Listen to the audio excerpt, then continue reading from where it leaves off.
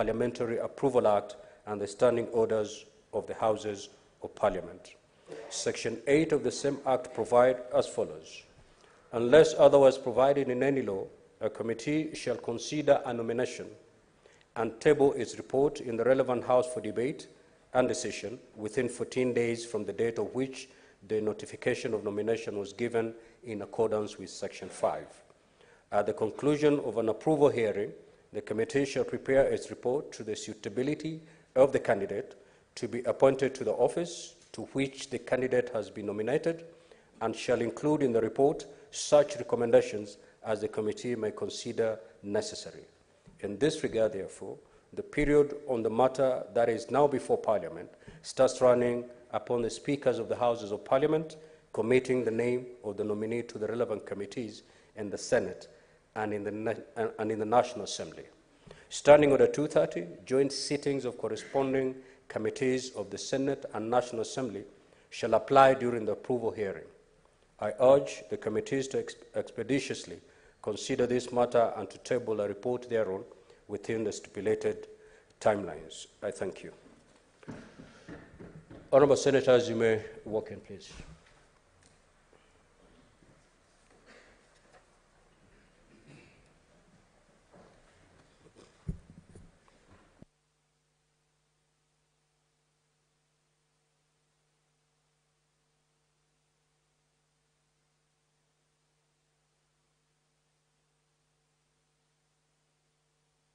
Kindly have your seats, Honourable Senators, so we proceed. I have two more messages to pass.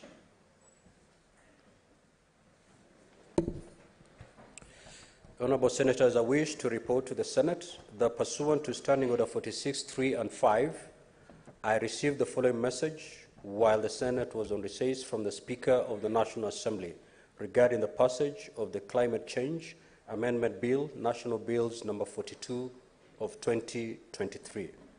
The message, which is dated Thursday, 24th August 2023, was received on Friday, 25th August 2023, in the office of the Clerk of the Senate. Pursuant to the said standing order, I now report the message. Pursuant to the provision of Standing Order 41.1 and 142 of the National Assembly Standing Orders, I hereby convey the following message from the National Assembly.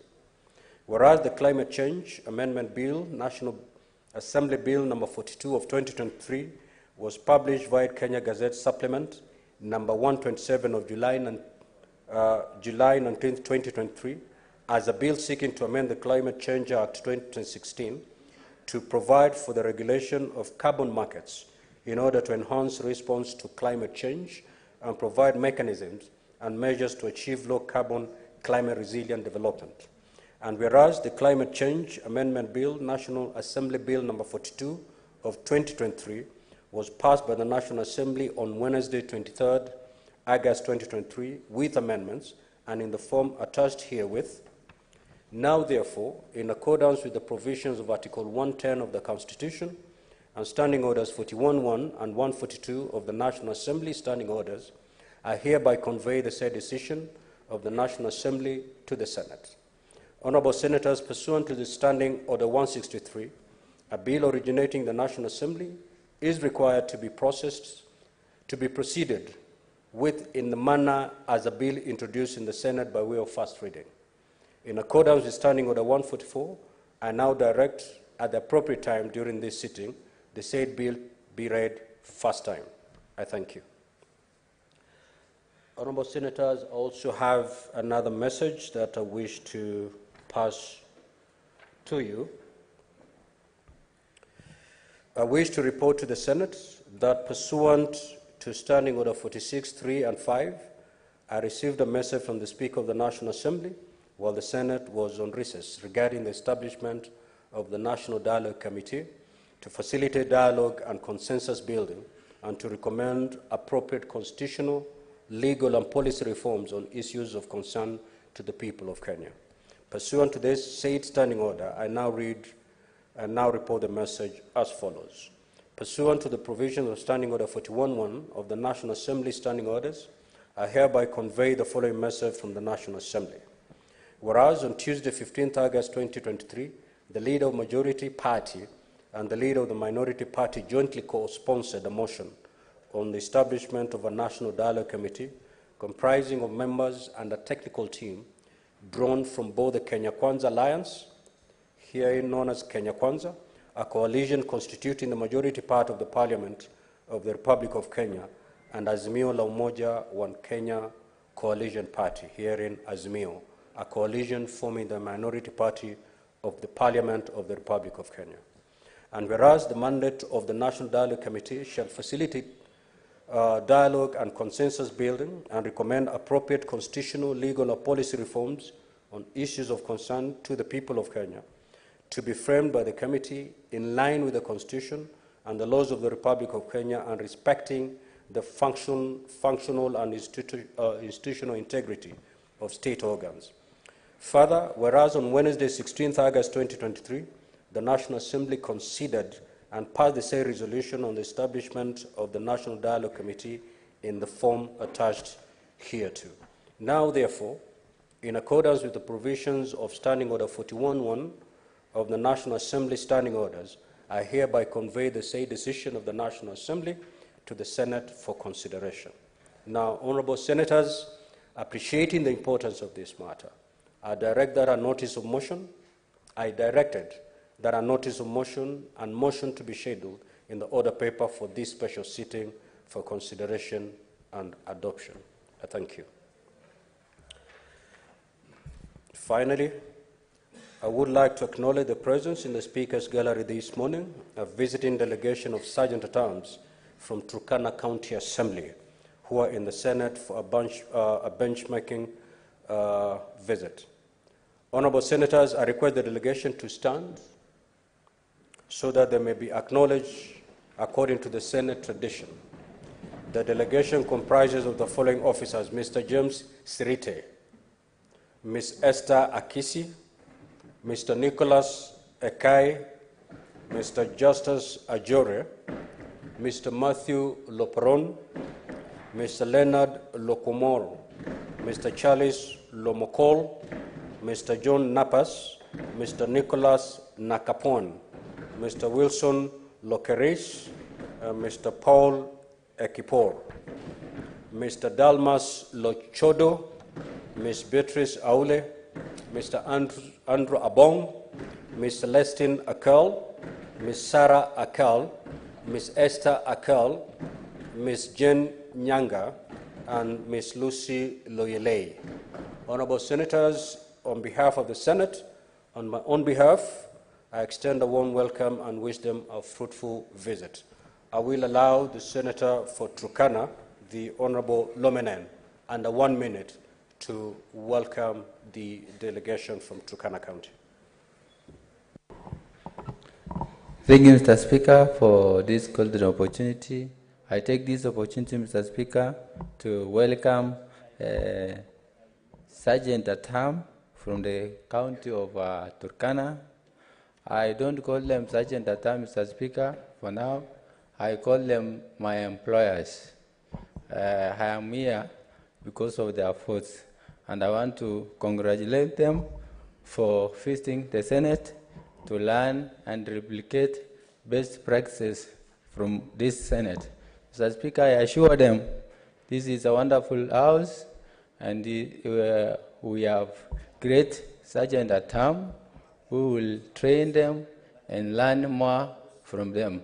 Mr. Speaker, and thank you so much, and I thank them for traveling so far, the farthest corner of this nation, and when they go back, I thank God, and I will provide, I pray God to provide them with journey mercies.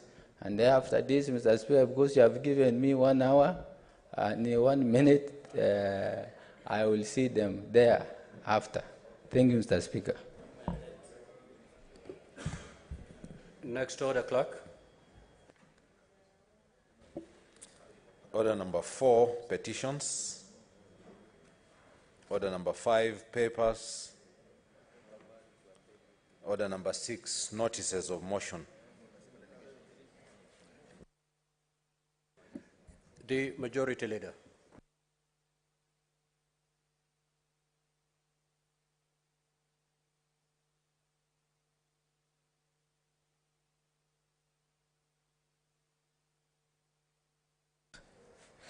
Mr. Speaker, I beg to give notice of the following motion at the establishment of the National Dialogue Committee.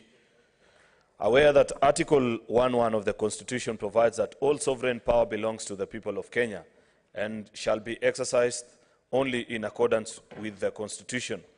Further aware that Article 1(2) of the Constitution provides that the people of Kenya may exercise their sovereign powers either directly or through their democratically elected representatives.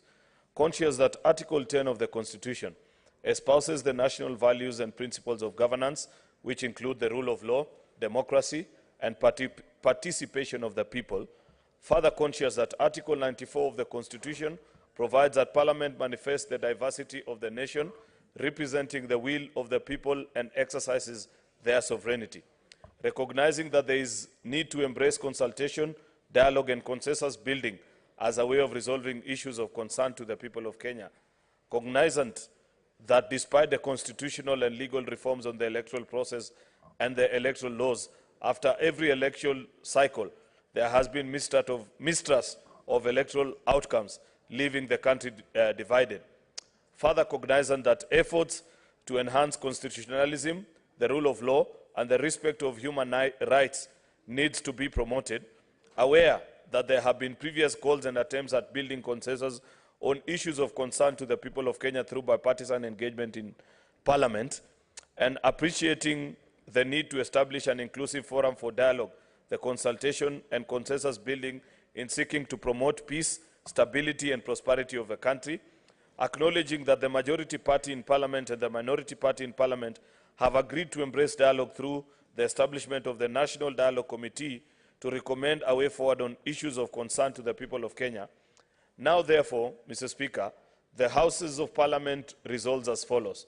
1, that the two Houses of Parliament establish the National Dialogue Committee consisting of 10 members to represent the Kenya Kwanza Alliance, a coalition constituting the majority party of the Parliament of the Republic of Kenya, and Azimio la Umoja One Kenya Coalition Party, here referred to as Azimio, as a coalition forming the minority party of the Parliament of the Republic of Kenya. 2, that each coalition shall appoint 5 members to the National Dialogue Committee. 3, that the membership of the National Dialogue Committee shall be drawn from Parliament, shall be drawn from Parliament and outside of Parliament. 4, that the National Dialogue Committee shall comprise the following members to represent the Kenya Kwanza. 1, the Honorable Kimani Ichung'wah, Leader of Delegation. 2, Governor Cecily Mbarire, the Deputy Leader of Delegation. Yours truly, Senator Hassan Omar Hassan. And last but not least, Honorable Catherine Wambilianga. 5, that the National Dialogue Committee shall comprise the following members to represent the Azimio la Umoja One Kenya Coalition. His Excellency Stephen Kalonzo Musyoka as a delegation leader. 2, the Honorable Opiyo Wandayi as a deputy delegation leader. 3, the Honorable Amina Mnyanzi. 4, the Honorable Eugene Wamalwa. 5, the Honorable Senator Okongo Omogeni. 6, that the mandate of the National Dialogue Committee shall be to facilitate dialogue and consensus building and recommend appropriate constitutional, legal, and policy reforms on issues of concern to the people of Kenya, to be framed, constitutional, legal, and policy reforms on issues of concern to the people of Kenya to be framed by the National Dialogue Committee in line with the Constitution and the laws of the Republic of Kenya, and respecting the functional institutional integrity of state organs. 7, the Houses of Parliament notes that the technical committees representing the Kenya Kwanza and Azimio shall support the National Dialogue Committee. 8, that the technical team representing the Kenya Kwanza shall comprise the following persons. 1, Dr. Muthomi Thiankolu. 2, Dr. Linda Musumba. 3, Dr. Duncan Ojwang. 4, Nick Biketi. 9, that the technical team representing Azimio shall comprise the following persons. 1, the Honorable Jeremiah Kioni. 2, Professor Adam Zolo. 3, Abubakar Zain Abubakar. And 4, Lynn Ngugi. 10, that further, the National Dialogue Committee shall be assisted by 2 officers designated as Communication Secretariat, one of whom shall be appointed by the leader of majority party and the other by the leader of the minority party. 11, the Houses of Parliament further resolves that the National Dialogue Committee shall formulate and adopt a framework agreement to guide the bipartisan talks. 12, that the National Dialogue Committee shall report to the leadership of Kenya Kwanza and Azimio coalitions within 60 days, and after that submit its report to Parliament.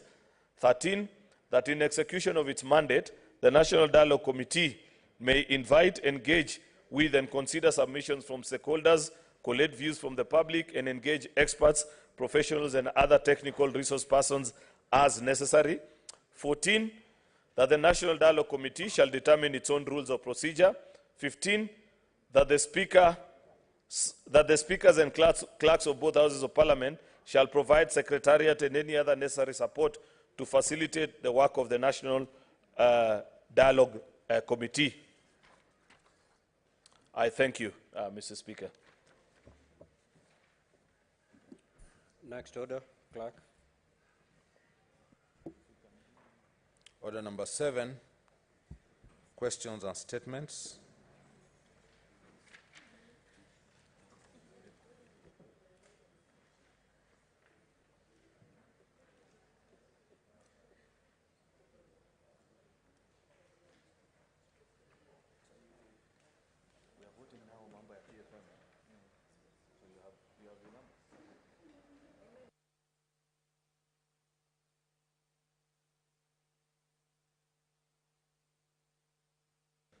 Honorable Senators, kindly take your seats. I've got a communication to make.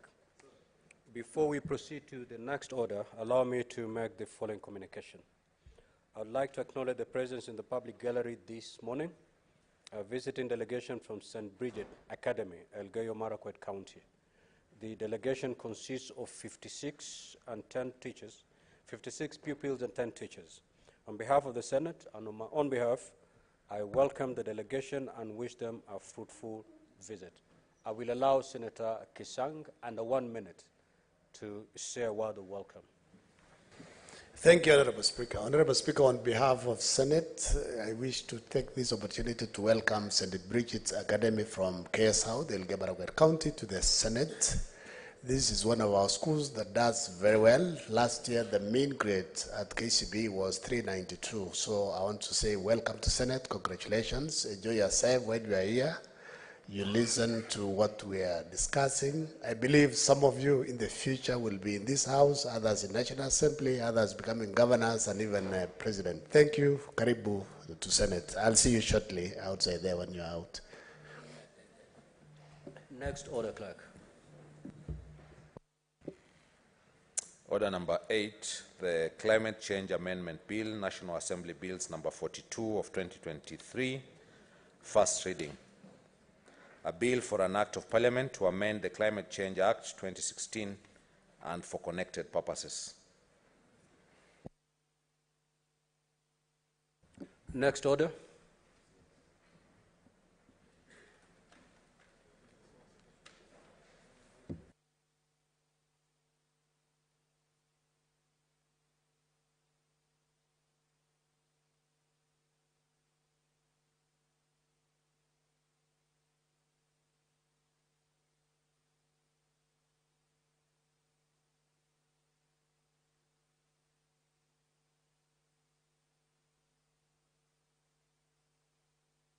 Now, Honorable Senators, pursuant to Standing Order 45, to allow me to rearrange the sequence of today's order paper, we will proceed with order number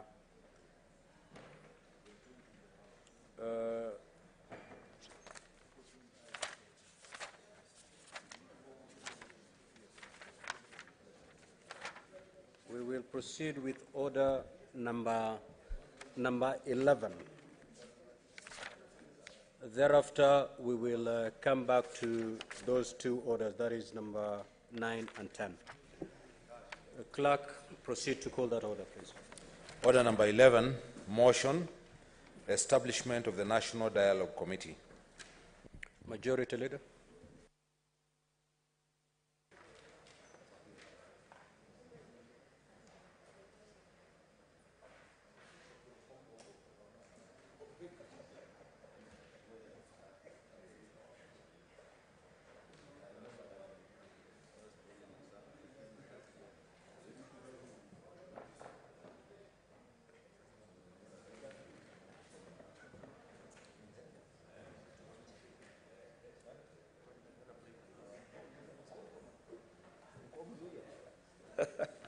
Thank you. Mr. Speaker, thank you.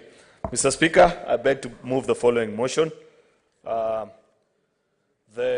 establishment of the National Dialogue Committee.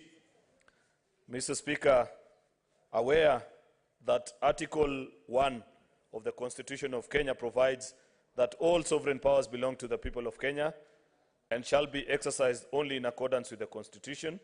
Further aware that Article 1(2) of the Constitution provides that the people of Kenya may exercise their sovereign power either directly or through their democratically elected representatives.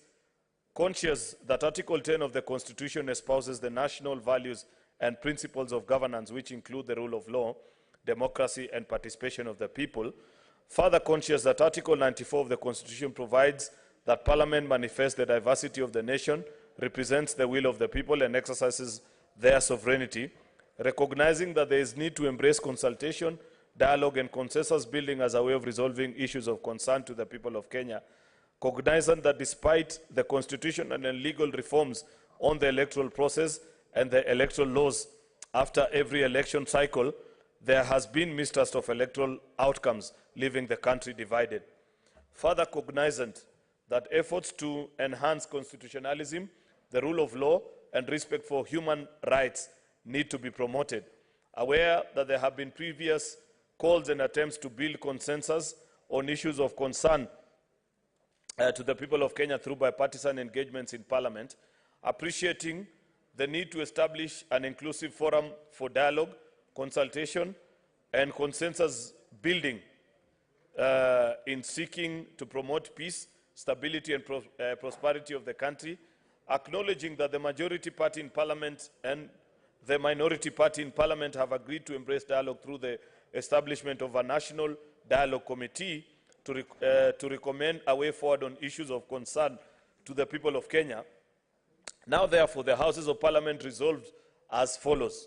1, that the two Houses of Parliament establish a National Dialogue Committee consisting of 10 members to represent Kenya Kwanza Alliance, referred to as Kenya Kwanza, a coalition constituting the majority party of the Parliament of the Republic of Kenya and Azimio la Umoja One Kenya Coalition Party, a coalition forming the minority party of the Parliament of the Republic of Kenya. 2, that each coalition shall appoint 5 members to the National Dialogue Committee.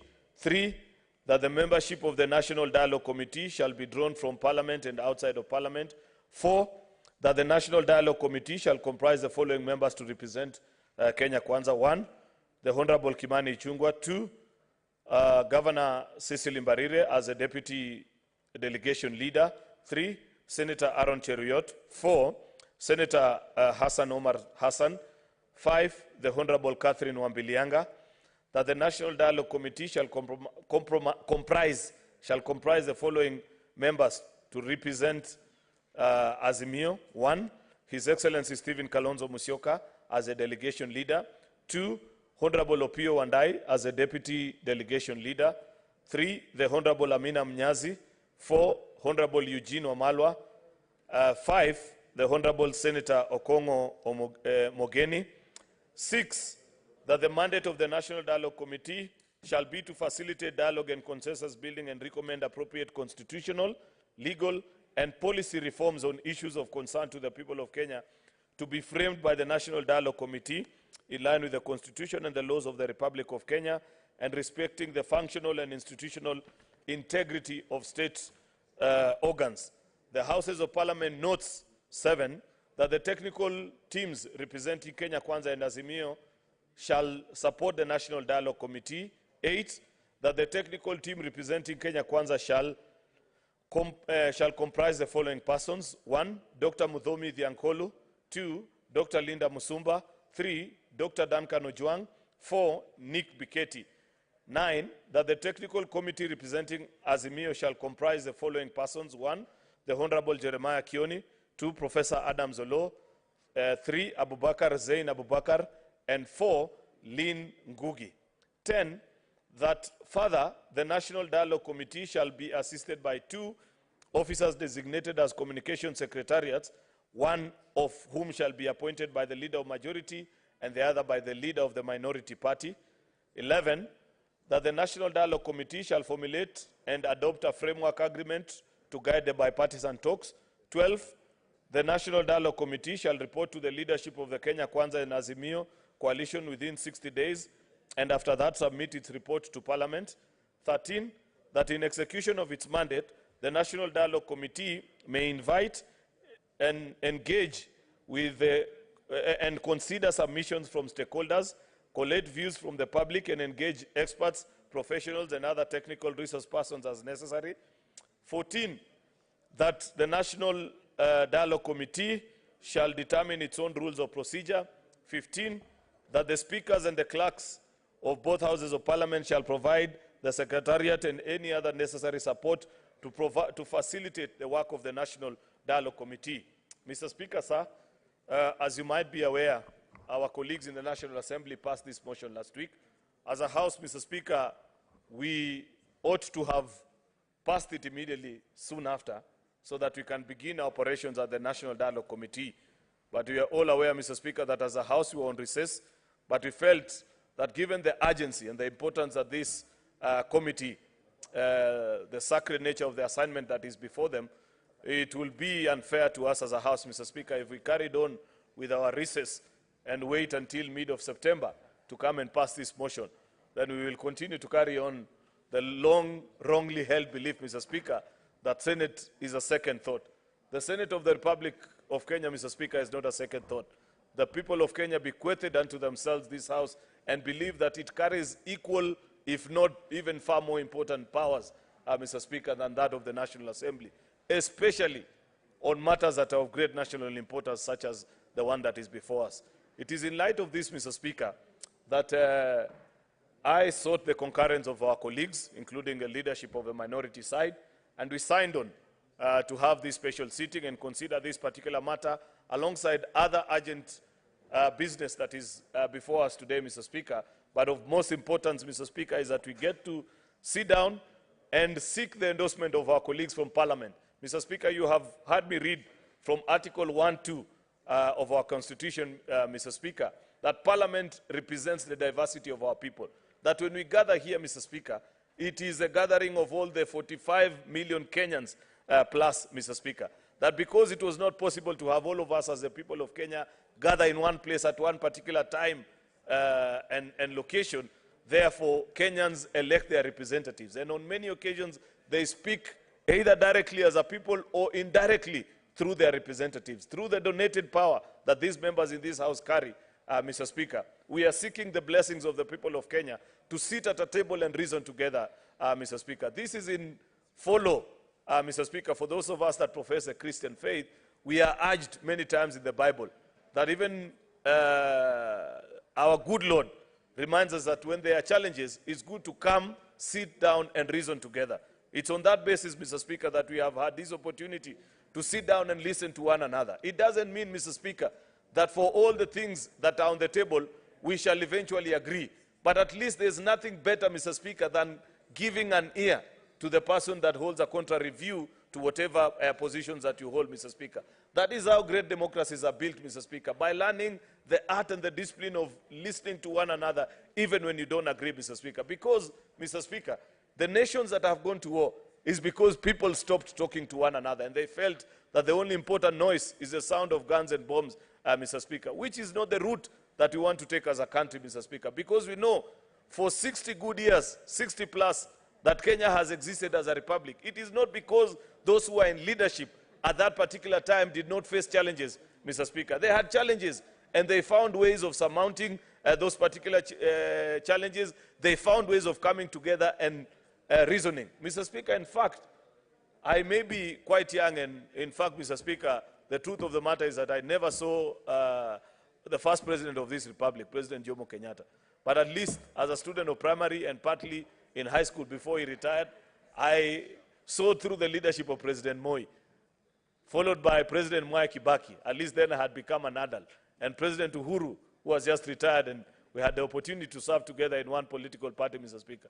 I can recall, Mr. Speaker, that in each of all those presidencies, there were moments when they sat back and reflected with colleagues from across the floor, Mr. Speaker. And in fact, back then it was easier, Mr. Speaker, because presidents were members of parliament, and therefore they would dialogue easily. Sometimes either through motions such as this, or even presently on the floor of the House of Parliament, Mr. Speaker, for which quite a number of us in this House, including yourself, Mr. Speaker, had the opportunity to serve in that particular House, Mr. Speaker. Therefore, I want to urge my colleagues respectfully that let us support this motion, agree with the proposal to send our colleagues to go and listen to each other, give them your blessings, share with them whatever thoughts.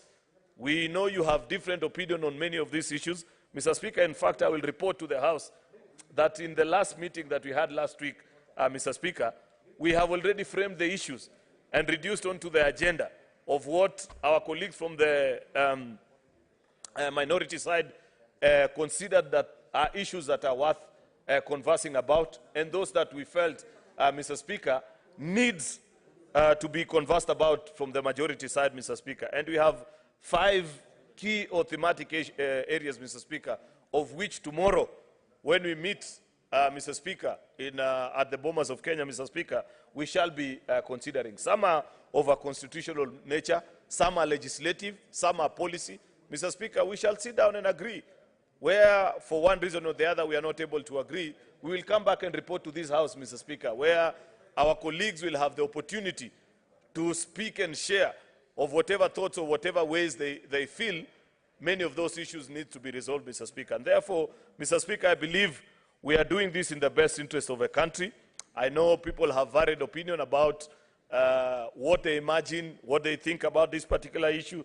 I want to give assurance to our colleagues in the House, Mr. Speaker, because I know that initially, when the agenda was listed, the issue, one particular issue that is quite key to members of this House, which is entrenchment of various funds, Mr. Speaker, into the Constitution. The Senate Oversight Fund didn't feature. With me, Mr. Speaker, I have an advanced copy of the agenda for which we shall agree on tomorrow, Mr. Speaker. And under that particular agenda item of entrenching funds into the Constitution, listed as number 1 is the Senate Oversight Fund, the National Government Constituency Development Fund, National Government Affirmative Action Fund, alongside, Mr. Speaker, other outstanding constitutional matters, issues to do with electoral justice and related matters, the restructuring of IBC.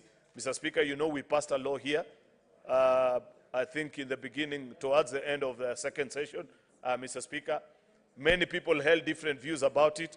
We know that there is an already established election committee that is continuing with its work, Mr. Speaker, but nothing stops us. That is a matter that is strongly under the purview of the members of parliament, who include the senators that are here, to come back to the House and say, wait a minute, this is a proposal that we gave of the 7 members of a selection panel, but perhaps we hold a different view on how it needs to be done, Mr. Speaker. That powers rest with this particular House, Mr. Speaker. Of course, and so many other issues that have been listed. Therefore, Mr. Speaker, I have to be fair to my colleagues, because I know, Mr. Speaker, that we gazetted only the morning session to transact this particular business, and we still have other business that is before us, Mr. Speaker. I don't intend to be longer than that, Mr. Speaker. I want to avail the opportunity so that colleague senators can also have the chance to comment on this particular matter, and we conclude on it. Therefore, I urge all of us in the House, the majority side, the minority side, to close ranks and give this team an opportunity to sit down and reflect on issues that they consider to be important to the people of Kenya. With those very many remarks, Mr. Speaker, I beg to move and request my counterpart, the leader of the minority side, Senator Stewart Mazayo, to second this motion. I thank you, Mr. Speaker.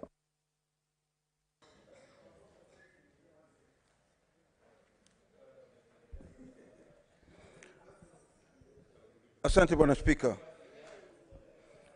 Bwana Spika, Majority Leader and Senator Kinyua, may the minority leader be hide his silence, please. Bwana Spika, kwanza nataka kuunga mkono swada huu ulioletwa na kiongozi wa walio wengi. Bwana Spika, kitu cha kwanza ni kwamba katiba inatueleza kabisa ya kwamba mamlaka yote ya bunge, mamlaka yote katika taifa la Kenya yako chini ya mikono ya Wakenya. Kwa hiyo Wakenya wenyewe ndio wako na mamlaka, na sisi tuko hapa kama bunge kuweza kutekeleza yale yote ambao wale Wakenya wanahitaji yatekelezwe katika bunge letu la Senate. Bwana Spika, kuna mengi yamesemwa, lakini katika kile kipengele cha 94 cha katiba ya Kenya kinasema wazi kabisa ya kwamba wale watakokuwa wakiwakilisha ama Wakenya wote wanawakilishwa katika bunge lao na watu ambao wamewachagua. Sisi tukiwa hapa tuna majukumu tofauti tofauti, na majukumu yetu ya kwanza ni kuona ya kwamba, Bwana Spika, ningependa kusikizwa, lakini kuna sauti nyingi zinatoka upande mwingine. Honorable Senators, kindly let's hear the minority leader in silence, please. Bwana Spika, kitu cha kwanza tunajua kuna mazungumzo yanaendelea. Bwana Spika, mazungumzo haya lazima yapitishwe ndani ya bunge hili letu. Bwana Spika, ni muhimu kuona kwamba mazungumzo haya yameweza kufaulu ili kuona ya kwamba amani imepatikana katika Kenya. Bwana Spika, katika pande zote mbili, upande wa walio wengi na upande wa walio wachache, Bwana Spika, tunajua ya kwamba wananchi waliweza kuchaguliwa kutoka nje kuweza kusaidia ile timu ambayo iko ndani ya bunge. Na timu yetu sisi ambao tuliweza kuichagua hapa, timu ambayo imeongozwa na wabunge wetu kutoka pande zote mbili. Bwana Spika, ni kwamba hawa wabunge wako na ujuzi, wako na taaluma ya hali ya juu ya kwamba wanaweza kuendesha mazungumzo haya. Bwana Spika, tukijua ya kwamba vile vile kunao watu ambao wanasaidia hawa ambao wanaitwa kama technical experts. Tunajua hao wako na taaluma ya hali ya juu ya kwamba wanaweza kusaidia. Kitu tunachohitaji katika Kenya, Bwana Spika, ni amani. Hakuna nchi inaweza kufaulu katika utendakazi wake wote, katika kuona ya kwamba imeweza kuenda mbele kimaendeleo na kusikizana na watu wakaishi pamoja kama Wakenya, kama ikiwa hakutakuwa na masikizano. Mazungumzo haya ambayo katika hii mswada huu ambao tumeleta, ni kwamba tunasema ya kwamba mazungumzo haya yaweze kufanywa kwa njia ambayo yataweza kufaulu. Na tuko na imani ya kwamba, Bwana Spika, mazungumzo haya kulingana na hawa watu ambao wamechaguliwa watakuwa na uwezo wa kuweza kufaulu na kuweza kujadiliana na kukubaliana na yale ambayo yanaweza kuleta amani ndani ya Kenya. Bwana Spika, tunajua ya kwamba katika mazungumzo kule nyumbani sisi tunasema majembe mawili ama matatu ya kiketi ndani ya gunia lazima yagongane. Tunajua katika mazungumzo yote sio kwamba wanaweza kukubaliana katika kila kitu. Bwana Spika, tunaona ya kwamba mazungumzo haya ni ya muhimu sana, na sio lazima ya kwamba watu wakubaliane kwa kila kitu. Lakini ikiwa watakubaliana kwa mambo mengi zaidi na amani iweze kupatikana na Wakenya waweze kuishi kwa hali ya kwamba watapendana, watajuana ya kwamba sisi sote ni Wakenya na Kenya yote lazima tuishikilie sote tukiwa pamoja, itakuwa jambo la muhimu. Bwana Spika, nia yetu ni kusema ya kwamba mazungumzo haya yaweze kufaulu. Timu hizi ambazo tumeziweka hapa mbele, na tukijua kwamba tuko na imani hata katika kisomo chetu cha Biblia kinatuambia ya kwamba panapokuja watu wawili watatu wakija pamoja, wakiweza kupata nafasi ya kuwa na mazungumzo, ni lazima patatokea amani. Kwa hiyo sisi tuko na imani ya kwamba katika mazungumzo haya wale tuliowachagua, wale vinara wote upande huu na upande huu waliochaguliwa, kwa walio wengi wakiwa wanaongozwa na Ishungwa na kwa walio wachache ikiwa wanaongozwa na kiongozi Mheshimiwa Kalonzo Musyoka, tuko na imani ya kwamba Bwana Spika, tunatarajia kwamba mazungumzo haya yataweza kuleta matunda na hatimaye Kenya itaweza kuendelea mbele na ipate faida kubwa sana. Bwana Spika, nikisema hivyo na kwamba naunga mkono swada huu ili uweze kufaulu. Asante sana Bwana Spika.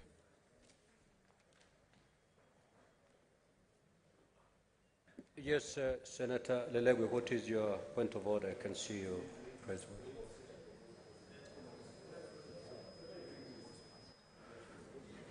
So,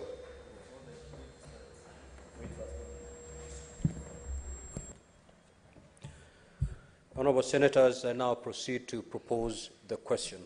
That are aware that Article 1.1 of the Constitution provides that all sovereign power belongs to the people of Kenya and shall be exercised only in accordance with the Constitution. Further aware that Article 1.2 of the Constitution provides that the people of Kenya may exercise their sovereign power either directly or through their democratically elected representatives. Conscious that Article 10 of the Constitution espouses the national values and principles of governance which include the rule of law, democracy and participation of the people. Further conscious that Article 94 of the Constitution provides the Parliament manifests the diversity of the nation, represent the will of the people and exercise their sovereignty. Recognizing that there is a need to embrace consultation, dialogue and consensus building as a way of resolving issues of concern to the people of Kenya.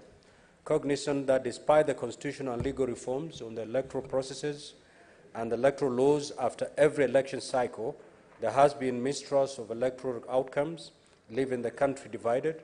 Further, cognizant that efforts to enhance constitutionalism, the rule of law and respect for human rights need to be promoted. Aware that there has been previous calls and attempts at building consensus on issues of concern to the people of Kenya through bipartisan engagements in Parliament, appreciating the need to establish an inclusive forum for dialogue, consultation and consensus building in seeking to promote the peace, stability and prosperity of the country, acknowledging that the majority party in Parliament and the minority party in Parliament have agreed to embrace dialogue through the establishment of a National Dialogue Committee to recommend a way forward on issues of concern to the people of Kenya. Now, therefore, the Houses of Parliament resolve as follows: that the two Houses of Parliament establish a National Dialogue Committee consisting of 10 members to represent the Kenya Kwanza Alliance, hereafter Kenya Kwanza, a coalition constituting the majority party of Parliament of Republic of Kenya, and Azimio la Umoja One Kenya coalition, hereafter Azimio, a coalition forming the minority party of Parliament of the Republic of Kenya. That each coalition shall appoint 5 members to the National Dialogue Committee. That the membership of the National Dialogue Committee shall be drawn from Parliament and outside Parliament. The National Dialogue Committee shall comprise the following members to represent Kenya Kwanza: the Honourable Kimani Ichung'wah, Delegation Leader; Governor Cicely Mbarire, Deputy Delegation Leader; Honourable Senator Aaron Chiriot; Honourable Hassan Omar; and Honourable Catherine Wabilianga. That the National Dialogue Committee shall comprise the following members to represent Azimio: His Excellency Stephen Kalonzo Musyoka, Delegation Leader; Honourable Opiyo Wandayi, Deputy Delegation Leader; Honourable Amina Munyazi; Honourable Eugene Wamalwa; and Honourable Senator Okongo Mogeni. That the mandate of the National Dialogue Committee shall be to facilitate dialogue and consensus building and recommend appropriate constitutional, legal and policy reforms on issues of concern to the people of Kenya to be framed by the National Dialogue Committee in line with the Constitution and the laws of the Republic of Kenya and respecting the functional and institutional integrity of state organs. The Houses of Parliament notes that the technical teams representing Kenya Kwanza and Azimio shall support the National Dialogue Committee. That the technical team representing Kenya Kwanza shall comprise the following persons: Dr. Muthomi Thionkolu, Dr. Linda Musumba, Dr. Duncan Ojwang, and Nikki Biketi. That the technical team representing Azimio shall comprise the following persons: the Honourable Jeremiah Kioni, Professor Adams Olo, Bakri Zen Abakri, and Lynn Ngugi. That further, the National Dialogue Committee shall be assisted by 2 officers designated as communication secretaries one of whom shall be appointed by the leader of the majority party and the other by the leader of the minority party. The Houses of Parliament further resolve that the National Dialogue Committee shall formulate and adopt a framework agreement to guide the bipartisan talks, that the National Dialogue Committee shall report to the leadership of Kenya Kwanza and Azimio coalition within 60 days, and after that submit its report to Parliament, that in execution of its mandate, the National Dialogue Committee may invite, engage with, and consider submissions from stakeholders, collect views from the public, and engage experts, professionals, and other technical resource persons as necessary. That the National Dialogue Committee shall determine its own rules of procedure. That the speakers and clerks of both houses of Parliament shall provide secretariat and any other necessary support to facilitate the work of the National Dialogue Committee. I will therefore proceed to call upon honourable senators to make their contribution to this motion. However, before I do so, I will allow Senator Lelegwe. What is your point of order, Senator Lelegwe?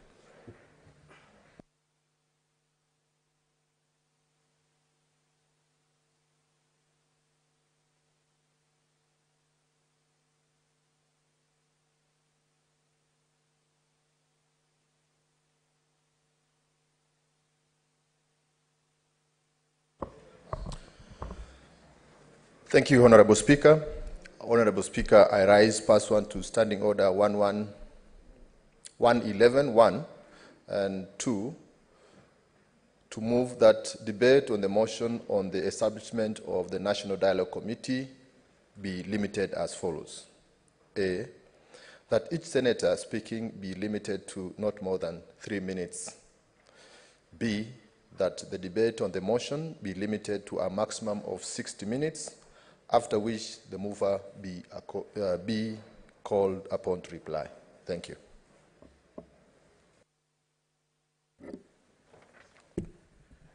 Now, honourable senators, pursuant to that motion, I'll proceed to put the question, which is, debate on the motion on the establishment of the National Dialogue Committee be limited as follows. A, that each senator speaking be limited to not more than 3 minutes, and B, the debate on the motion be limited to a maximum of 60 minutes, after which the mover shall be called upon to reply. As many 60 minutes, 1 hour. As many as of that opinion say aye. Aye. As many as of the contrary opinion say nay. So the ayes have it.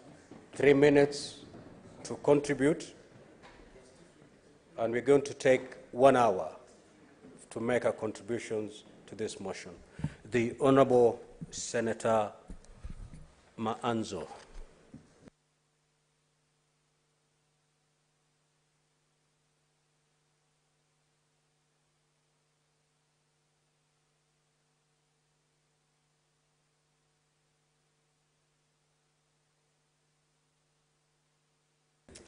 Thank you, Mr. Speaker, for giving me an opportunity to contribute on this very important motion.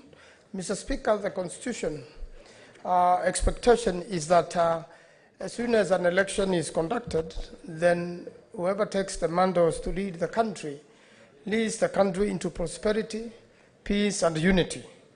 It anticipates a situation whereby, Mr. Speaker, we work as a nation together for the success of the people of Kenya who own the sovereignty of Kenya. At all material times, the people who elect us are sovereign, and the new constitution anticipates the elected leaders as servants of the people.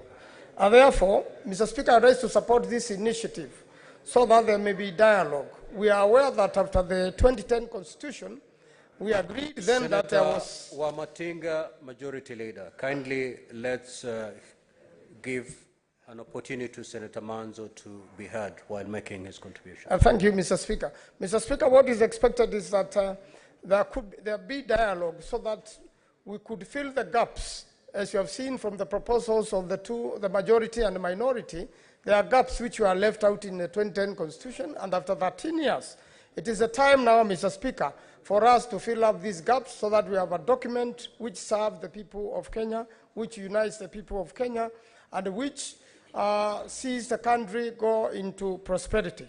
Mr. Speaker, I'm aware from the debates which has been in the funerals, television shows, and among the public, some people feel that these bipartisan talks could be against their region or against their tribes or against themselves. Mr. Speaker, this is for the benefit of the country. It is not benefit of a region or a tribe. Mr. Speaker, we want to build a strong Kenya for all Kenyans, but not for one or two individuals. Mr. Speaker, I really like the way the majority side in the National Assembly has framed the issues. The matter went through the National Assembly. It is now before Senate. And again, Mr. Speaker, once we prepare this, we have to avoid the pitfalls, what we went through before when we tried to make or amend the Constitution through the executive, but not through a popular initiative. Mr. Speaker, eventually we must find a way of making this a popular initiative. A Senate will represent all the 47 counties of the Republic, and therefore we want to avoid what happened to BBI. Obviously, this is going the BBI way again, but we must make sure it is the people's driven changes, but not executive or elected leaders only driven changes. Eventually, it must go back to the people, and eventually most of the issues framed, some can be amended by Parliament, and others can only come through a referendum. I thank you, Mr. Speaker. I support. Senator Gloria Aroba.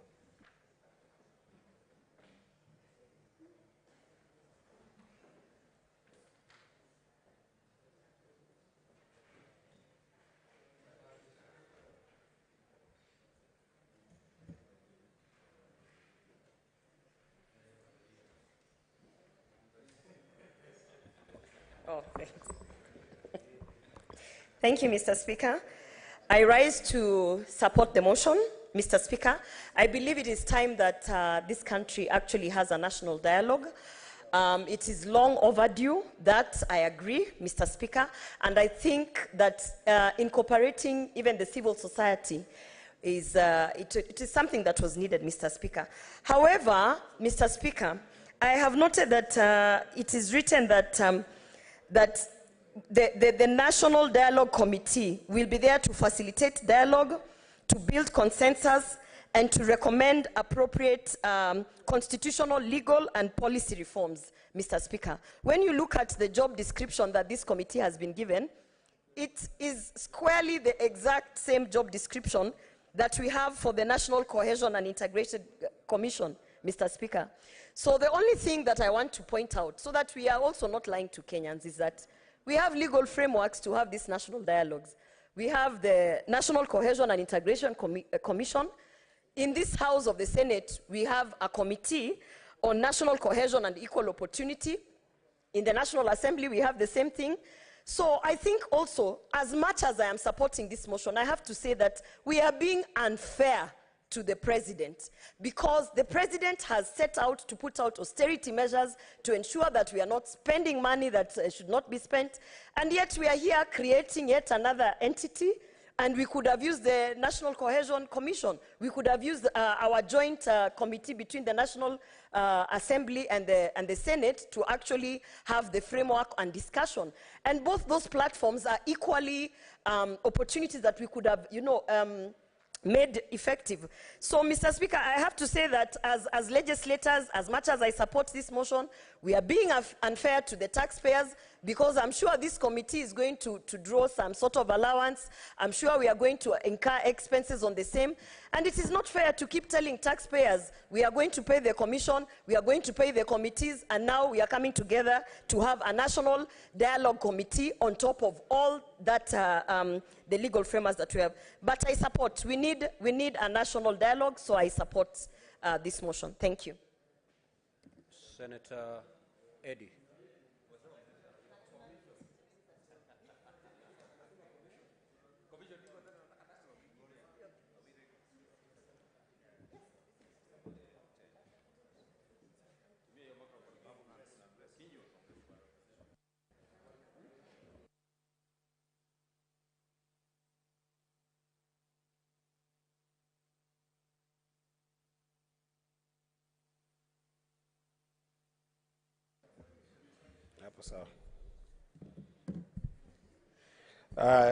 I thank you, Mr. Speaker.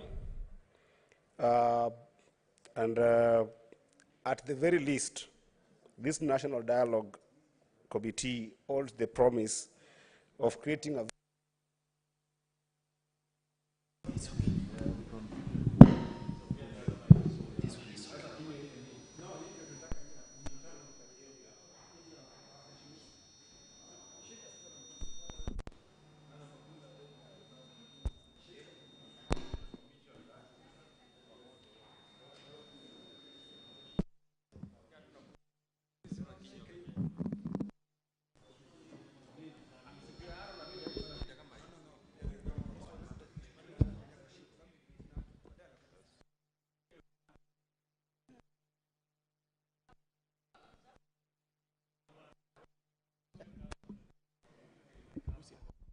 management of Kenya.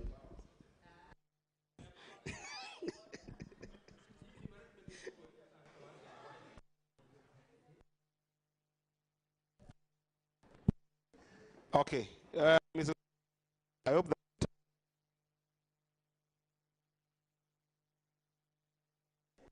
Mr.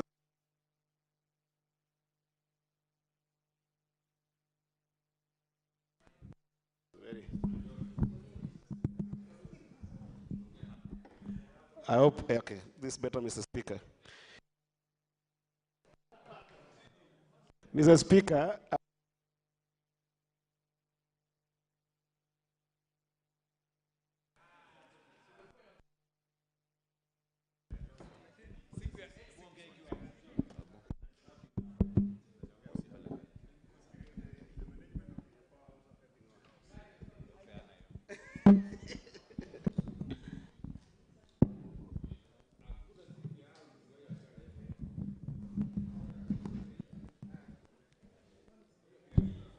wacha tujaribu tu. I think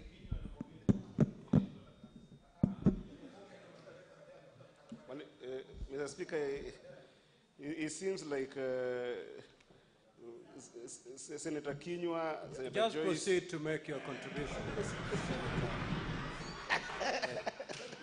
Your 3 minutes are almost up. Proceed.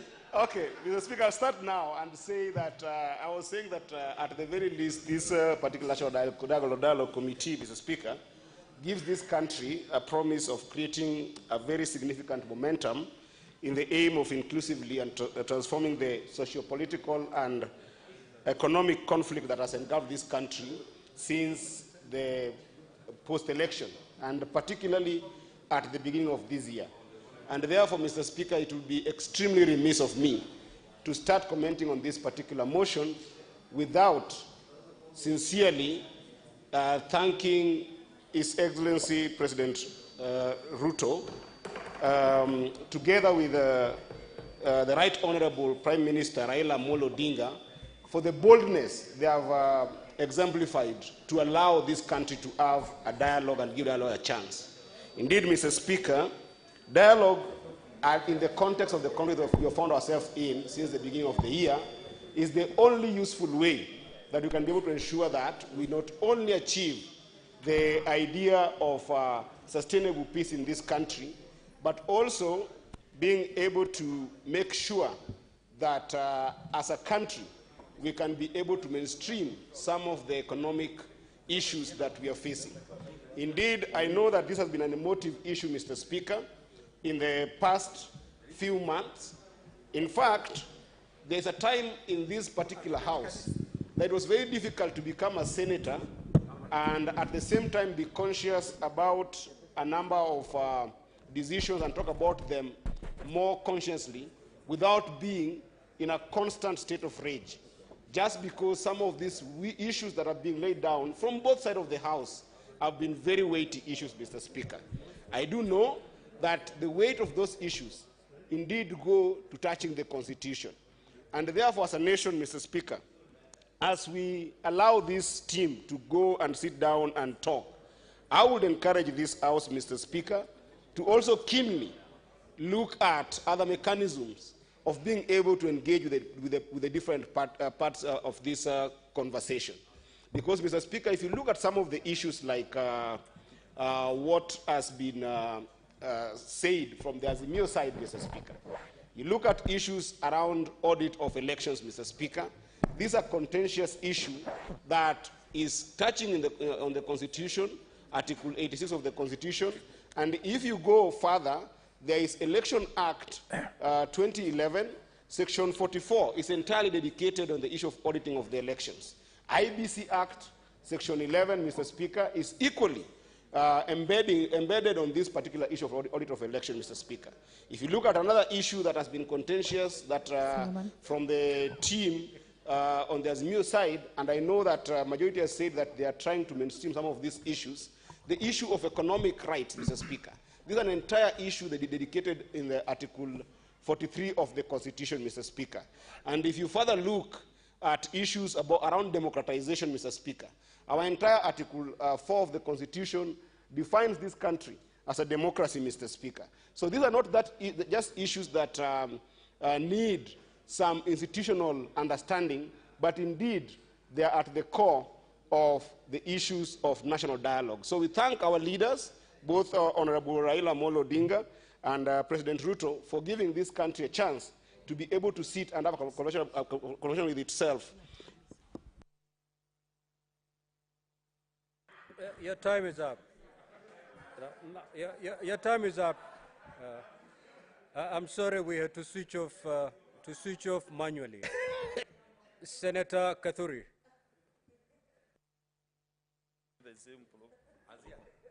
Okay. Let me use this one. Thank you, Honourable Speaker, for this chance also to give my very brief comments on this motion on the establishment of the National Dialogue Committee. Mr. Speaker, on the onset, you know, dialogue is a conversation between two or more people. That is according to the encyclopedia. Mr. Speaker, I didn't support this motion, but one thing that is really giving problems is how we came to the formulation of this committee, Honourable Speaker. Honourable Speaker, you know, before this group was composed, so many Kenyans are now on the graves, dead. I don't know whether this committee or this dialogue will bring back these Kenyans who are already dead, because the process that the minority side used, the minority coalition, was to go to the streets, to demonstrate, to do very funny things so that they could push the president to accept this dialogue. Mr. Speaker, as we debate this motion, I'm at a great loss because Kenyans have lost property, Kenyans have lost lives, but I hope this thing will be the first and the last one. I was at the pains to hear my friend, my colleague from Migori, say that the elections were contentious. They were not contentious. If there was any contention, it was taken to the Supreme Court, and the court determined that the elections were free and fair, and President Ruto won squarely. So, Mr. Speaker, you know, in Kenya, we are used to these band politics of twisting the government when it is elected. And, Mr. Speaker, I think this should be the first and the last thing to happen. Some of us actually have sacrificed a lot to be in this house today. I personally arrived in this country at 3 a.m. so that I can participate in this motion. But I wanted at least to come and hear my voice, that they should not be the route to go as Kenya. I support the 10-member committee. I'm most happy that this report will be brought to this parliament, because I was afraid that there might be some handshakes in the corner of the streets after this dialogue. But I'm happy that this report will find its way here so that we can either agree with it or disagree. So, Mr. Speaker, thank you very much indeed, and I thank you for this opportunity. Senator Enoch.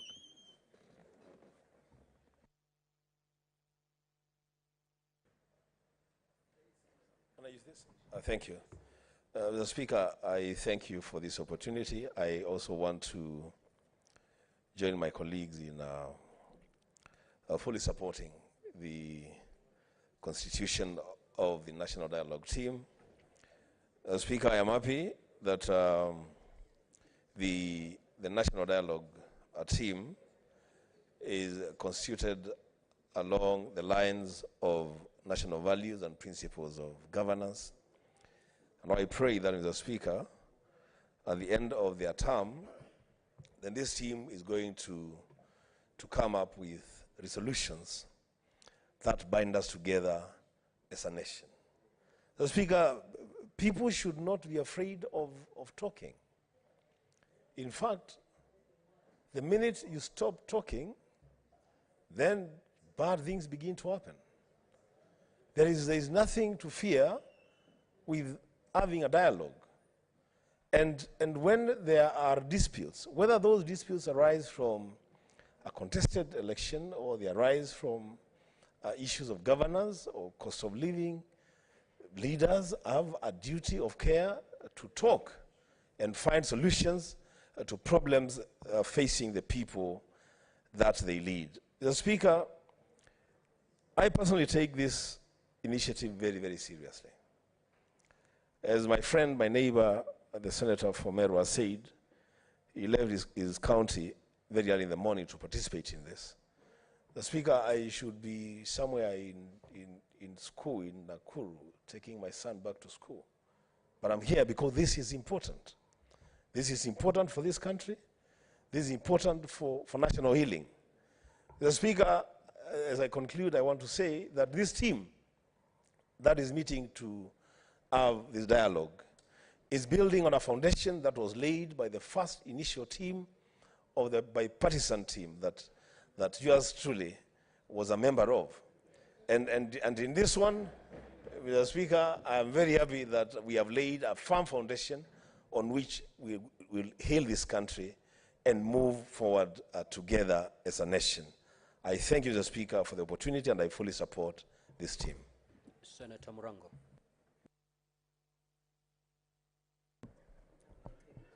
Asante sana Mstahiki Spika kwa kunipa fursa hii niweze kuchangia. Kwanza naunga mkono mswada ambao uliletwa na kiongozi wa wengi ya kwamba wale walioteuliwa waweze kuketi na kutafuta jawabu katika mazungumzo. Lakini pia ningetaka kusema kwamba tusiwe watu wa kutafuta vita ndo tuanze kutafuta amani. Kwa sababu hili ni jambo ambalo lingemalizwa kitambo. Na ningeuliza watu wanapoenda kuongea, walioagiza hii maendeleo, walioomba kuwe na mazungumzo, tusije tukasikia kwamba pia kuna matata mengi yanatokea sehemu ile, kwa sababu Mswahili anasema mfungo hachagui Ngereza. Na kwa sababu washachagua kwamba wanataka kuwa katika Ngereza ya mazungumzo, kusiwe na utata wote pale wanapozungumza. Halafu ningetaka pia niongeze niseme ya kwamba kama venye Mheshimiwa Senator Meru amesema, iwe ni jambo la mwisho, kwa sababu hakuna maana ya uchaguzi kama hakuna mshindi. Vile vile ni kama basi tukae zote tuteuliwe, tuwe tuje hapa katika Seneti, kwa sababu tukiendelea hivyo hata mimi pia niliowashinda kule Kirinyaga watasema kuwe na mazungumzo. Wale walishindwa ungavana watakusema pia kuwe na mazungumzo. Kwa hivyo iwe ni mara ya mwisho kwamba tunafanya hili na tukilifanya tumalize, kuwe na amani, na pia wanaoongoza wasije na kwa misingi mikali na misimamo mikali. Waje na misimamo ambayo na kauli ambazo zitatolewa ni kwamba ni kwa ajili ya wananchi wa Kenya, wala sio kwa ajili ya uongozi. Asante sana Mstahiki Speaker. Senator Dulo.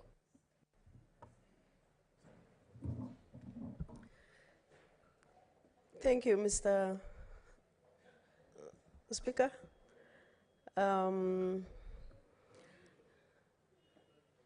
Sorry, I thought it is me, Mr. Speaker. Proceed, Senator Dulo. Proceed.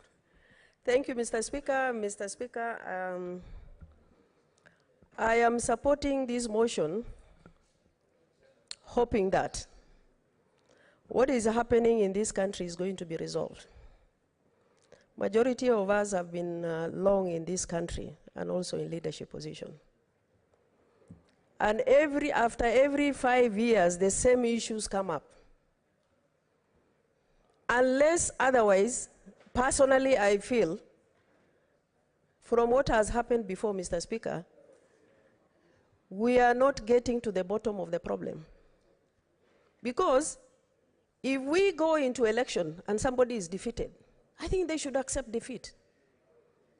And this shenanigans of high cost of living, IEBC, we've been seeing these every year, year in and year out. What solutions are leaders bringing as far as cost of living is concerned? Mr. Speaker, I have seen what Majority Leader has enumerated as the agenda for this committee. But let me say here, and for the record, I don't see a solution to the underlying problem, because this is not one person issue. I know this is one person issue, and this is not the way that things should be resolved. If you have been defeated, you have been defeated. Go and wait for 5 years, and after that, go for another election and see whether you will go through.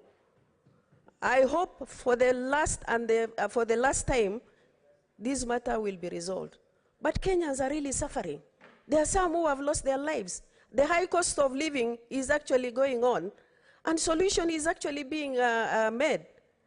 So I hope this will be a solution, but at the bottom of my heart, there is no solution to this problem. And the same thing will be repeated next, even after 2027. And I hope I'll be alive to see that. Thank you, Mr. Speaker. Senator Nyamu.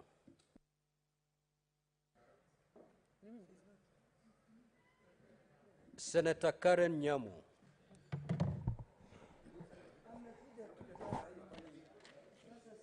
Thank you, Mr. Speaker, for giving me this opportunity to contribute to this motion. First of all, Mr. Speaker, I did not know that there are people out there whose work is solely to count how many times we speak in this Senate. But since I'm aware, I will make sure I keep them very busy. So, Mr. Speaker,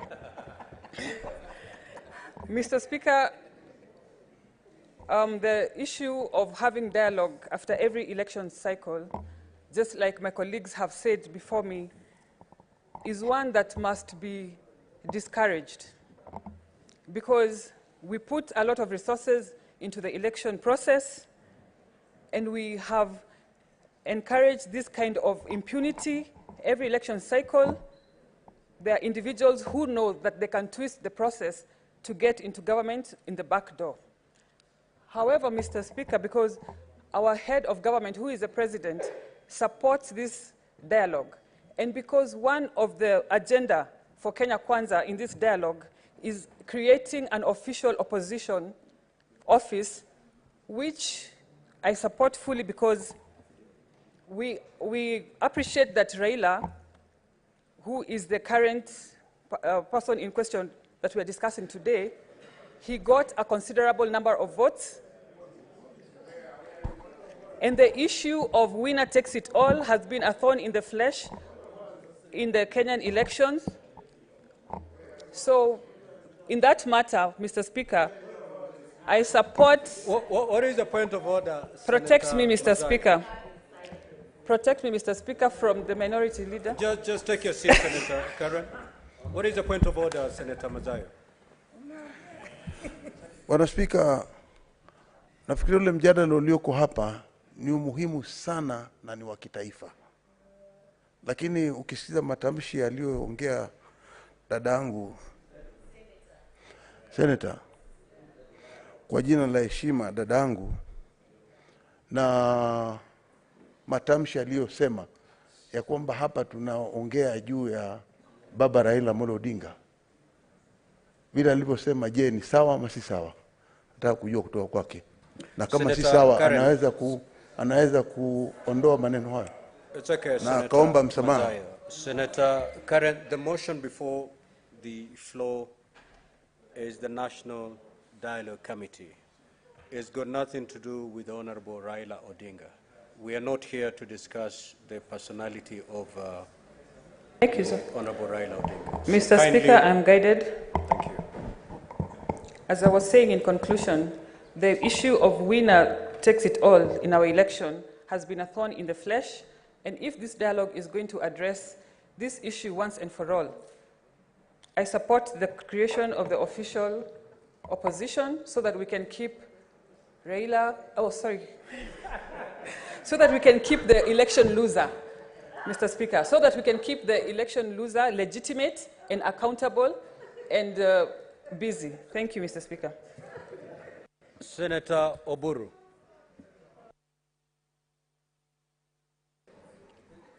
Yeah, thank you, Mr. Speaker, sir. Mr. Speaker, sir, I stand to support this motion.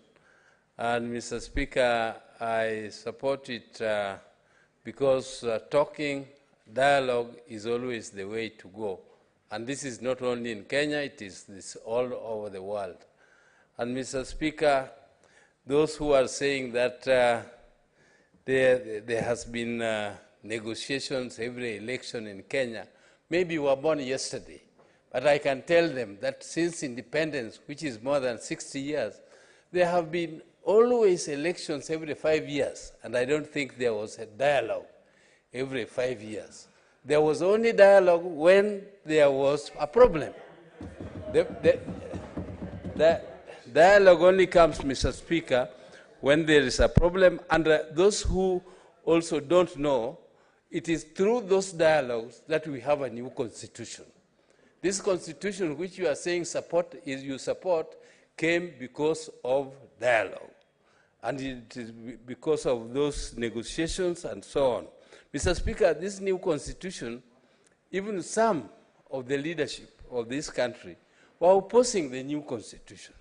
And they were opposing the new constitution, Mr. Speaker, because they said this constitution was good, but there were some provisions in the constitution which they didn't like. Oburu, Mr. Speaker, what is the point of order, Senator Gloria? Point of order, Mr. Speaker. I think just as Senator Nyamu has been brought back to the topic of discussion, I think Senator Oburu should be brought back to the topic of discussion. Today we are talking about national dialogue. And I think if he continues with that line of talking about some of us who were born yesterday, today, we know that he's the youth representative, but we also are not talking about who's the youth representative and who's older than who. Let him stick to the national dialogue conversation. Senator Oburu, as you ooze with your wisdom, kindly do not belittle the ones who are younger.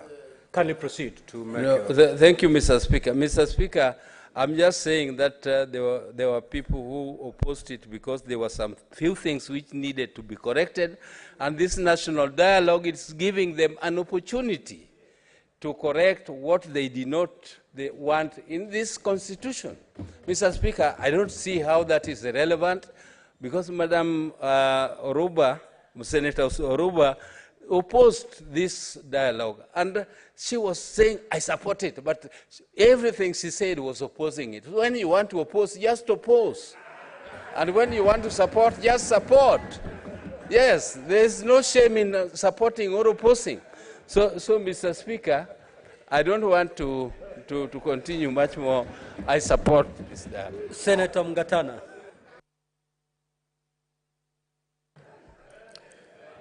Mr. Speaker, I thank you for giving me the opportunity to make a brief contribution on this matter. Mr. Speaker, those of us who are students of history will recall, Mr. Speaker, I want to be protected from Kenyua. Senator Kenyua, kindly have your seat. Thank you, Mr. Speaker. Proceed, Senator Mgatana. Mr. Speaker, those of us who are students of history will remember that the 1861 elections in America were very controversial. Mr. Speaker, Abraham Lincoln was elected president with mainly the support of the North. The southern states felt that they lost and they felt segregated. Mr. Speaker, then, before the president was sworn in, they went to hold a meeting in Montgomery, Alabama, where they swore a new president in 11 states. They formed the Confederacy.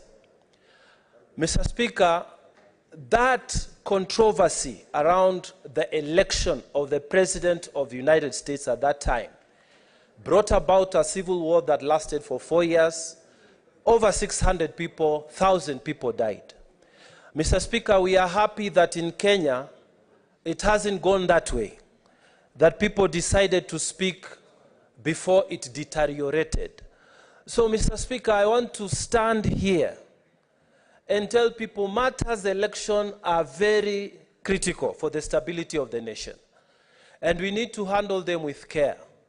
And the critical thing I want to quote here is what President Lincoln said. He said that we must agree that popular vote is not an absurdity. We must agree. And we must settle the question that a minority that loses an election cannot at will decide to break a government that is formed by the majority. So, Mr. Speaker, let us discuss, but let the principle prevail.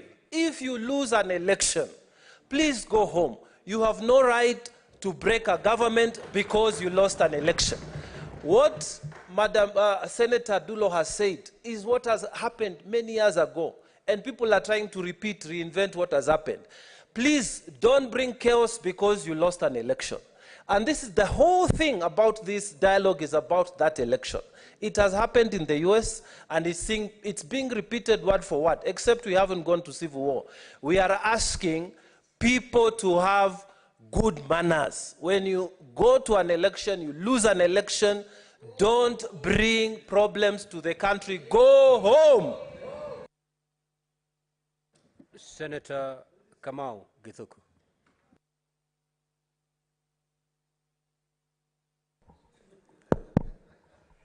Asante sana Mheshimiwa Spika. Nataka niweze kuunganika pamoja na wenzangu kusupport hoja hii ambayo imeletwa na kinara walio wengi katika bunge hili la Senate. Na niseme ya kwamba Mheshimiwa Spika, sisi ambao tunaosoma Biblia inasema kwamba katika kitabu cha Amos 3:3 ya kwamba wawili wasipo kukubaliana hawawezi kutembea pamoja.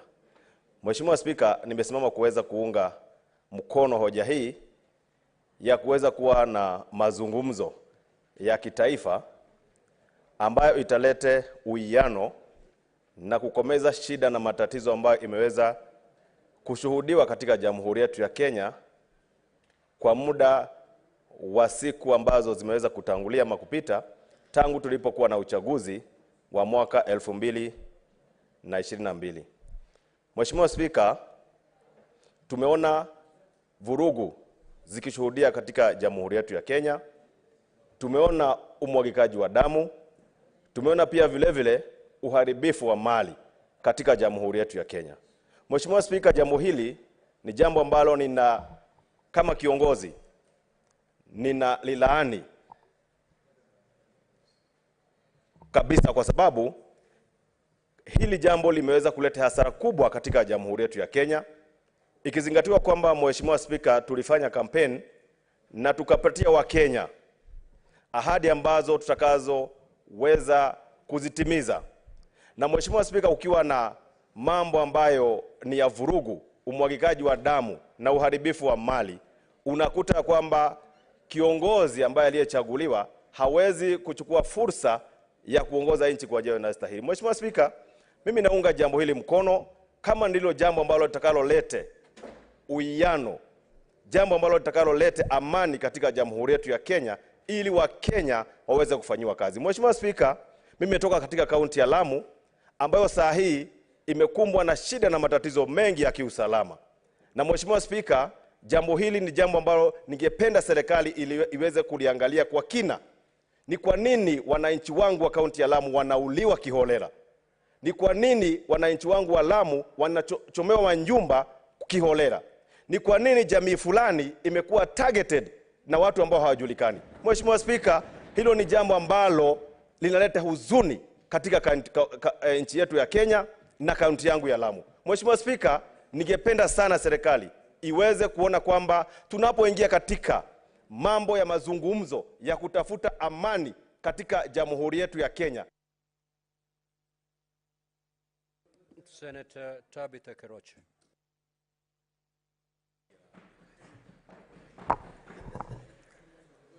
Thank you. Thank you, Mr. Speaker, sir, for giving me this opportunity, and I rise to support this motion. I need to take this opportunity and congratulate His Excellency Dr. William Ruto, our President, and the Right Honorable, the Opposition Leader, Raila Amolo Odinga, for agreeing to sit in this country to talk and unite and heal. I know our country is bleeding. We've gone through a 2-year COVID, very long electioneering period, and we need to recover. And what His Excellency William Ruto is doing is to lead this country to an economic transformation. You could see the minute we mentioned about the dialogue, the relief that everybody had in this country, the church and the business people. Because everybody knows if we unite and we talk and agree, our economy will recover. Our businesses have suffered. So many people at home were sacked, lost their jobs. So it's the high time now we need to talk and agree and move forward. But going forward, we hope this thing will never happen again. To see our people on the streets doing the maandamano, destroying property. I know the people who did the Constitution did it very well, but there is one point that they left. The opposition leader office needs to be in place and put very well black and white, so that everybody knows if he loses an election, he has an office that is going to be going and oversight the government that is for the day. So mine is just to say thank you and congratulate His Excellency and the team that has been elected to ensure that we have the white smoke immediately after we get the talk. I mean, we get that talk. It's not just a talk. We must get the white smoke that the country has agreed and the country is moving forward and waiting for another election in 2027 when we are recovering from the economic that the businesses have suffered and the people have suffered. So the team that has been given that mandate, they not just be given a mandate, is to ensure that when they get out of that room or that or house, there will be peace and peace and peace of this country. Thank you. Senator Faki. Asante Mheshimiwa Spika kunipa fursa hii kuchangia hii mswada wa mjadala wa kitaifa.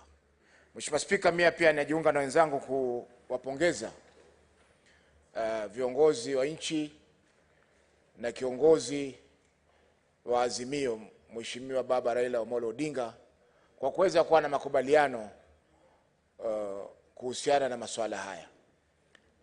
Mheshimiwa Spika, wakati ilipotangazwa kwamba kutakuwa na mjadala wa kitaifa, nchi ilipumua, biashara zikafunguka na amani ikarudi katika nchi yetu ya Kenya. Kwa Mheshimiwa Spika, ni masikitiko kwamba wenzetu hapa wanaweza kuzungumza kwamba ilikuwa haifai kwa viongozi hawa kuwa na mjadala. Mheshimiwa Spika, tukiangalia hata uhuru ambao ulipatikana katika nchi hii, baadhi ya ndugu zetu walikufa, lakini baada ya mazungumzo kukapatikana muafaka kule Lancaster na ikapatikana uhuru katika nchi yetu ya Kenya. Mheshimiwa Spika, viongozi wote ambao wameweza kutawala nchi hii wametawala kupitia masuala ya mjadala baina ya viongozi na wananchi katika nchi ya Kenya. Hakuna kiongozi ambaye alitangaza akaendesha nchi kwa njia ya kimla. Sababu ni wale ambao Waingereza wanasema ni madikteta ndio hawezi kukubali kuzungumza baina ya wananchi katika nchi zao. Lakini nchi yetu inaongozwa na demokrasia na katiba yetu pia tuliweza kuipata kupitia kwa mjadala katika Bomas. Kwa hiyo Mheshimiwa Spika, wa Kenya kuzungumza sio jambo geni. Jambo geni ni kwamba tuna katiba mpya na polisi bado wanaendelea kuua wananchi kiolela. Hiyo ndio hofu ambayo tuko nayo sisi. Na hofu hii, Mheshimiwa Spika, inaanza kutoka kwa kinara wa nchi. Tuliona jana katika vyombo vya habari kwamba anatishia kupeleka watu mbinguni. Hii si Yesu ama si mtume. Sisi ni wananchi wa Kenya na sote ni binadamu. Na sote ni binadamu, na iwapo kuna mambo yoyote ambayo yanataka kuzungumzwa, yazungumzwe katika mjadala. What is your point of order, Senator Kenya?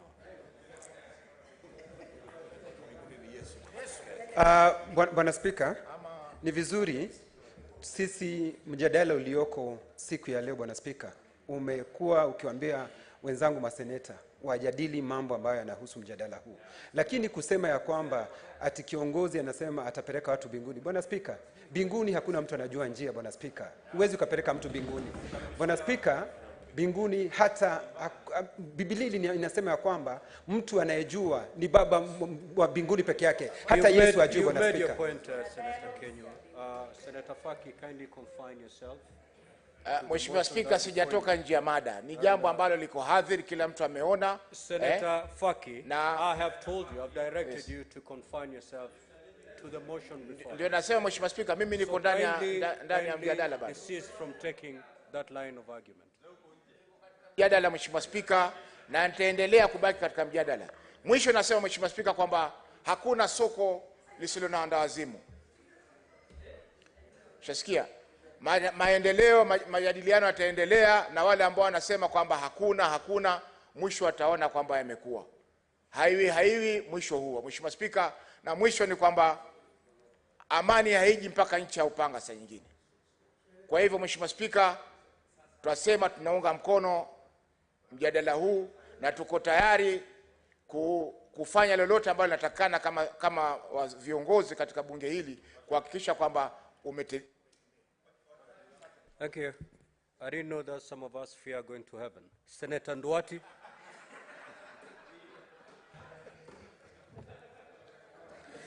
Mr. Speaker, sir, yes, you should take judicial notice of the fact that there are many people who are afraid of facing their maker because of the things they've been doing down here. Mr. Speaker, sir, thank you for the opportunity to contribute to this important motion, and I do support the formation of the bipartisan committee that is going to commence a national conversation and a dialogue to discuss the issues, some of the issues that one side of the divide has felt that is ailing this nation. Mr. Speaker, disputes must have a progressive resolution. And Mr. Speaker, I hesitate to use a Kikuyu saying that insinuate that a case involving people who are not very wise, or what others would call fools, is never resolved easily. Because once a solution is arrived at, then one party keeps returning that same case for resolution of a dispute that has already been resolved. Mr. Speaker, it is important for this committee to note and to take judicial notice of the fact that certain issues have been settled, and ever since the 2022 general election, it's been 1 year that all the leaders who are voted in have been serving Kenyans from the date their term commenced, after they were validly elected in an electoral process that was spearheaded by the IEBC, Mr. Speaker, sir. And the IEBC conducted elections for all the parties that were involved, Mr. Speaker, sir, and senators who are seated in this House today and in National Assembly and in county assemblies, Mr. Speaker, sir, were brought in using that electoral process. So I would urge this committee that has been brought forth, Mr. Speaker, sir, to ensure that issues that have been constitutionally closed by Supreme Court, by processes that cannot be reopened, are not brought back to the table for dispute resolutions, because they'll never be resolved. They have already been dealt with. The other issue, Mr. Speaker, is the cost of this process. If a party feels aggrieved and they want to discuss issues that are ailing the nation, it should be at their own cost. Could it be, Mr. Speaker, sir, that both parts of the divide, will take care of the cost of this process so that the Kenyans are not further burdened by another cost for talks that may be endless, Mr. Speaker, sir. And while I support the process of talks, Mr. Speaker, sir, it is in my very honest view, Mr. Speaker, sir, that these talks could have been dealt away with. Senator Mwaruma. Asante, Mheshimiwa Spika, kwa hii fursa ulionipa kuchangia huu mswada wa kamati ya uwiano katika Jamhuri yetu ya Kenya. Naunga mkono majina yote yaliyotolewa upande wa walio wengi na upande wa walio wachache. Mheshimiwa Spika, hii kamati ni ya mazungumzo, ni ya kuleta uwiano na kuleta amani nchini Kenya. Mheshimiwa Spika, swala la amani ni swala muhimu sana, lakini katika maana ya amani hakuwezi kuwa na amani, ama kuwa na amani si ukosefu wa vita. Kunaweza kuwa kuna amani, lakini kuna watu wana masononeko, wana manunguniko. Mheshimiwa Spika, wakati tulifanya uchaguzi, Mheshimiwa Spika, na tukapata rais, kulikuwa na kesi kidogo. Upande wa upinzani wa Azimio ulisema kwamba kuna masuala fulani hawajakubaliana nayo katika uchaguzi, na tukaenda mpaka mahakama ya upeo. Mheshimiwa Spika, tuliheshimu matokeo kutoka kwa mahakama ya upeo, lakini hatukuridhika, na tukasema kwamba kuna mambo machache yanafaa kufanyika baada ya uchaguzi. Mheshimiwa Spika, ya kwanza ni kufungua server, kwa sababu katika uchaguzi ni lazima tuangalie kama tulienda vizuri, na kuangalia kama tulienda vizuri ni kuangalia server. Katika taasisi ambazo zinatumia pesa, mwisho huwa tunafanya uhasibu ama audit. Kwa hivyo audit, Mheshimiwa Spika, ama uhasibu ni jambo la muhimu, na katika yale mazungumzo ni vyema ile ripoti itakayokuja iangalie basi ni vipi tutafungua ile server. Ya pili, Mheshimiwa Spika, ni mambo ya mfumuko wa bei. Mheshimiwa Spika, baada tumechaguana na tukawa na serikali, tuliona kwamba hali ya maisha iko juu, lakini tuliona serikali iliyomo wanapandisha ushuru. Na Senator Mandago, what's your point of order? Mesikia Senator Mwaruma akisema kama tutapata nafasi ya kufungua saba. Nafikiri mjadala ambayo iko hapa sio ya kufungua saba, kwa maana Mr. Speaker, wale waliokuwa na kifungu, wale wenye saba walikuwa watu wa Azimio, wale wenye walikuwa na kifungu ya saba ni watu wa Azimio. Waende watafute mahali walikuwa wameiacha, Mr. Speaker, waende wakafungue saba. Senator Mwaruma, just confine yourself to the motion before us, please. Asante Mheshimiwa Spika kwa mwelekeo, lakini katika yale masuala ambayo yako katika meza kutoka kwa upande wa Azimio, moja lilikuwa ni kufanya uhasibu ama audit ya server. Kwa hivyo nikitaja server ni kwa sababu swala moja ambalo liko katika majadiliano litakuwa ni kufungua server. Mheshimiwa Spika, mambo ya maandamano ni haki yetu kama Wakenya katika ibara ya 37. Nimeona maandamano yakitokea hata kule Uasin Gishu kwa sababu watu wanataka pesa yao ya kwenda ambayo walilipa ya kwenda ng'ambo. Pia hiyo server pia lazima ifunguliwe, tujue nini ambacho kilikuwa kimetokea. Mheshimiwa Spika, Senator Methu. Order, Senator.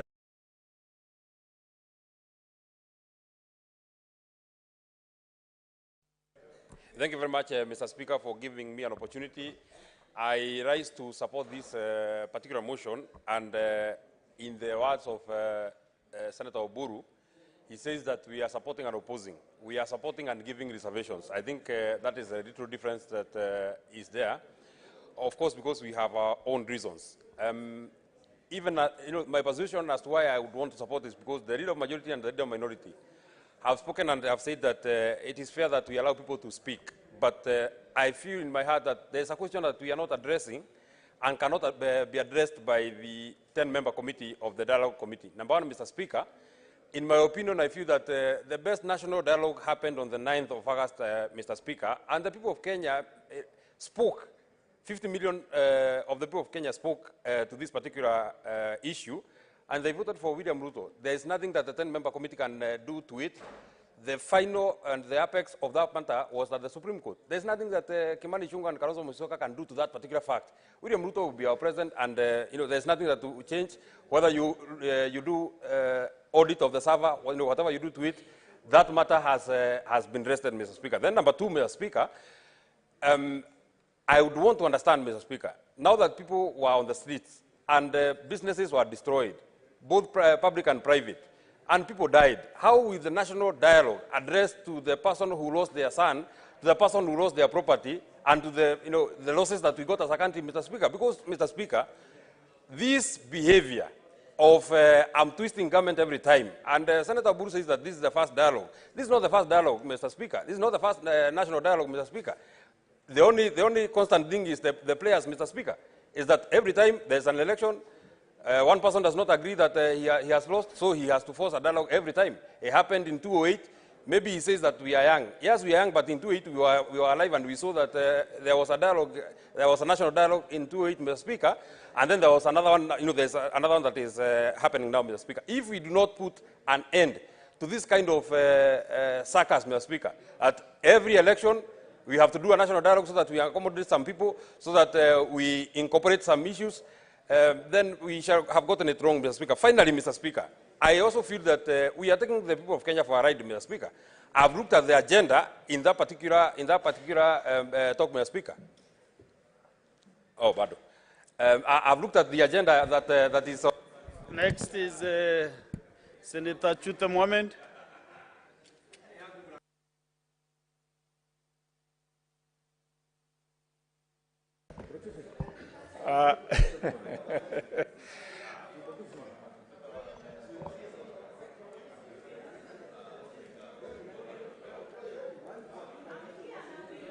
Proceed. Asanti sana Uko kwa queue. Mheshimiwa Spika, ningependa kusikizwa. Proceed and conclude your 2 minutes remaining. Mheshimiwa Spika, Bwana wa Matinga, Senator wa Matinga anani distract kidogo tafadhali. Asante sana Mheshimiwa Spika. Mheshimiwa Spika, nataka sana kumshukuru kiongozi yetu hapa walio wengi na pia kiongozi ya walio wachache. Mheshimiwa Spika, hii mjadala ni kama inaenda sizikizwi. Mheshimiwa Spika, on the members, let Senator Chute be hand in silence. Mheshimiwa Spika, nataka sana kushukuru President wetu na baba Raila Odinga pia kwa kuwezesha hii mkutano iwe. Mheshimiwa Spika, Kenya hii iko na watu zaidi ya milioni 50 ambayo sisi tunaongoza. Wale watu wanaongoza, Mheshimiwa Spika, ni wale wamechaguliwa kutoka County Assembly,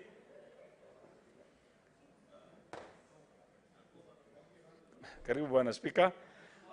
Wale watu wanaongoza watu milioni 50, Mheshimiwa Spika. Mheshimiwa Spika, iko kelele nyingi kutoka kila kona. Honorable Senators, kindly let's allow Senator Chute to make his contribution in silence. Asante sana Mheshimiwa Spika. Nilikuwa nasema watu milioni 50 wameweza kuchagua watu kutoka County Assembly, National Assembly na Senate. Mheshimiwa Spika, ile shida leo iko katika nchi hii baada ya watu kupiga kura. Mheshimiwa Spika, pande zote mbili, pande za opposition na yaani ya Kenya Kwanza kwetu na Azimio, wanapiga kelele nyingi sana. Mheshimiwa Spika, tumepiga kura tukamaliza kura. Ukisikia watu ya Kenya Kwanza wanaenda kwa mazishi, wanaenda kwa harusi, wanaenda mahali yote ya siasa, wanaongea siasa tupu. Oh, baba amekuwa hivi, oh, nani amekuwa hivi. Hiyo haiwezi kusaidia nchi hii. Na watu ya huko pande hiyo pia ya Azimio wakienda mahali wanasema sava ifunguliwe, wanaongea mambo ya ati chakula iko bei juu, na hawa pia walikuwa wanachangilia hiyo chakula kwa bei juu. Mheshimiwa Spika, nashukuru sana leo watu ambaye wamechaguliwa wako hapa ni waheshimiwa. Hawa watu Mwenyezi Mungu ndiye amepatia nafasi ya kuongoza watu Kenya. Tuwache kuongea mahali tunaongea kwa mazishi, kwa harusi na mahali ya kuna siasa yote. Kwa sababu ukiangalia saa hii Mheshimiwa Spika, kuna vijana katika Senate na hata National Assembly. Wakiamuka wanataja jina Uhuru Kenyatta. Wakilala jina Uhuru Kenyatta. Wakitembea jina Uhuru Kenyatta. Na pande ile pia wakisimama, wakifanya mahali yote wanaongea juu ya mambo ya Ruto. Mupatie nafasi Mheshimiwa Ruto ajenge nchi hii. Wacha achukue nafasi, tupatie nafasi ajenge nchi hii. Na ya mwisho Mheshimiwa Spika, nataka kusema hivi. Majadiliano Senator Siango. Thank you, Mr. Speaker, for giving me this opportunity. I stand to support this motion. One, it is very important because this country is bigger than any of us. And I want to thank the President and the Prime Minister for agreeing to have this dialogue. I want to remind those of us who are saying that the last election, who won and who lost, they were not IEBC. Unless you want to tell us there is no difference between UDA and IEBC. Mr. Speaker, sir, it is very important to know that in this country we need peace. What is the point of order, Senator Gloria?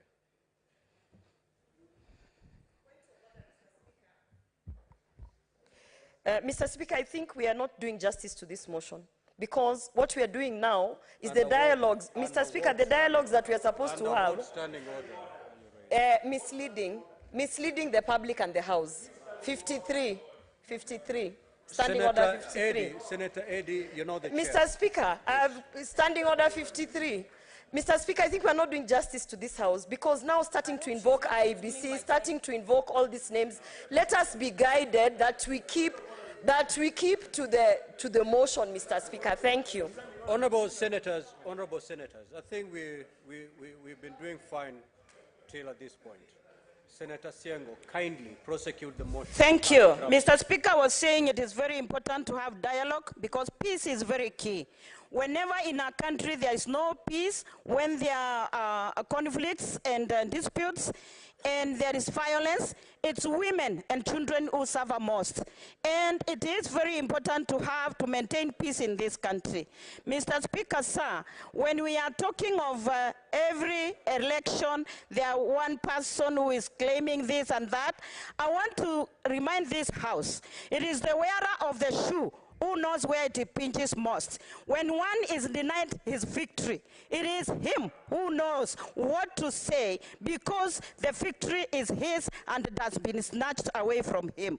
So, Mr. Speaker, sir, allow me to remind all of us that we should support this motion because it is giving this country, Kenya, a way forward. And we trust the process, we trust the people who have been placed and appointed to lead this dialogue. And it is very important that we support the motion and we give this country a chance to heal and to move forward in peace. Mr. Speaker, sir, I want to finish by saying this. It is really unfortunate. What is your point of order?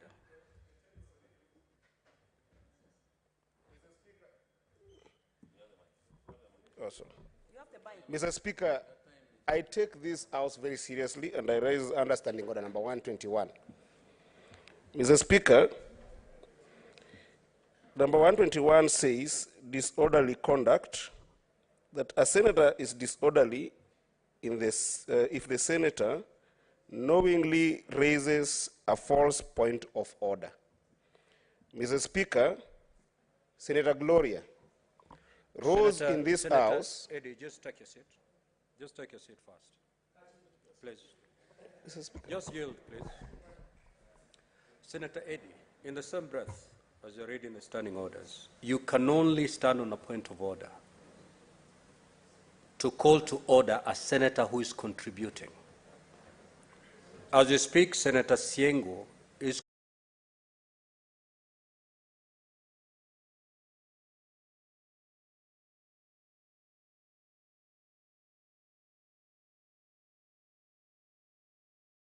Kenyans who are also citizens of this country.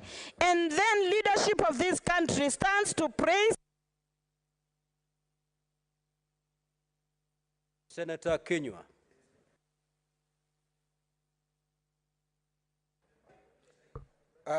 Asanti Bwana Spika kunipa fursa hii. Bwana Spika, laiti tungelifuata filosofia ya Nyayo ambayo inasema amani, upendo na umoja. Bwana Spika, umoja ni nguvu, utengano ni udhaifu. Bwana Spika, mazungumzo ni mazuri kwa sababu sisi sote tuko katika nchi yetu ya Kenya, Bwana Spika.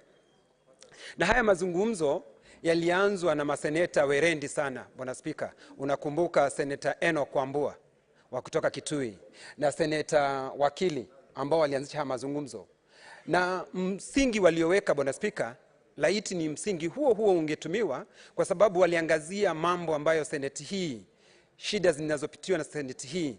Nafikiri hayo mazungumzo, Bwana Spika, yangeendeleza hayo maneno, Bwana Spika. Kwa sababu, Bwana Spika, ukisoma kitabu kitakatifu cha Mungu kinasema watu wakitembea wakiwa wengi wanaweza kwenda mbali. Mtu akitembea peke yake ataenda haraka, Bwana Spika, na atasulubiwa akiwa peke yake. Kwa hivyo ni vizuri vile ambavyo kuna haya mazungumzo watu wazungumze. Lakini Bwana Spika, kwa sababu mimi ni mfugaji, Bwana Spika, na ninajua ya kwamba ng'ombe akishambuliwa na simba, Bwana Spika, ni vizuri kufuata simba, Bwana Spika, badala ya kuja kupambana na hawa inzi ambao wanafyonza damu ya yule ng'ombe aliyoachwa. Bwana Spika, sisi tunajua simba ni yupi, Bwana Spika, ambaye ameleta shida hizi, Bwana Spika. Na juzi tu mimi nimemsikia akisema ya kwamba akileta vitisho ya kuwa haya mazungumzo yakivurugwa watu watarudi katika maandamano, Bwana Spika.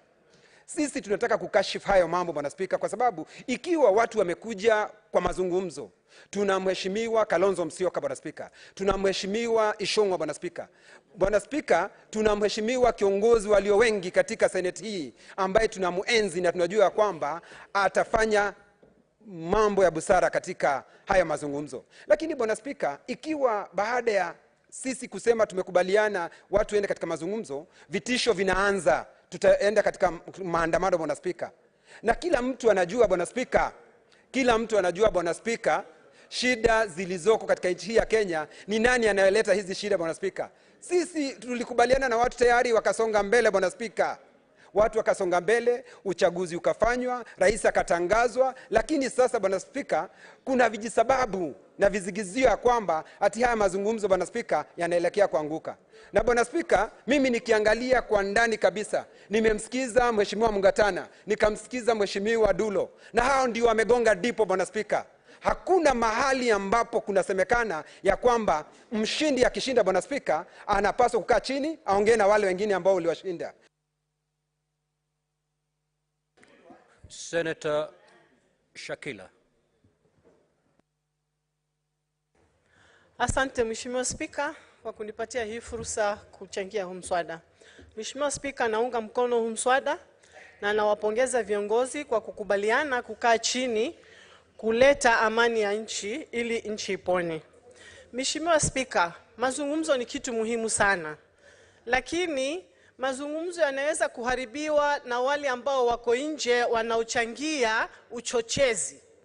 Mheshimiwa Spika, tunaomba hususan sisi viongozi tuache uchochezi, tuache ile kamati ambayo imechaguliwa ifanye kazi yao, ilete ripoti yao ili ipate kujadiliwa, nchi ipone. Lakini tukianza uchochezi kabla hata mazungumzo hayajaanza, Mheshimiwa Spika, sioni kama tutafika kokote juu ya mazungumzo kama haya. Na jambo lingine, Mheshimiwa Spika, tumeongelea sana hapo juu ya vitu kuharibiwa, watu kuuawa, lakini ukweli ni kwamba wale wanaoenda maandamano hawana silaha. Silaha zinakuwa na polisi. Kwa hivyo tunataka pia wale polisi ambao wamesababisha vifo wachukuliwe hatua, na wale ambao wameuawa pia wawe compensated, wafidiwe kwa yale mauaji ambayo yametokea kwa zile familia ambao wamepoteza wapendwa wao. Kwa hivyo Mheshimiwa Spika, haya mazungumzo tunaomba yawe ni mazungumzo ambayo yataleta natija kwa nchi, na isiwe ni yale mazungumzo ambayo tutarudi kwenye ile BBI ambayo ilifanyika last time. Tunaona pengine mazungumzo kama haya yakienda kuwa BBI, sioni kama kutakuwa na natija yoyote, lakini tunaomba ni mazungumzo yao yataleta natija, yataponya nchi na yataleta umoja na nchi ipate kuendelea mbele. Asante Mheshimiwa Spika. Senator Mundigi.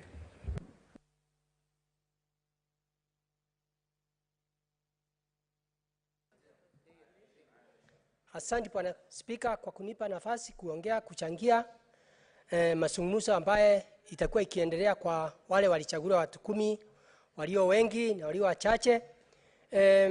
Yangu ni kidogo tu kusema itakuwa ni aibu kubwa sana kutoka miaka mingi, kila miaka 5 tukichaguana, walio wachache wakishindwa wanaenda kurusha mawe, wanaenda kuua watu, kufanya mambaya, halafu kila wakati yote wanakuja kusema tusemesane.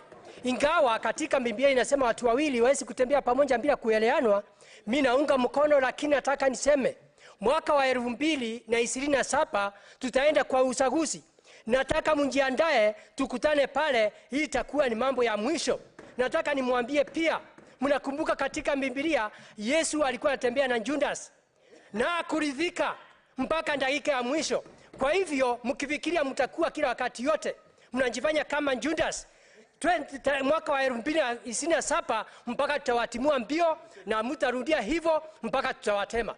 Ya pili, mnasema mambo ya kufungua sava. Ya tatu, mnasema mambo ya kuua. Mambo mingi mmesema na nyinyi mmeharibu. Hata mambo ya mvua, mngeulizwa hata mvua ingenyesha. Kwa hiyo niko na huzuni sana na nyinyi. Mvurundi, tusemesane, tusikie pamoja. Biblia iko juu, wacha mseme Biblia iko chini. Biblia iko juu, tutatembea pamoja ndio tuweze kuenda safari moja kwa hii kipindi ya miaka 5. Asante Bwana Spika, naunga mkono. Lakini sio ile ya Judas na Yesu. Honorable Senators, the 1 hour is long spent. I will therefore call upon the mover to reply.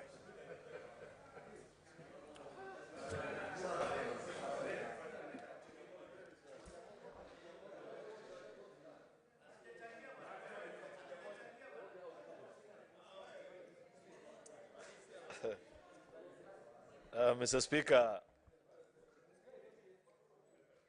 Speaker, I beg your attention.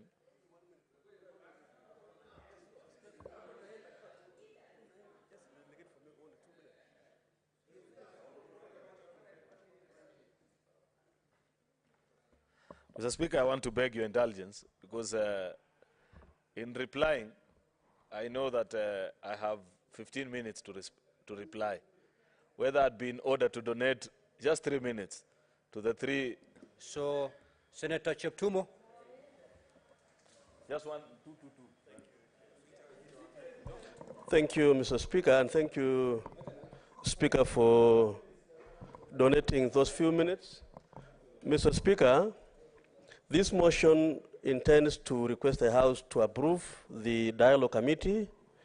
I want to support that motion, Mr. Speaker. But, Mr. Speaker, if you look at paragraph 6 of this motion, it talks about the mandate of this committee. Mr. Speaker, as we do all this, and I'm going to be very brief because of my time, as we approve the establishment of the dialogue committee and as establish the mandate, Mr. Speaker, I think one issue, Mr. Speaker, we need to agree as a country and as a House is, as Mr. Speaker, we should never justify violence, Mr. Speaker, as we discuss issues.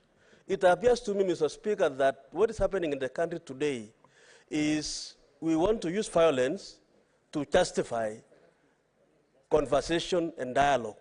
Mr. Speaker, 2007, this country almost collapsed, and we used dialogue, and there was the Nusumkate government. In 2017, Mr. Speaker, the same situation, and we got the handshake. Again, Mr. Speaker, today, through violence, we have a conversation. My appeal to the committee, Mr. Speaker, is that we should put in place rules, laws, that is going to make it clear that after election, Mr. Speaker, and you lose an election, you should not perpetuate violence, so that again you justify to come back to discuss and share government that is intended to be done in this process, Mr. Speaker. Mr. Speaker, I support. Senator Newton.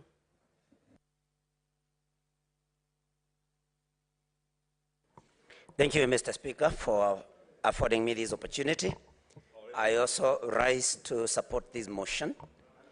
But of course, like those that have spoken before me have said, Mr. Speaker, we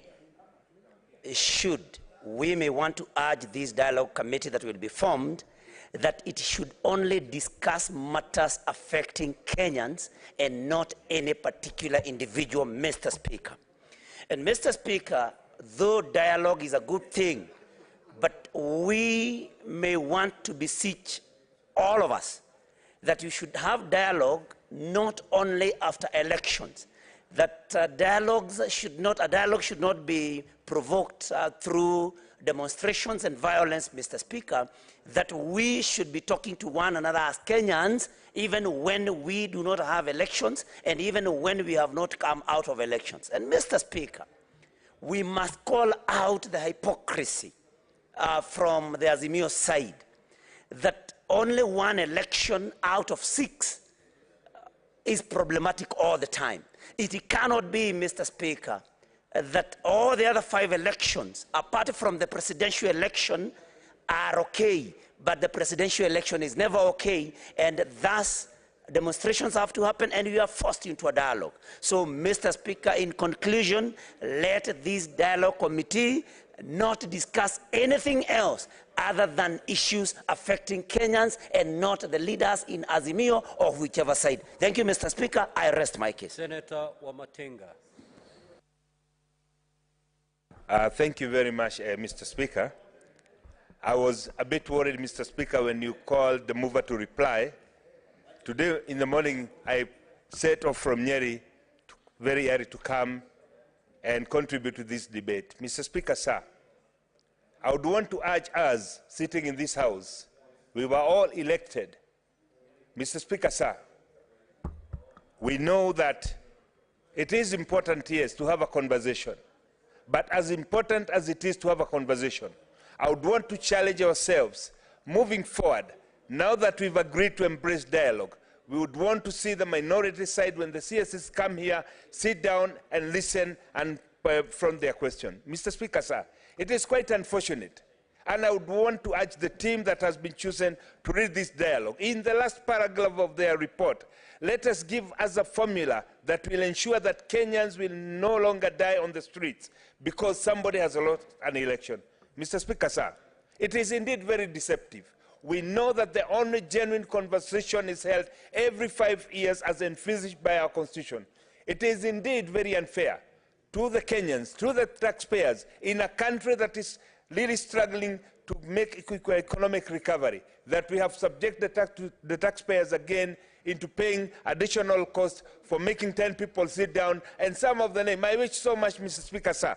In the other list that I saw, Senator Wambua, who is a good debater, who is a committed Christian, other than having somebody like Eunice Wamarwa, who you know that does not even qualify. And I would recommend in this House that we expunge the name of Eunice Wamarwa and replace that name with Senator Wambua, who we know is committed to delivering this country. Mr. Speaker, as I sit down, I would want to say that it is important that we have the right people in the right table so that we can move forward. Mr. Speaker, I support. Senator Kamar.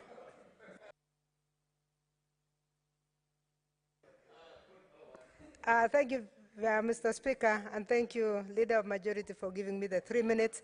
I want to join my colleagues in supporting the formation of the dialogue team. Mr. Speaker, this is not the first time this has happened in this country. I think we are a country that is created for dialogue. Mr. Speaker, there was IBBG during the Moi days, after 2007 elections, where I and you were elected. There was a session that had to bring the country together. We know very well, Mr. Speaker, that after the years of one-party system, Kenyans have not become a majority win. And it is very important that we recognize that so that we know that we are a country in diversity. It is therefore very important that we embrace something called dialogue always. Mr. Speaker, I support this, knowing also that we have a committee that should be proactive always. This committee called the Committee on National Cohesion, Equal Opportunity, and Regional Integration. Mr. Speaker, the National Assembly has a similar committee. It is not right that when we perform as our duties as an oversight body, that we don't converge to discuss these issues.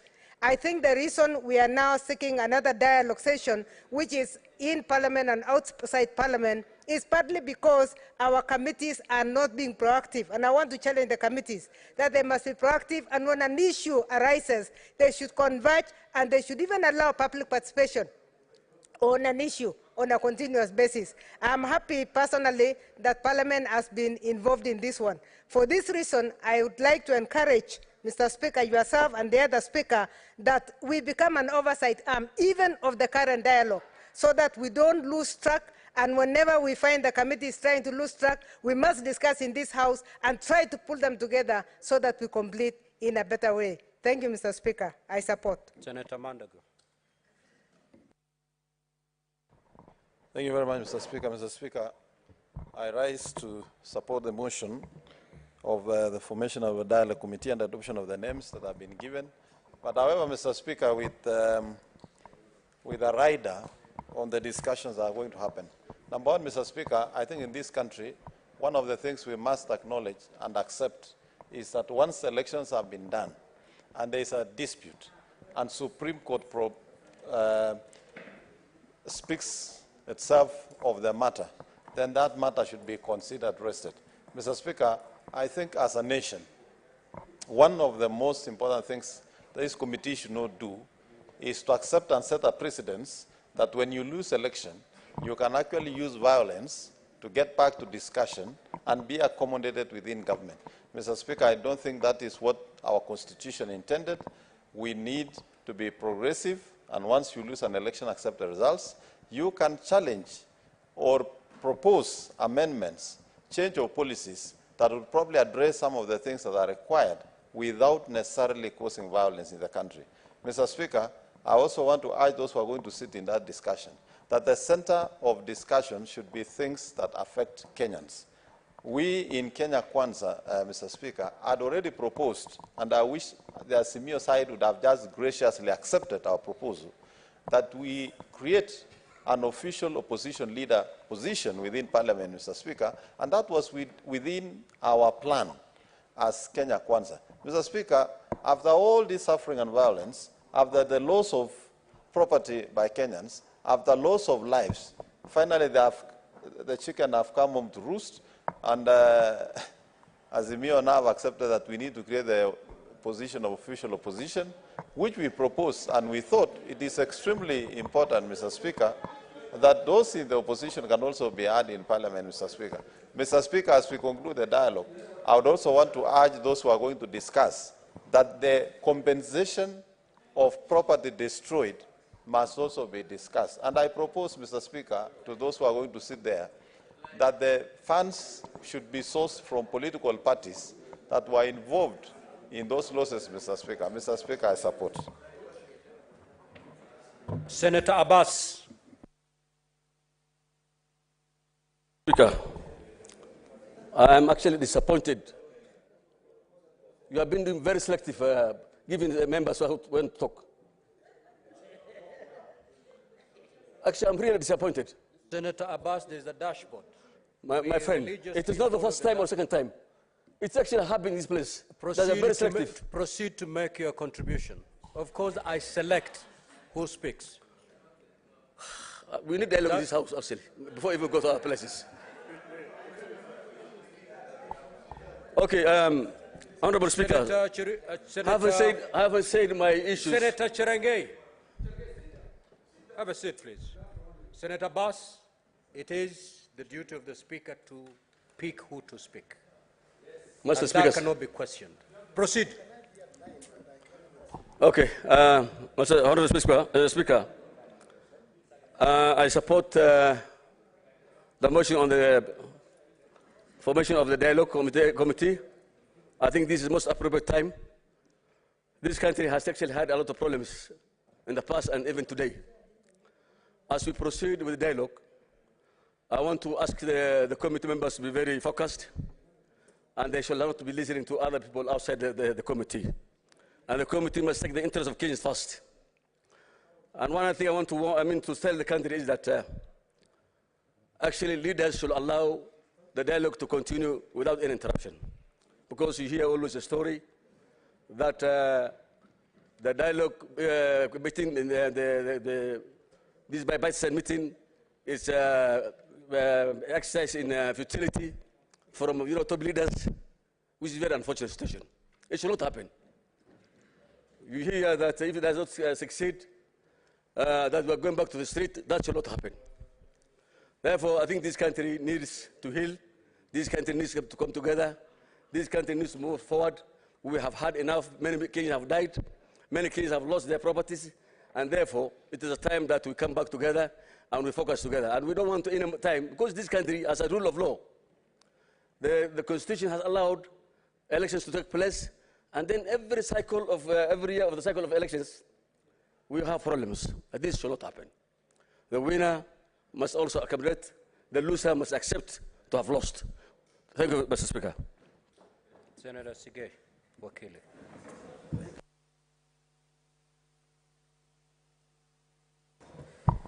I thank you, Mr. Speaker, for the opportunity to also support the motion. And indeed, I rise to support the motion that has been moved by the leader of majority and seconded by the leader of minority. Speaker, speaking about dialogue, we hear peace, we hear reconciliation, we hear peacemaking, we hear conflict resolution. But, Mr. Speaker, far from the fact that we have got existing conflict, we are all aware of the fact that this country is also ruled by law, and it's a democratic state, that people went into elections sometimes in 2022, and a government was put in place. We, however, when we listen to the motion that has been placed before us, and also the framework that is being set by the team that is expected to continue the dialogue, we expect that the mandate of this particular committee is confined to the issues which are within that particular mandate. Mr. Speaker, I would like to support the motion in terms of institutionalizing the committee that will speak to the issues that have been raised prior by Kenyans. Remember, we previously had a committee that sat and engaged for a couple of weeks leading to the current committee.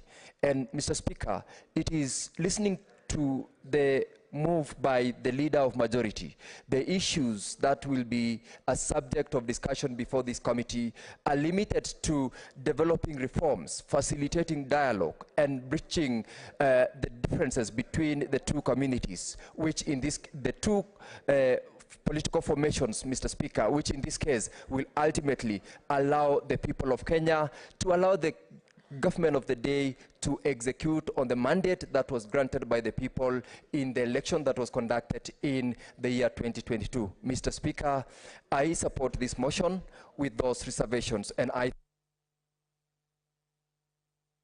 Now, honorable senators, I have 15 more senators wishing to contribute. We have long surpassed the 1 hour mark. The mover who is supposed to reply donated his reply time to the senators who are just allowed to make some contribution. I will therefore allow the mover under 1 minute, because that is what is left of you. 1 minute. Okay, thank you, Mr. Speaker. Mr. Speaker, I want to thank my colleagues who have taken time to comment on this very important exercise. You know, Mr. Speaker, as many shades of opinion have been expressed on this particular issue, that points to the task that is ahead of us. And we will try our best as a team to make sure that we move the country forward in this very difficult time. I appreciate each and every senator that has taken time to comment on this particular issue. Your concerns have been noted, and as we commence this exercise tomorrow, signing on the framework agreement, going through the agenda, Mr. Speaker, and begin the difficult work, Mr. Speaker, of moving the country to close ranks and move forward as a nation, we will be guided by the wisdom of all the senators that have spoken this afternoon. So I thank you and appreciate you, colleagues senators, for the time that you took. To those that didn't get an opportunity to speak, Mr. Speaker, my most sincere apologies. I'm sure we will find an opportunity again when we present the report before the House, Mr. Speaker, after 60 days, for them to comment and speak on it. With those very merry remarks, Mr. Speaker, I beg to move. Thank you. To reply, sorry.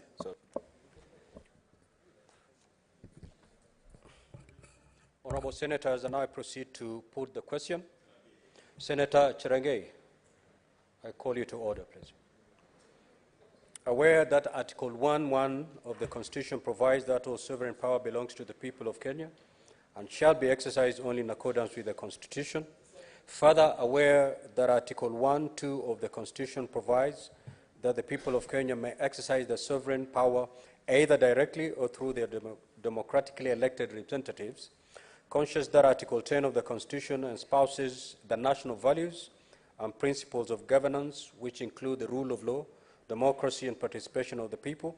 Further, conscious that Article 94 of the Constitution provides that Parliament manifest the diversity of the nation, represent the will of the people, and exercise their sovereignty, recognizing that there is need to embrace consultation, dialogue, and consensus building as a way of resolving issues of concern to the people of Kenya.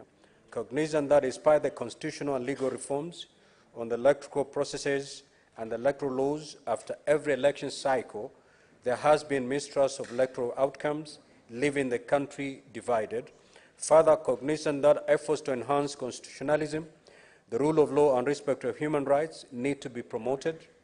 Aware that there have been previous calls and attempts at building consensus on issues of concern to the people of Kenya through bipartisan engagement in Parliament, appreciating the need to establish an inclusive forum for dialogue, consultation, and consensus building, and seeking to promote the peace, stability, and prosperity of the country, acknowledging that the majority party in Parliament and the minority party in Parliament have agreed to embrace dialogue through the establishment of a National Dialogue Committee to recommend a way forward on issues of concern to the people of Kenya. Now, therefore, the Houses of Parliament resolve as follows: that the two Houses of Parliament establish a National Dialogue Committee consisting of 10 members to represent the Kenya Kwanza Alliance hereinafter Kenya Kwanza, a coalition constituting the majority part of Parliament of the Republic of Kenya, and Azimio la Umoja One Kenya coalition hereafter Azimio, a coalition forming the minority part of Parliament of the Republic of Kenya.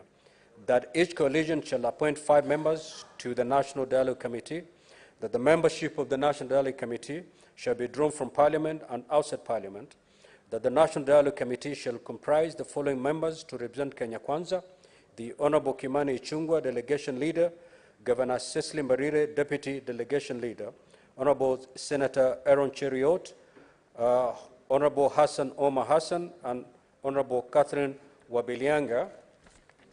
That the National Dialogue Committee shall comprise the following members to represent Azimio: the Honorable His Excellency Stephen Kalonzo Musyoka, Delegation Leader; the Honorable Opiyo Wandayi, Deputy Delegation Leader; Honorable Amina Munyazi, Honorable Eugene Wamalwa, and Honorable Senator Okongo Mogeni.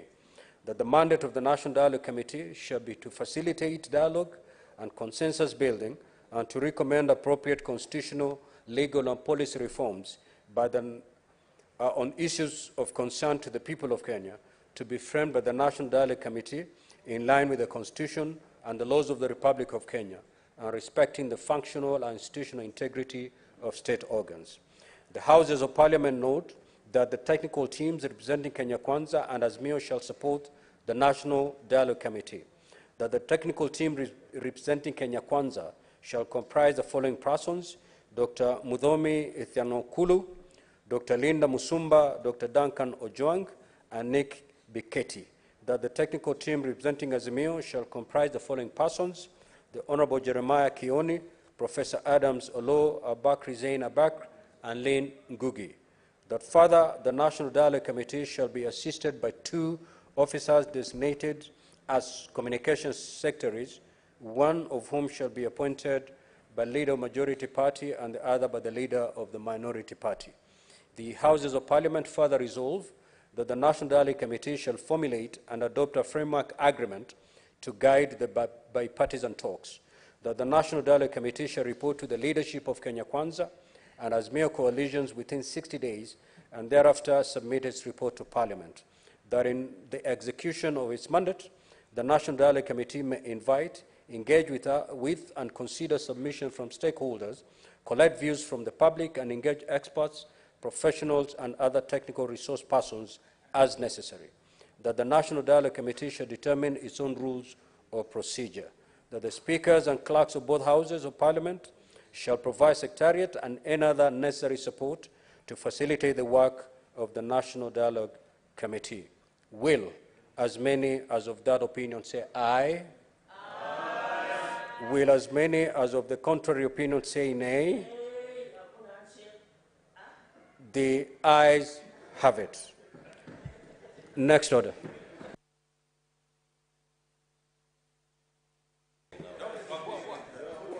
Order number 9, the Public Finance Management Amendment Bill, National Assembly Bills number 16 of 2023, second reading division. Order, Senator Cherengei.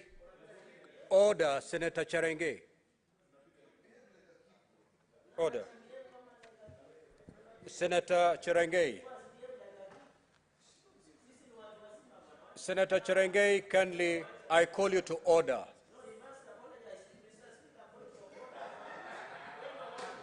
Senator Cherengei, have your seat, please. Kindly take your seat. Senator Cherengei, kindly take your seat. Take your seat. I will handle that. Senator Cherengei, take your seat. Senator Cherengei, you take your seat or I'll throw you out. Senator Cherengei. Senator Cherengei, take your seat. Take your seat. I'll handle that. I will handle that. Take your seat.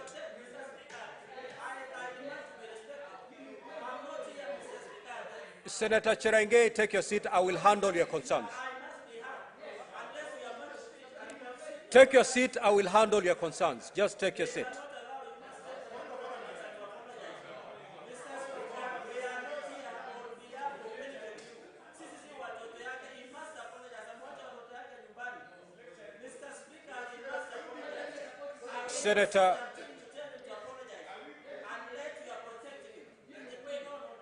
Senator Cherengei.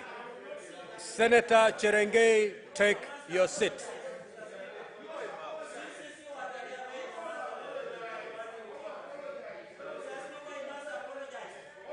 Take your seat. Sergeant at arms. Sergeant at arms. Sergeant at arms. Senator Eddy, take your seat. Senator Cherengei, you take your seat or I'll order you to leave the chamber.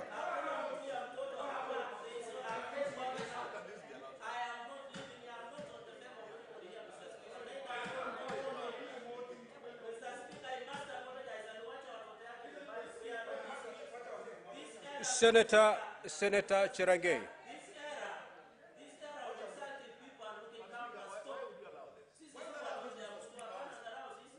Senator Eddy, the chair is in control. Senator Eddy, kindly keep your cool. Senator Cherengei.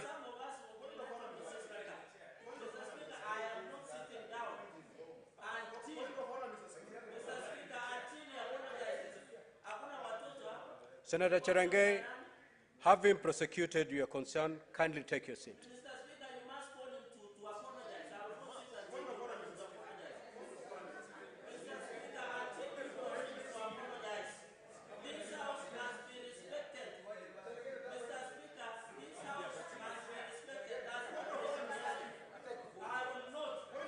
Senator Cherangay, for the very last time, I'm asking you to take your seat.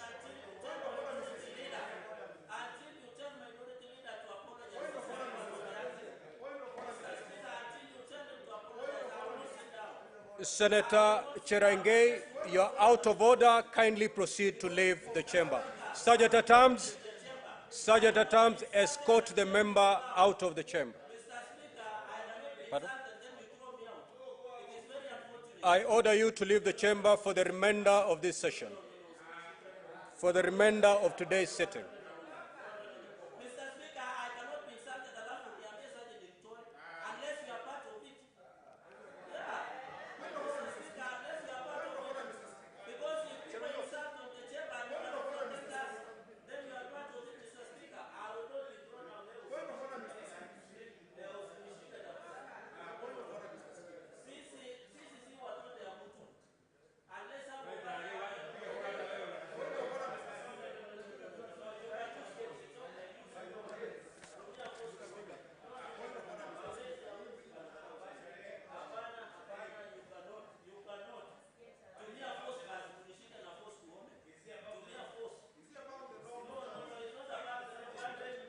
Sergeant at Arms, kindly use the necessary force under Standing Order 126 to get the senator out.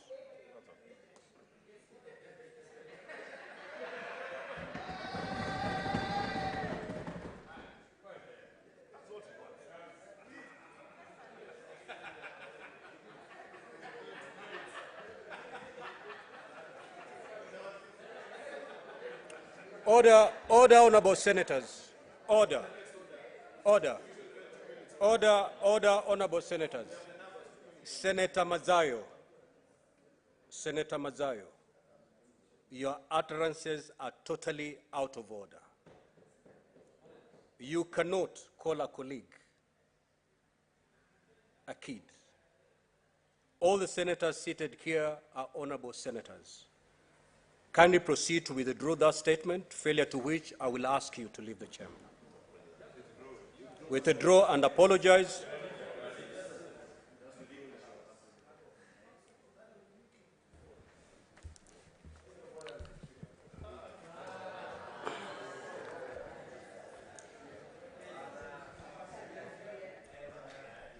Asante Bwana Spika.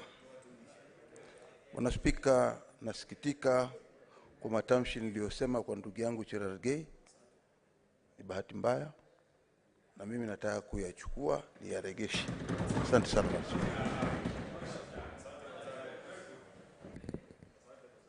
Sergeant at Arms, kindly ring the division bell for 5 minutes.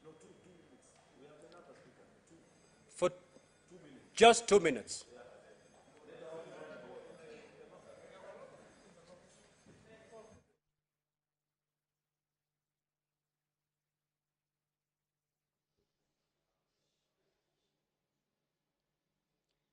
Well, the motion on the establishment of the National Dialogue Committee has just been completed, with majority of the members voting for its establishment.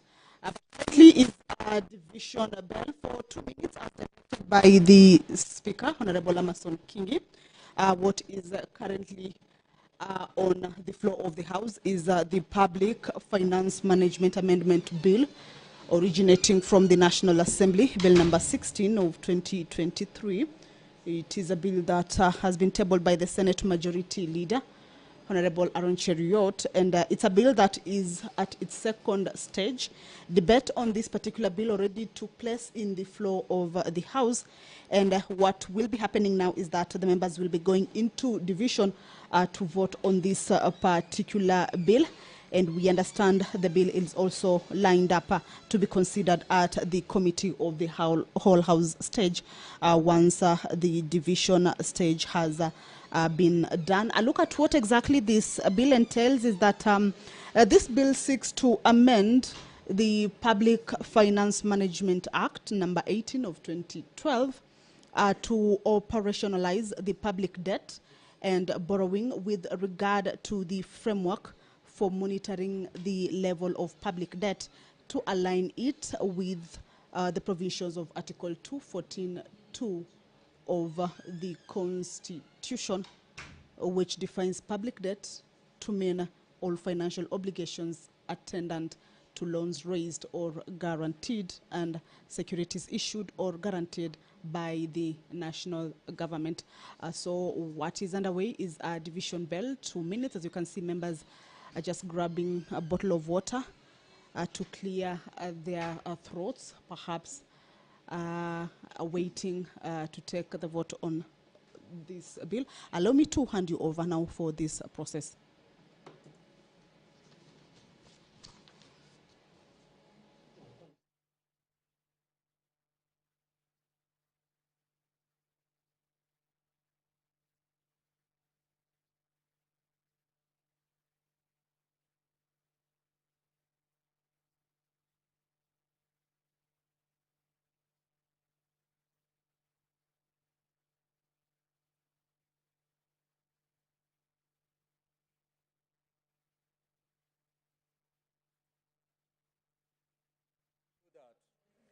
Kindly remove your delegate's card from the unit.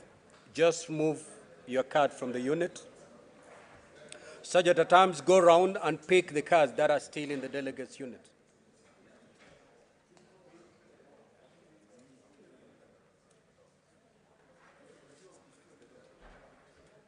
Such at times, if you're done collecting the cards, kindly give me a signal.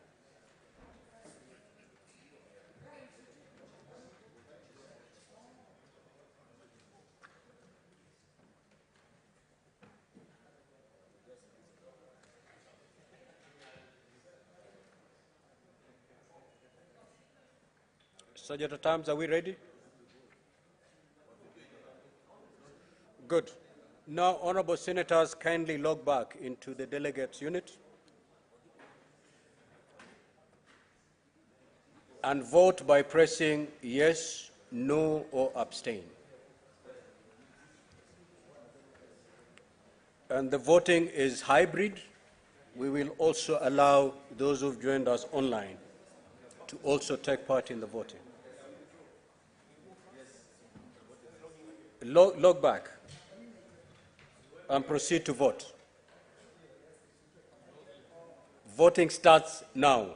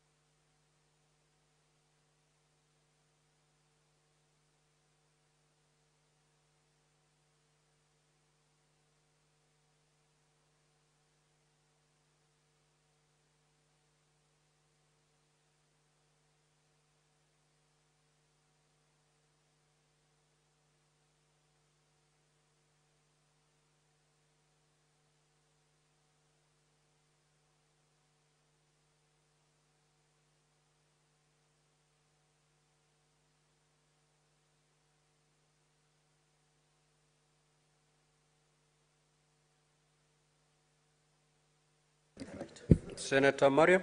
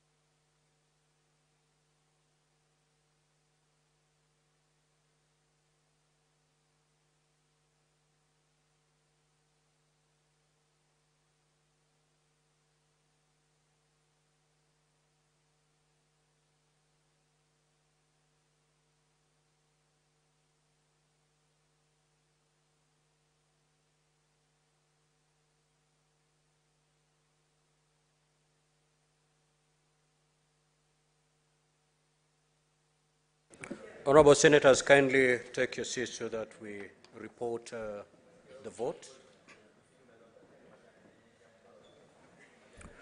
Honorable Senators, the vote for the division is as follows. Ayes 31, noes 0, abstentions 0. The ayes have it. A bill for an act of parliament to amend the Public Finance Management Act and for connected purposes. Next order.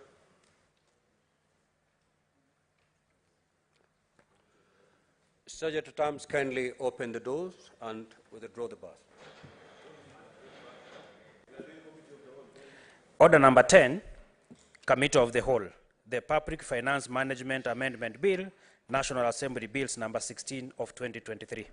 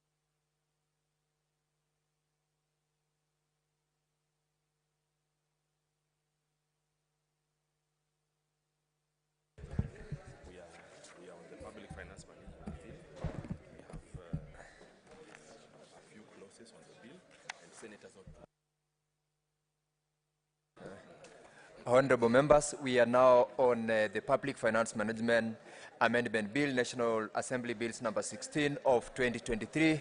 We have got a few amendments, and I will request that honorable members please remain in the chamber because we will need to go for division. We will not be long. Thank you. So we will start clauses 3, 4, and 5.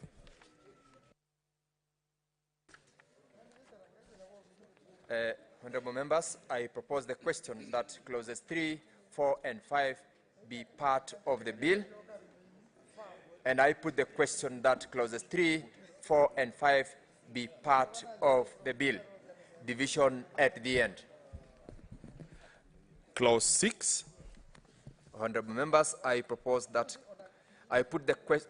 question that clause 6 be part of the bill. I also ask the chairperson, Standing Committee on Finance and Budget, to move the amendment.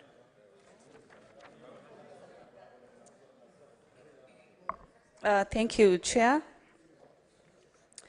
I do propose that the amendment on clause 6 be amended as indicated in the order paper. And Mr. Chair,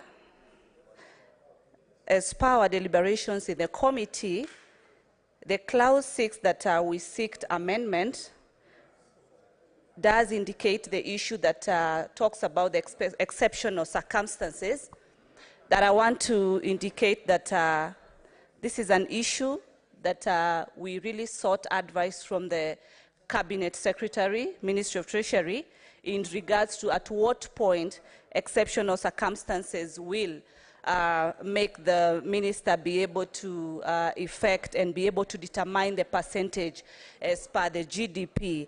And Mr. Speaker, this was well expounded, and hence that is why we seek the amendment to be done. And the other issue, Mr. Speaker, is on the issue of the National Assembly not being the only house. This is a bicameral assembly. Mr. Chair, can I be heard in silence? Honorable members, Senator Lelengwe. Senator Lelengwe, kindly take your seat. Give Senator Tabitha time to prosecute the amendments. Senator Manzo, take your seat. Resume your seat, Senator Manzo. Thank you, Mr. Chair. And we also noted as a committee that this amendment was only to, in regards to the issue of the debt status of this country, it was only to be discussed at the National Assembly, but our amendment also proposed that Senate be part of tabling of this report as far as the debt status of this country is concerned. So both houses shall be receiving these two reports every 30th April of every year, Mr. Speaker. Thank you, Chair. I now propose the question that clause 6 be amended as proposed, and put the question that clause 6 be amended as proposed. Division at the end. Clause 2. Honorable members, I propose the question that clause 2 be part of the bill, and put the question that clause 2 be part of the bill. Division at the end. The title and clause 1. Honorable members, I propose the question that the title and clause 1 be part of the bill, and put the question that the title and clause 1 be part of the bill. Division at the end. Honorable members, we're now getting into divisions. We're going to conduct electronic voting, and I'll request that honorable members be prepared.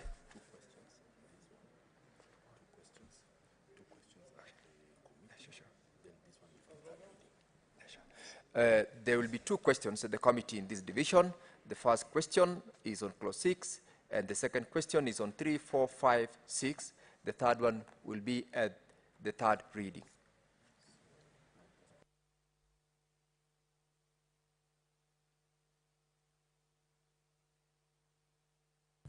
Honorable members, I now put the question that clause 6 be amended as proposed.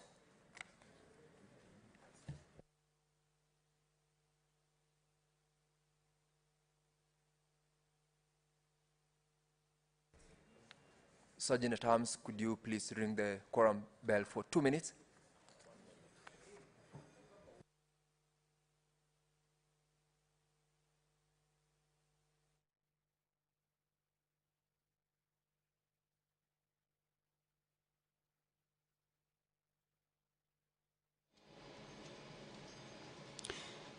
Well, two amendments, or rather just a few amendments, had been brought forth on the Public Finance Management Amendment Bill 2023, Bill number 16 of 2023, originating from the National Assembly, which is currently at the Committee of the Whole House stage on the floor of the Senate this afternoon.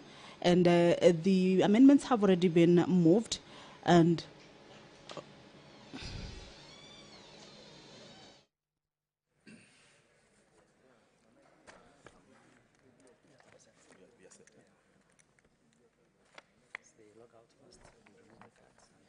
Honorable members, I advise that you log out from the system.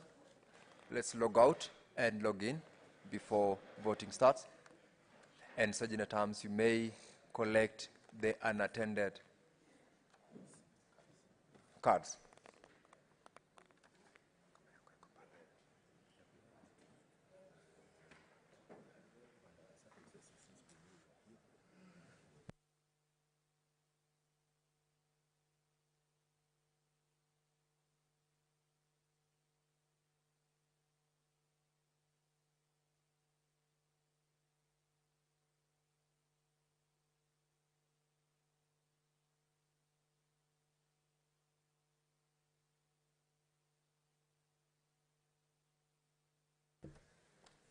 You may now log in. Kindly log in.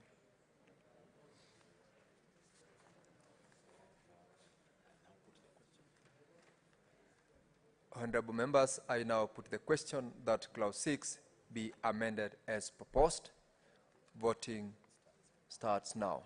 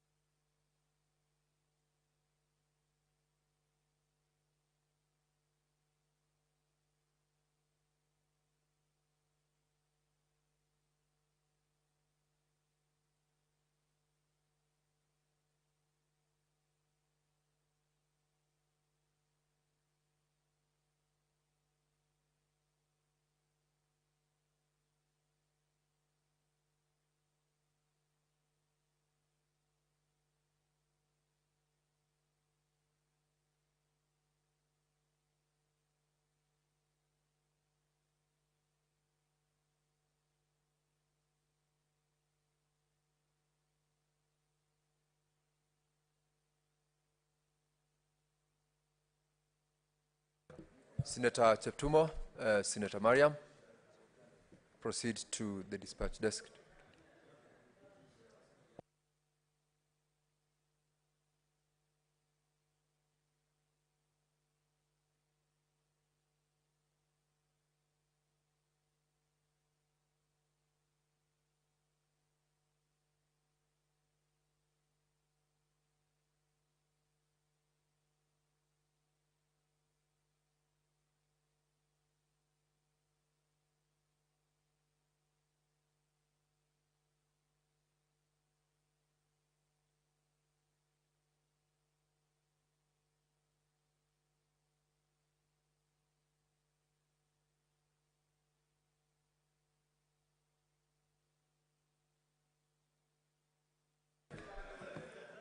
Honorable members, we now move to the next question that is on all clauses, and I put the question that Clause 3, 4, 5, Clause 6 as amended, Clause 2, the title, and Clause 1 be part of the bill. Members, you may now proceed to vote on those questions.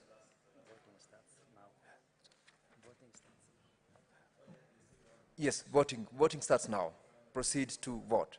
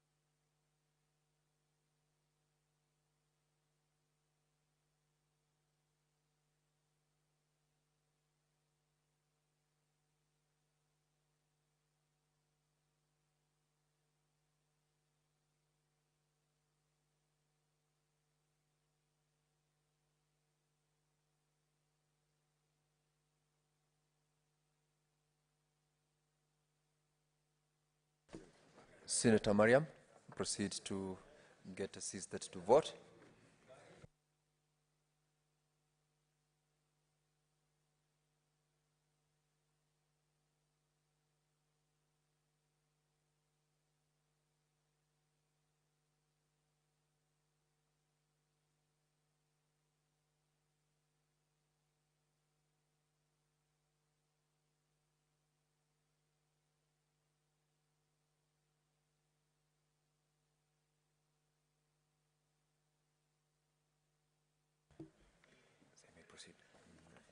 Honorable members, these are the results of divisions under clause 6. Ayes 31, nays 0. The ayes have it.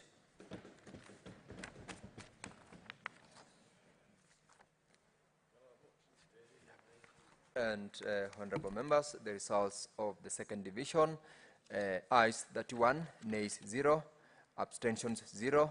The ayes have it. Now, honorable members, I now call upon the mover, Senator Tabitha, to move the amendments. Senator Tabitha, proceed. To move the report of the committee, sorry, to move the report of the committee.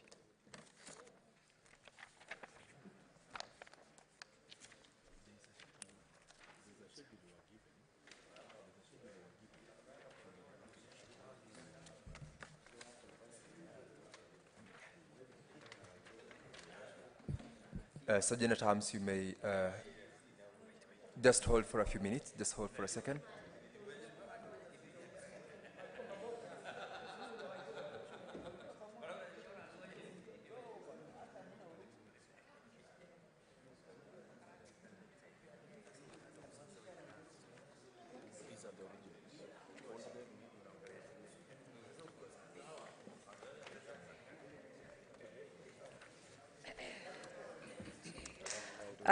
Mr. Chairman, I beg to move that the committee do report to the Senate its consideration of the Public Finance Management Amendment Bill, National Assembly number 16, and its approval, therefore, with amendments. Honorable members, I now put the question that the committee do report to the House its consideration of the Public Finance Management Amendment Bill, National Assembly Bills number 16 of 2023, and its approval thereof with amendments. With as many as of that opinion say aye. With as many as of a contrary opinion say nay. The ayes have it.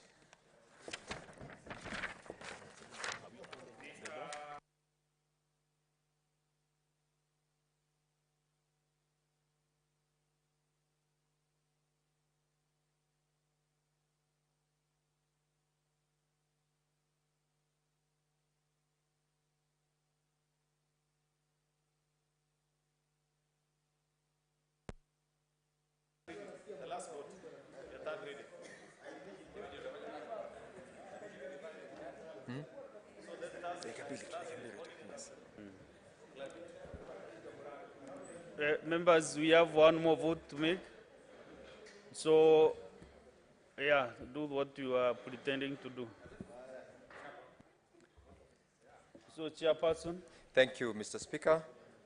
I wish to report, Honorable Speaker, that the Committee of the Whole has considered the Public Finance Management Amendment Bills, National Assembly Bills number 16 of 2023, and seeks leave to sit again tomorrow. Sorry, Mr. Speaker, this is a... Sorry, can you approach the table kindly?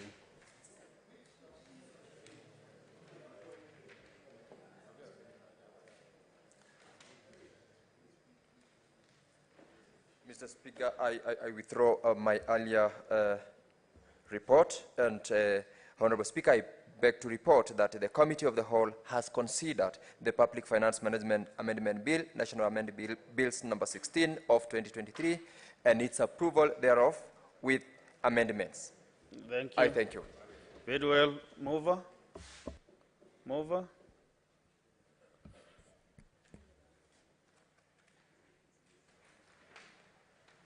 Honorable Speaker, I beg to move that the House do agree with the committee of the said report. And I call Yeah, who is your second?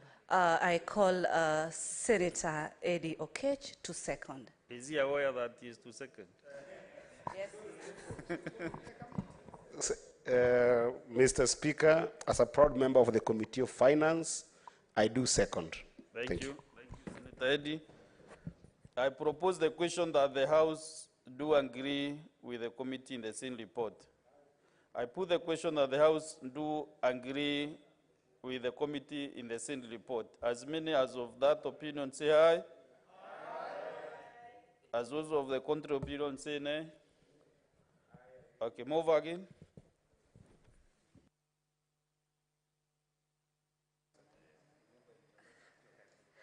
Honorable Speaker, I beg to move that the Public Finance Management Amendment Bill, National Assembly number 1623, be now read at that time.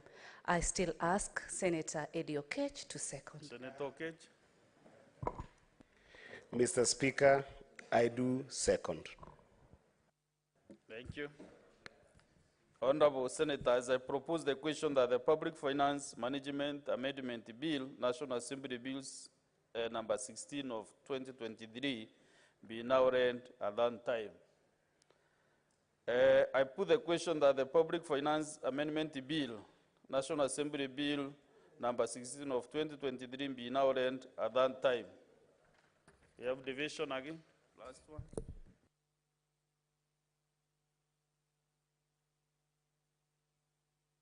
Ring the Quorum bell for 1 minute.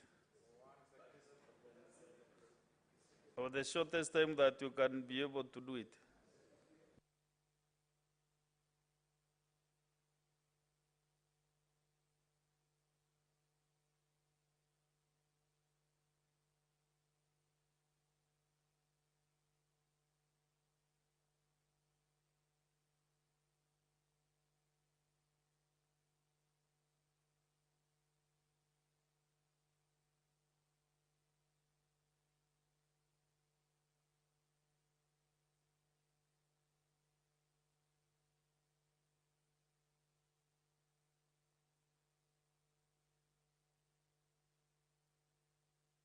Let's set the system light for voting. Sitting the members, can you kindly vote? Proceed and vote.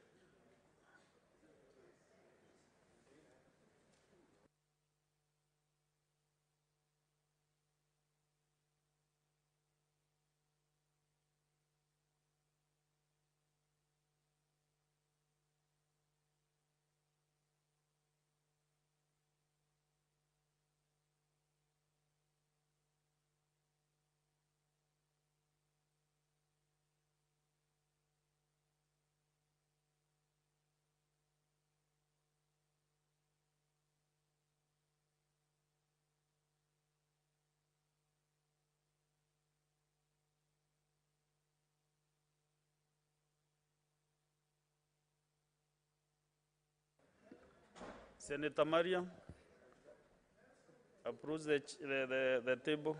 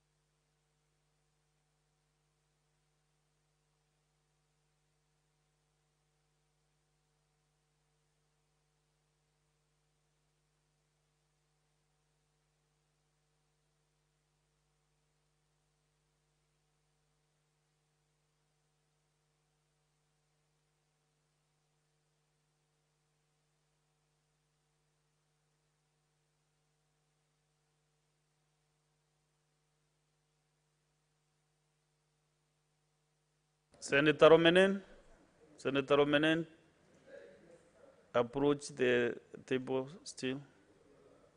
Senator Romenen, I think your vote was not taken. So approach the secretariat.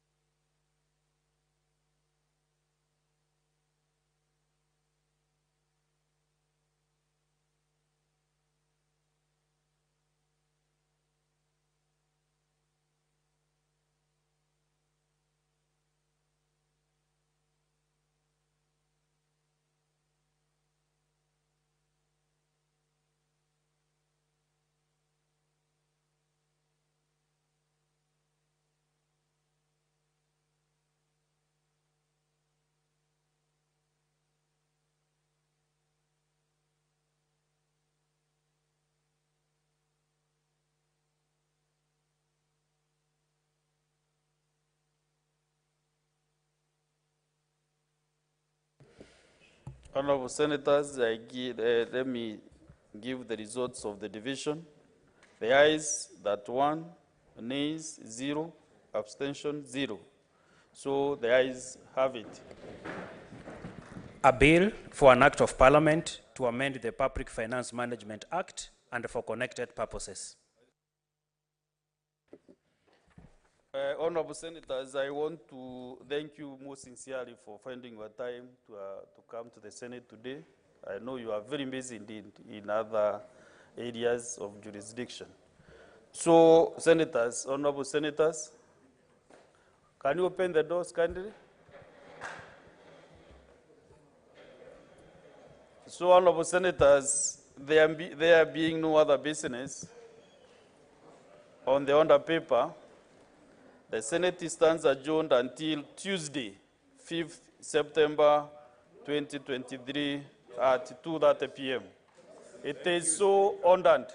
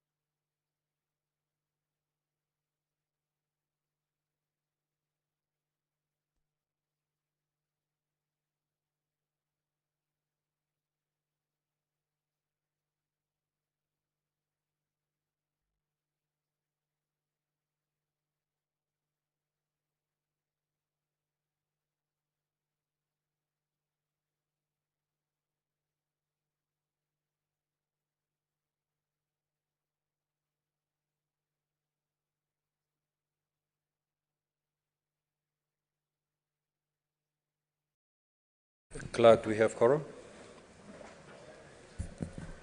Sergeant at Times, kindly ring the quorum bell for 10 minutes.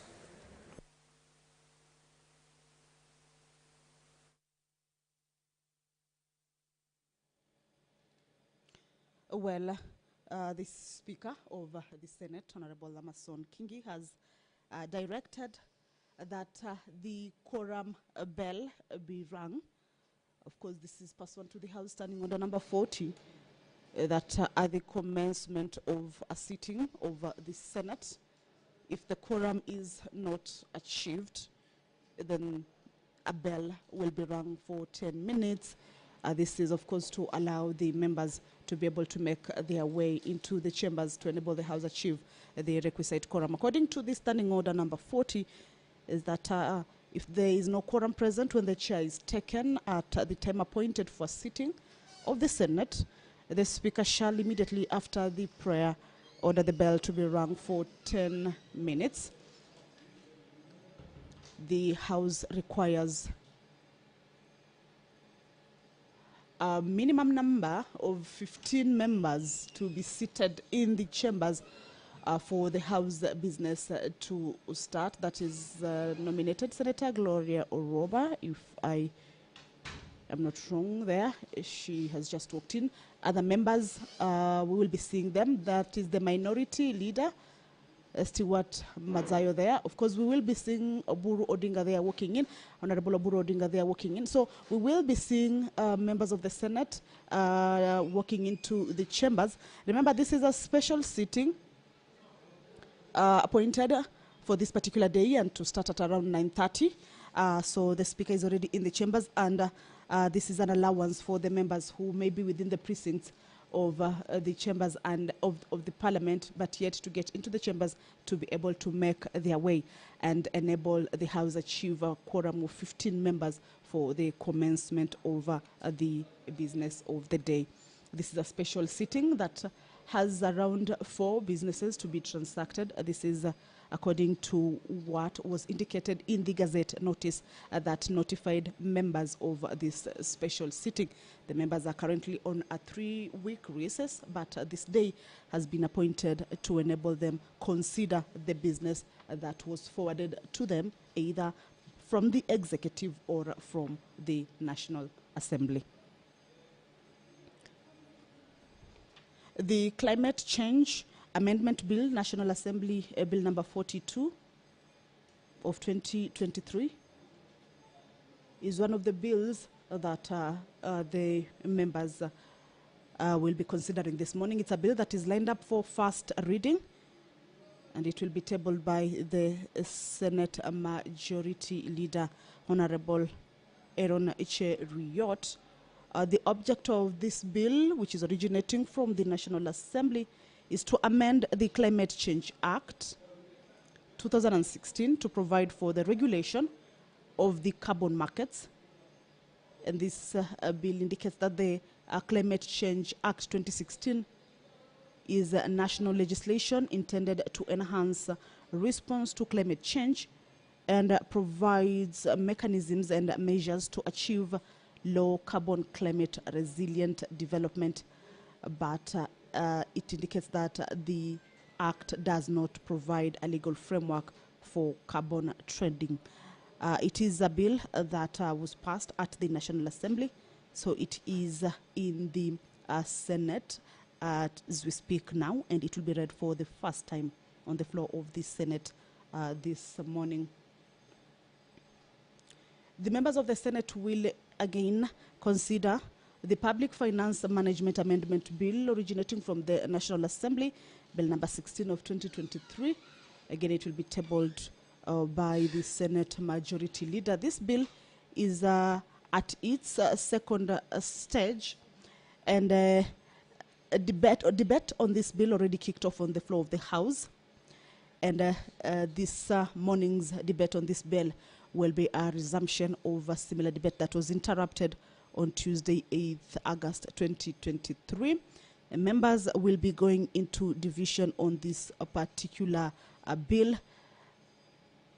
and then the bill is also lined up to be considered at the Committee of the Whole stage by the senators. We have just seen there the Majority Leader and Minority Leader walking out of the chambers. We believe that they are out to mobilize the members to be able to get into the chambers. Remember, the sitting was scheduled to start at 9:30 and currently is a 10-minute quorum bell that gives room for the members who are yet to walk into the chambers to be able to get into the chambers. And this is a special sitting that was purposely or solely convened to enable the House consider a number of businesses. So definitely we'll be expecting the members to be working. That is the Deputy Speaker of the Senate, of course, accompanied by other members, Nyeri Senator, Kitui Senator, also walking in. So in a short time, once the quorum of 15 members is achieved, the Sergeant at Arms will alert the Speaker that the quorum has been achieved, and the Speaker will call the House to order for the business of the day to start. Members of the Senate will also be considering a motion. This is a motion that is moved by the Senate Majority Leader as well as the Senate Minority Leader, and this motion is on the establishment of the National Dialogue Committee that was already passed at the National Assembly, but of course for it to be within the Constitution, then it also needs to be considered at the Senate. So that is part of the business that the senators will be considering. Remember, this dialogue committee, National Dialogue Committee, brings on board two parties, or rather two sides. One is from the government side, and the other one is from the opposition side. This is, of course, to consider a number of businesses or a number of issues that have been highlighted all along in this journey of seeking for consensus on a number of issues that are affecting the country. So the National Dialogue Committee is already in place and has already been passed by the National Assembly. So members will be looking at taking a close look on what exactly this committee will be tasked to do, its mandate and various issues, and of course consider it with a view of approving it so that to enable the business planned for it to continue. Allow me to hand you over. We can see the Speaker talking. Have a good morning.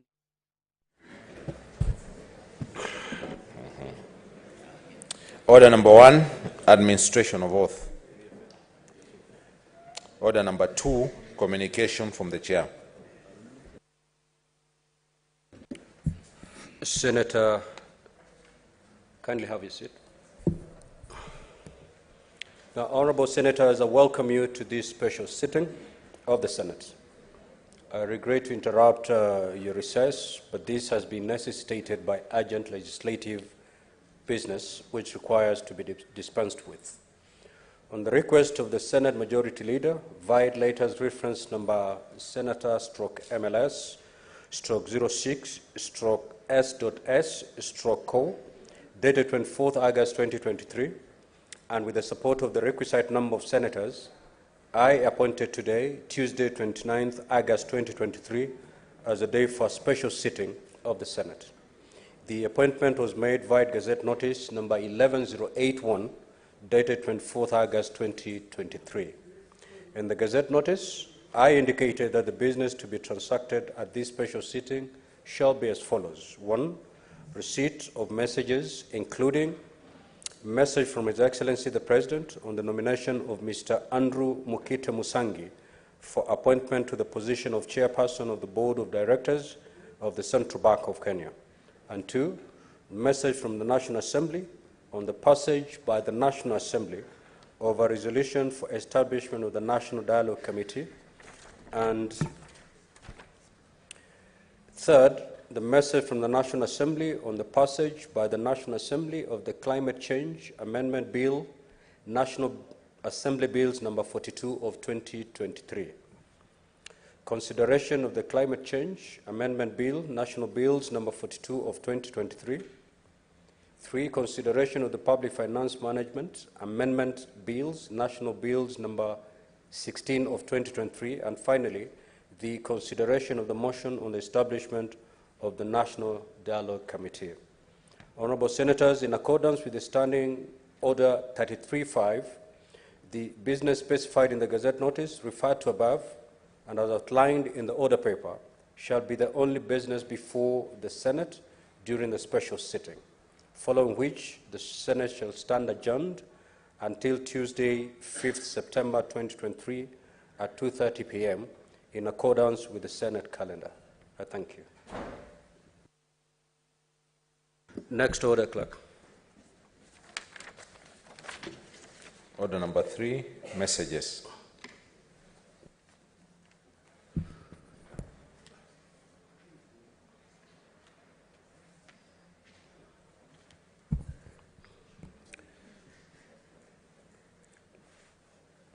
Honorable Senators, I wish to report to the Senate that pursuant Senator Lominen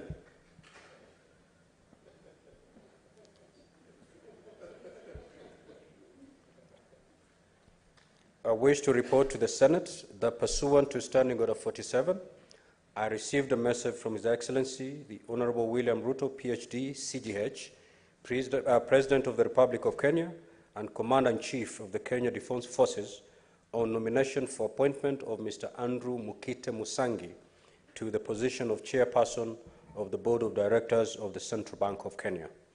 The message was transmitted to the Senate via the letter reference OP/CAB.26/4A Volume 2/38 dated 3rd August 2023 by the Chief of Staff and Head of Public Service, Mr. Felix K. Kosgei.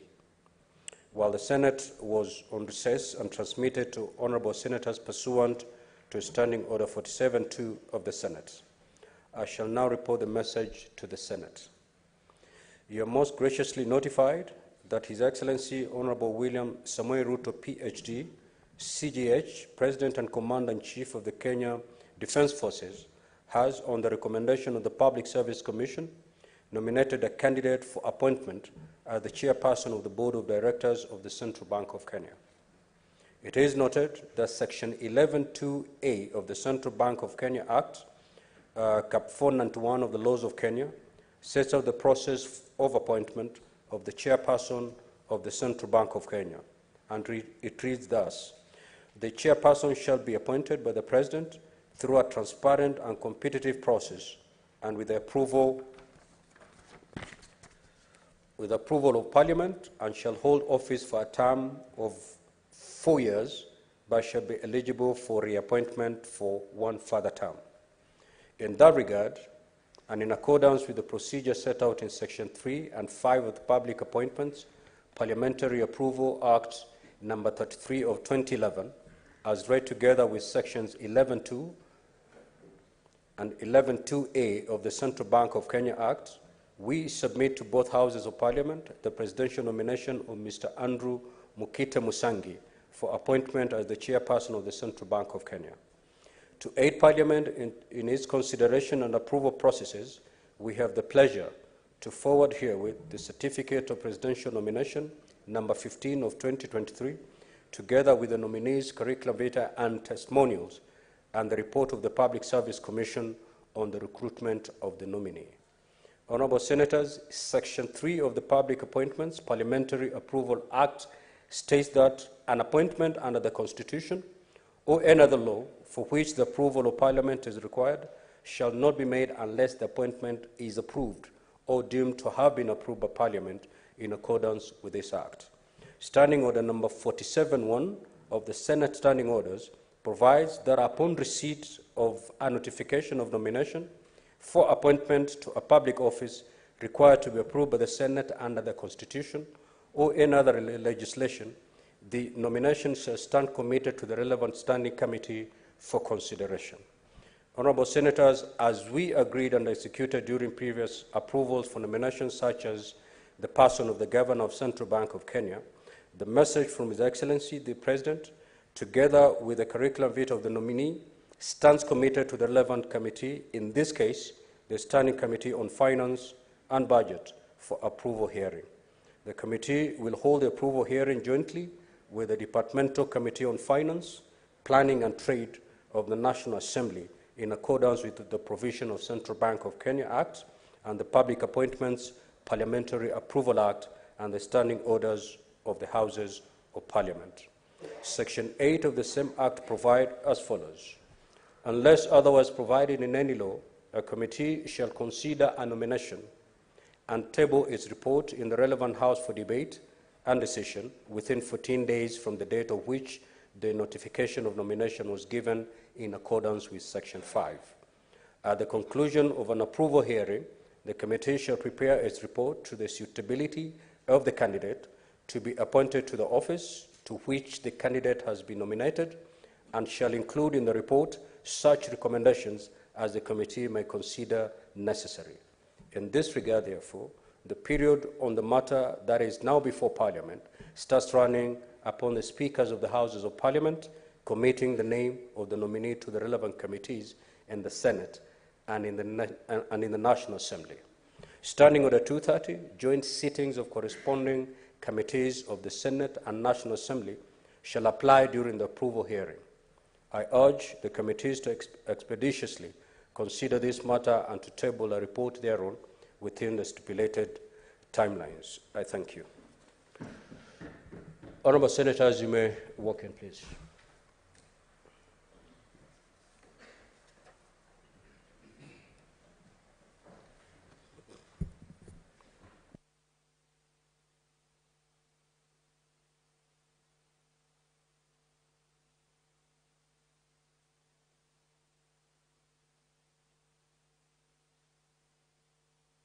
Kindly have your seats, Honourable Senators, so we proceed. I have two more messages to pass.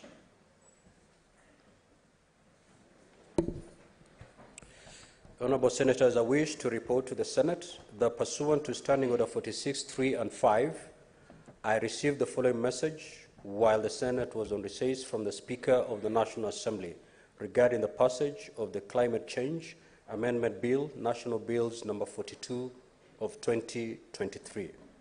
The message, which is dated Thursday, 24th August 2023, was received on Friday, 25th August 2023, in the office of the Clerk of the Senate. Pursuant to the said standing order, I now report the message. Pursuant to the provision of Standing Order 41.1 and 142 of the National Assembly Standing Orders, I hereby convey the following message from the National Assembly. Whereas the Climate Change Amendment Bill, National Assembly Bill number 42 of 2023, was published via Kenya Gazette Supplement number 127 of July 19, 2023, as a bill seeking to amend the Climate Change Act 2016 to provide for the regulation of carbon markets in order to enhance response to climate change and provide mechanisms and measures to achieve low carbon, climate resilient development. And whereas the Climate Change Amendment Bill, National Assembly Bill number 42 of 2023, was passed by the National Assembly on Wednesday, 23rd August 2023, with amendments and in the form attached herewith.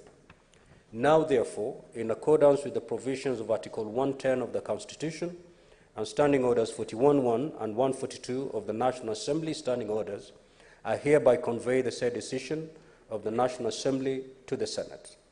Honourable Senators, pursuant to the Standing Order 163, a bill originating the National Assembly is required to be proceeded with in the manner as a bill introduced in the Senate by way of first reading.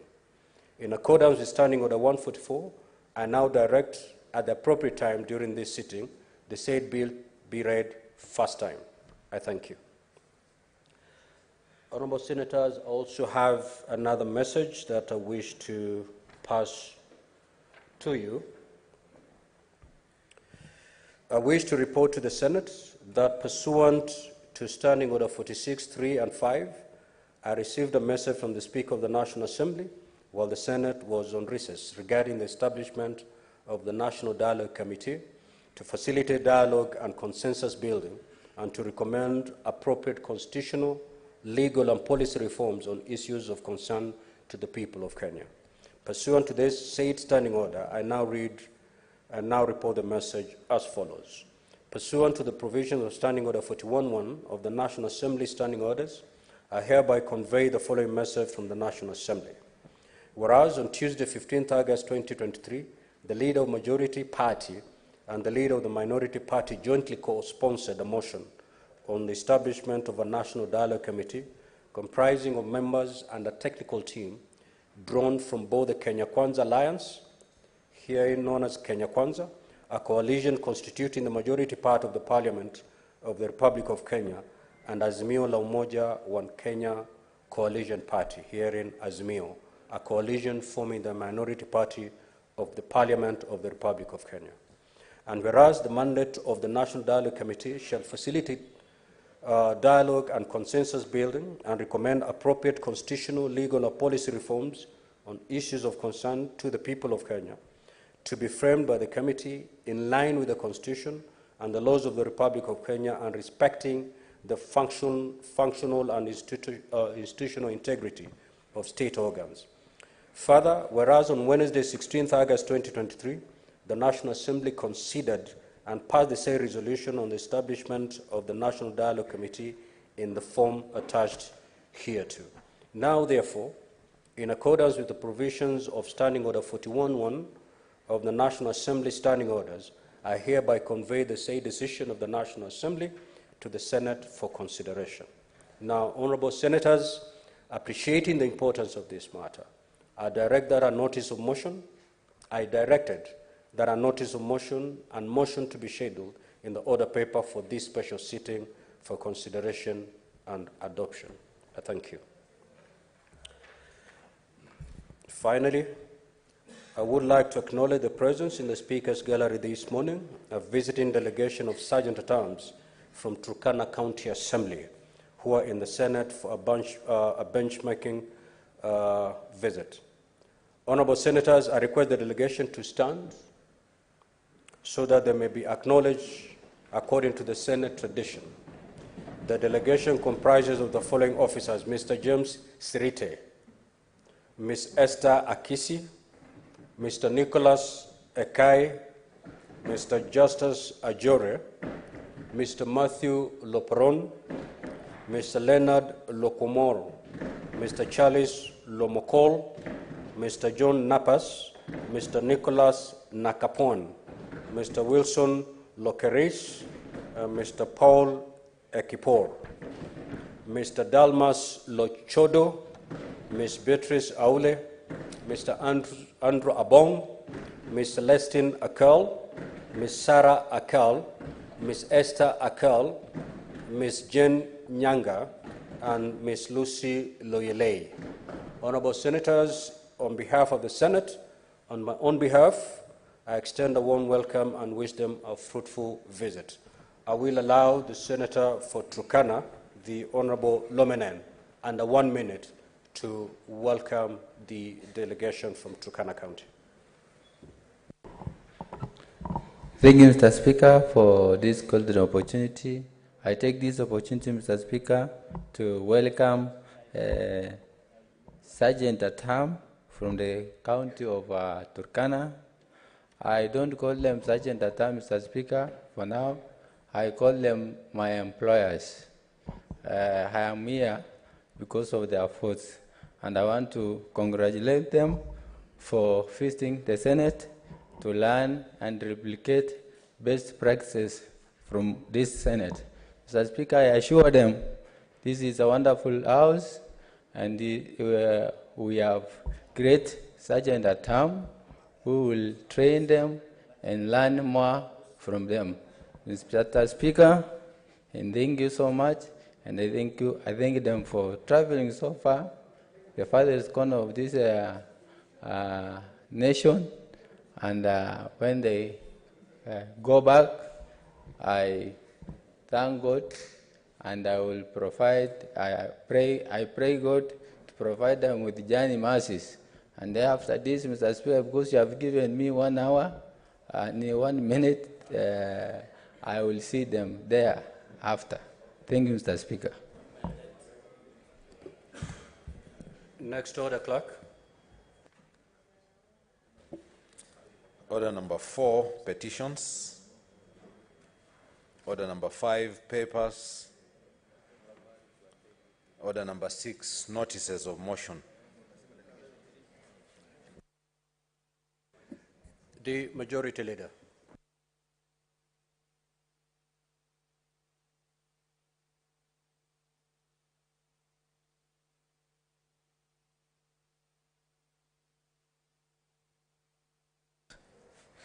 Mr. Speaker, I beg to give notice of the following motion. At the establishment of the National Dialogue Committee, Aware that Article 11 of the Constitution provides that all sovereign power belongs to the people of Kenya and shall be exercised only in accordance with the Constitution. Further aware that Article 1(2) of the Constitution provides that the people of Kenya may exercise their sovereign powers either directly or through their democratically elected representatives. Conscious that Article 10 of the Constitution espouses the national values and principles of governance, which include the rule of law, democracy, and participation of the people. Further conscious that Article 94 of the Constitution provides that Parliament manifests the diversity of the nation, representing the will of the people and exercises their sovereignty. Recognizing that there is need to embrace consultation, dialogue, and consensus building as a way of resolving issues of concern to the people of Kenya. Cognizant that despite the constitutional and legal reforms on the electoral process and the electoral laws, after every election cycle, there has been mistrust of electoral outcomes, leaving the country divided. Further cognizant that efforts to enhance constitutionalism, the rule of law, and the respect of human rights needs to be promoted, aware that there have been previous calls and attempts at building consensus on issues of concern to the people of Kenya through bipartisan engagement in Parliament, and appreciating the need to establish an inclusive forum for dialogue, the consultation and consensus building in seeking to promote peace, stability, and prosperity of the country, acknowledging that the majority party in Parliament and the minority party in Parliament have agreed to embrace dialogue through the establishment of the National Dialogue Committee to recommend a way forward on issues of concern to the people of Kenya. Now, therefore, Mr. Speaker, the Houses of Parliament resolves as follows. 1, that the two Houses of Parliament establish the National Dialogue Committee consisting of 10 members to represent the Kenya Kwanza Alliance, a coalition constituting the majority party of the Parliament of the Republic of Kenya, and Azimio la Umoja One Kenya Coalition Party, here referred to as Azimio, as a coalition forming the minority party of the Parliament of the Republic of Kenya. 2, that each coalition shall appoint 5 members to the National Dialogue Committee. 3, that the membership of the National Dialogue Committee shall be drawn from Parliament, shall be drawn from Parliament and outside of Parliament. 4, that the National Dialogue Committee shall comprise the following members to represent the Kenya Kwanza.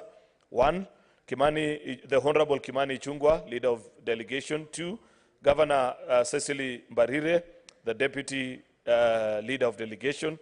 Yours truly, Senator Hassan Omar Hassan. And last but not least, Honorable Catherine Wambilianga.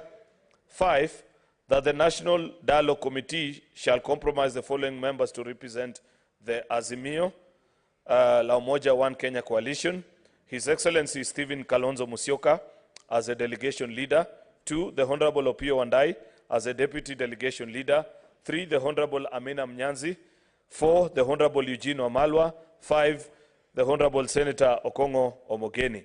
6, that the mandate of the National Dialogue Committee shall be to facilitate dialogue and consensus building and recommend appropriate constitutional, legal, and policy reforms on issues of concern to the people of Kenya to be framed.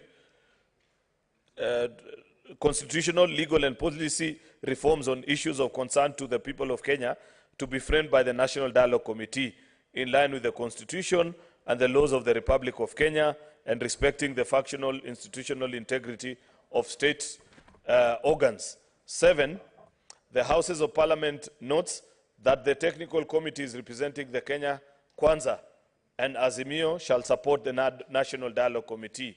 8, that the technical team representing the Kenya Kwanza shall comprise the following persons. 1, Dr. Muthomi Thiankolu.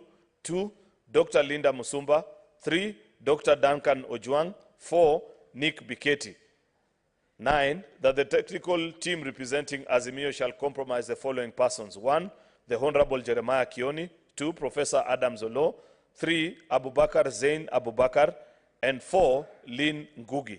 10, that further, the National Dialogue Committee shall be assisted by 2 officers designated as Communication Secretariat, one of whom shall be appointed by the Leader of Majority Party and the other by the Leader of the Minority Party. 11, the Houses of Parliament further resolves that the National Dialogue Committee shall formulate and adopt a framework agreement to guide the bipartisan talks. 12, that the National Dialogue Committee shall report to the leadership of Kenya Kwanza and Azimio coalitions within 60 days, and after that submit its report to Parliament. 13, that in execution of its mandate, the National Dialogue Committee may invite, engage with, and consider submissions from stakeholders, collect views from the public, and engage experts, professionals, and other technical resource persons as necessary. 14, that the National Dialogue Committee shall determine its own rules of procedure. 15, that the speakers and clerks of both houses of Parliament shall provide Secretariat and any other necessary support to facilitate the work of the National Dialogue Committee. I thank you, Mr. Speaker. Next order, Clerk. Order number 7, questions and statements.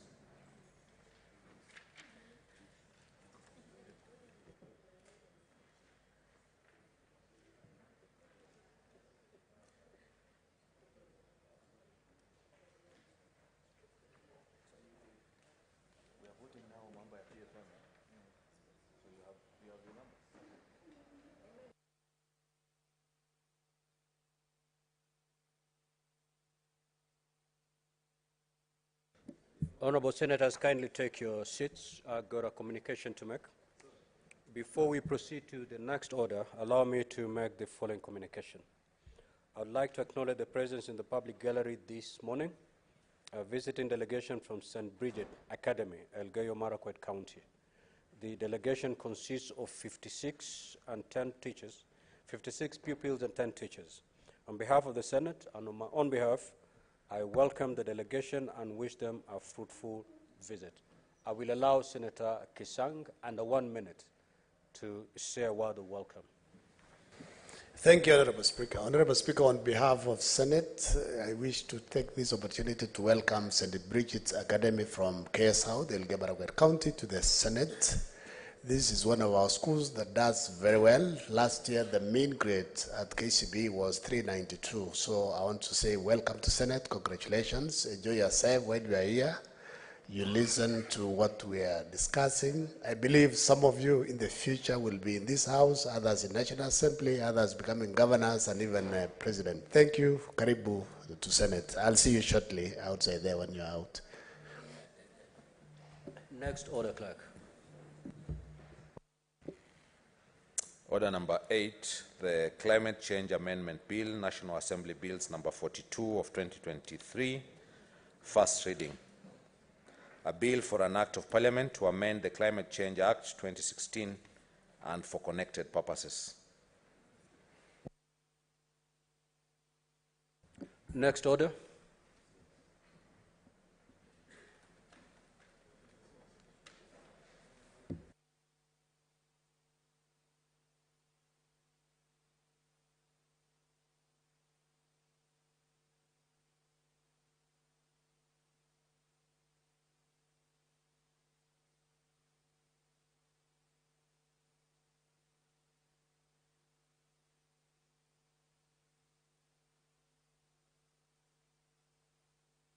Now, Honorable Senators, pursuant to Standing Order 45, to allow me to rearrange the sequence of today's order paper, we will proceed with order number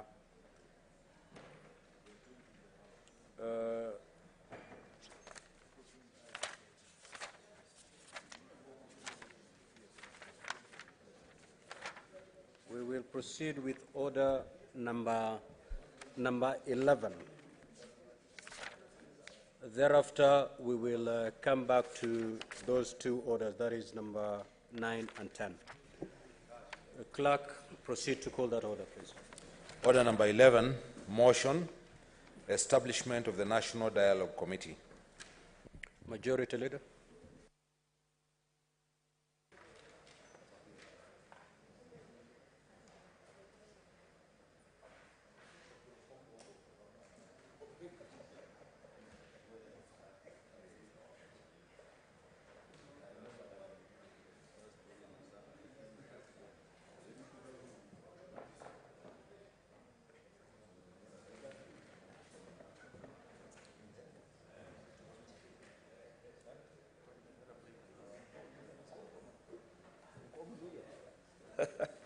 Thank you, Mr. Speaker. Thank you. Mr. Speaker, I beg to move the following motion. The establishment of the National Dialogue Committee. Mr. Speaker, aware that Article 1 of the Constitution of Kenya provides that all sovereign powers belong to the people of Kenya and shall be exercised only in accordance with the Constitution. Further aware that Article 1(2) of the Constitution provides that the people of Kenya may exercise their sovereign power either directly or through their democratically elected representatives. Conscious that Article 10 of the Constitution espouses the national values and principles of governance, which include the rule of law, democracy, and participation of the people. Further conscious that Article 94 of the Constitution provides that Parliament manifests the diversity of the nation, represents the will of the people, and exercises their sovereignty. Recognizing that there is need to embrace consultation, dialogue, and consensus building as a way of resolving issues of concern to the people of Kenya. Cognizant that despite the constitutional and legal reforms on the electoral process and the electoral laws after every election cycle, there has been mistrust of electoral outcomes, leaving the country divided. Further cognizant that efforts to enhance constitutionalism, the rule of law, and respect for human rights need to be promoted. Aware that there have been previous calls and attempts to build consensus on issues of concern to the people of Kenya through bipartisan engagements in Parliament, appreciating the need to establish an inclusive forum for dialogue, consultation, and consensus building in seeking to promote peace, stability, and prosperity of the country, acknowledging that the majority party in Parliament and the minority party in Parliament have agreed to embrace dialogue through the establishment of a National Dialogue Committee to recommend a way forward on issues of concern to the people of Kenya. Now, therefore, the Houses of Parliament resolved as follows. 1, that the two Houses of Parliament establish a National Dialogue Committee consisting of 10 members to represent Kenya Kwanza Alliance, referred to as Kenya Kwanza, a coalition constituting the majority party of the Parliament of the Republic of Kenya and Azimio la Umoja One Kenya Coalition Party, a coalition forming the minority party of the Parliament of the Republic of Kenya. 2, that each coalition shall appoint 5 members to the National Dialogue Committee. 3, that the membership of the National Dialogue Committee shall be drawn from Parliament and outside of Parliament. 4, that the National Dialogue Committee shall comprise the following members to represent Kenya Kwanza. 1, the Honorable Kimani Ichung'wah. 2, Governor Cecily Mbarire as a Deputy Delegation Leader. 3, Senator Aaron Cheruiyot. 4, Senator Hassan Omar Hassan. 5, the Honorable Catherine Wambilianga. That the National Dialogue Committee shall comprise the following members to represent Azimio. 1, His Excellency Stephen Kalonzo Musyoka as a delegation leader. 2, Honorable Opiyo Wandayi as a deputy delegation leader. 3, the Honorable Amina Mnyazi. 4, Honorable Eugene Wamalwa. 5, the Honorable Senator Okongo Mogeni. 6, that the mandate of the National Dialogue Committee shall be to facilitate dialogue and consensus building and recommend appropriate constitutional, legal, and policy reforms on issues of concern to the people of Kenya to be framed by the National Dialogue Committee in line with the Constitution and the laws of the Republic of Kenya and respecting the functional and institutional integrity of state organs. The Houses of Parliament notes 7, that the technical teams representing Kenya Kwanza and Azimio shall support the National Dialogue Committee. 8, that the technical team representing Kenya Kwanza shall comprise the following persons. 1, Dr. Muthomi Thiankolu. 2, Dr. Linda Musumba. 3, Dr. Duncan Ojwang. 4, Nick Biketi. 9, that the technical committee representing Azimio shall comprise the following persons. 1, the Honorable Jeremiah Kioni. 2, Professor Adam Zolo. 3, Abubakar Zain Abubakar. And 4, Lynn Ngugi. 10, that further, the National Dialogue Committee shall be assisted by 2 officers designated as communication secretariats, one of whom shall be appointed by the leader of majority and the other by the leader of the minority party. 11, that the National Dialogue Committee shall formulate and adopt a framework agreement to guide the bipartisan talks. 12, the National Dialogue Committee shall report to the leadership of the Kenya Kwanza and Azimio coalition within 60 days, and after that submit its report to Parliament. 13, that in execution of its mandate, the National Dialogue Committee may invite and engage with and consider submissions from stakeholders, collect views from the public, and engage experts, professionals, and other technical resource persons as necessary. 14, that the National Dialogue Committee shall determine its own rules of procedure. 15, that the speakers and the clerks of both houses of parliament shall provide the secretariat and any other necessary support to facilitate the work of the National Dialogue Committee. Mr. Speaker, sir, as you might be aware, our colleagues in the National Assembly passed this motion last week.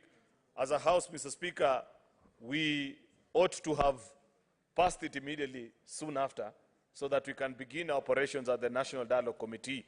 But we are all aware, Mr. Speaker, that as a House we were on recess, but we felt that given the urgency and the importance of this committee, the sacred nature of the assignment that is before them, it will be unfair to us as a House, Mr. Speaker, if we carried on with our recess and wait until mid of September to come and pass this motion. Then we will continue to carry on the long, wrongly held belief, Mr. Speaker, that Senate is a second thought. The Senate of the Republic of Kenya, Mr. Speaker, is not a second thought. The people of Kenya bequeathed unto themselves this House and believe that it carries equal, if not even far more important powers, Mr. Speaker, than that of the National Assembly, especially on matters that are of great national importance, such as the one that is before us. It is in light of this, Mr. Speaker, that I sought the concurrence of our colleagues, including the leadership of the minority side, and we signed on to have this special sitting and consider this particular matter alongside other urgent business that is before us today, Mr. Speaker. But of most importance, Mr. Speaker, is that we get to sit down and seek the endorsement of our colleagues from Parliament. Mr. Speaker, you have heard me read from Article 1(2) of our Constitution, Mr. Speaker, that Parliament represents the diversity of our people. That when we gather here, Mr. Speaker, it is a gathering of all the 45 million Kenyans plus, Mr. Speaker. That because it was not possible to have all of us as the people of Kenya gather in one place at one particular time and location, therefore Kenyans elect their representatives. And on many occasions, they speak either directly as a people or indirectly through their representatives, through the donated power that these members in this House carry, Mr. Speaker. We are seeking the blessings of the people of Kenya to sit at a table and reason together, Mr. Speaker. This is in follow, Mr. Speaker, for those of us that profess a Christian faith. We are urged many times in the Bible that even our good Lord reminds us that when there are challenges, it's good to come, sit down, and reason together. It's on that basis, Mr. Speaker, that we have had this opportunity to sit down and listen to one another. It doesn't mean, Mr. Speaker, that for all the things that are on the table, we shall eventually agree. But at least there's nothing better, Mr. Speaker, than giving an ear to the person that holds a contrary view to whatever positions that you hold, Mr. Speaker. That is how great democracies are built, Mr. Speaker, by learning the art and the discipline of listening to one another, even when you don't agree, Mr. Speaker. Because, Mr. Speaker, the nations that have gone to war is because people stopped talking to one another, and they felt that the only important noise is the sound of guns and bombs, Mr. Speaker, which is not the route that we want to take as a country, Mr. Speaker, because we know for 60 good years, 60 plus, that Kenya has existed as a republic. It is not because those who are in leadership at that particular time did not face challenges, Mr. Speaker. They had challenges, and they found ways of surmounting those particular challenges. They found ways of coming together and reasoning. Mr. Speaker, in fact, I may be quite young, and in fact, Mr. Speaker, the truth of the matter is that I never saw the first president of this republic, President Jomo Kenyatta. But at least as a student of primary and partly in high school before he retired, I saw through the leadership of President Moi, followed by President Mwai Kibaki. At least then I had become an adult. And President Uhuru, who was just retired, and we had the opportunity to serve together in one political party, Mr. Speaker. I can recall, Mr. Speaker, that in each of all those presidencies, there were moments when they sat back and reflected with colleagues from across the floor, Mr. Speaker. And in fact, Back then it was easy, Mr. Speaker, because presidents were members of parliament, and therefore they would dialogue easily. Sometimes either through motions such as this, or even presently on the floor of the House of Parliament, Mr. Speaker, for which quite a number of us in this House, including yourself, Mr. Speaker, had the opportunity to serve in that particular House, Mr. Speaker. Therefore, I want to urge my colleagues respectfully that let us support this motion, agree with the proposal to send our colleagues to go and listen to each other, give them your blessings, share with them whatever thoughts. We know you have different opinion on many of these issues. Mr. Speaker, in fact, I will report to the House that in the last meeting that we had last week, Mr. Speaker, we have already framed the issues and reduced onto the agenda of what our colleagues from the minority side considered that are issues that are worth conversing about, and those that we felt, Mr. Speaker, needs to be conversed about from the majority side, Mr. Speaker. And we have 5 key or thematic areas, Mr. Speaker, of which tomorrow, when we meet, Mr. Speaker, at the Bomas of Kenya, Mr. Speaker, we shall be considering. Some are of a constitutional nature, some are legislative, some are policy. Mr. Speaker, we shall sit down and agree. Where, for one reason or the other, we are not able to agree, we will come back and report to this House, Mr. Speaker, where our colleagues will have the opportunity to speak and share of whatever thoughts or whatever ways they feel many of those issues need to be resolved, Mr. Speaker. And therefore, Mr. Speaker, I believe we are doing this in the best interest of the country. I know people have varied opinion about what they imagine, what they think about this particular issue.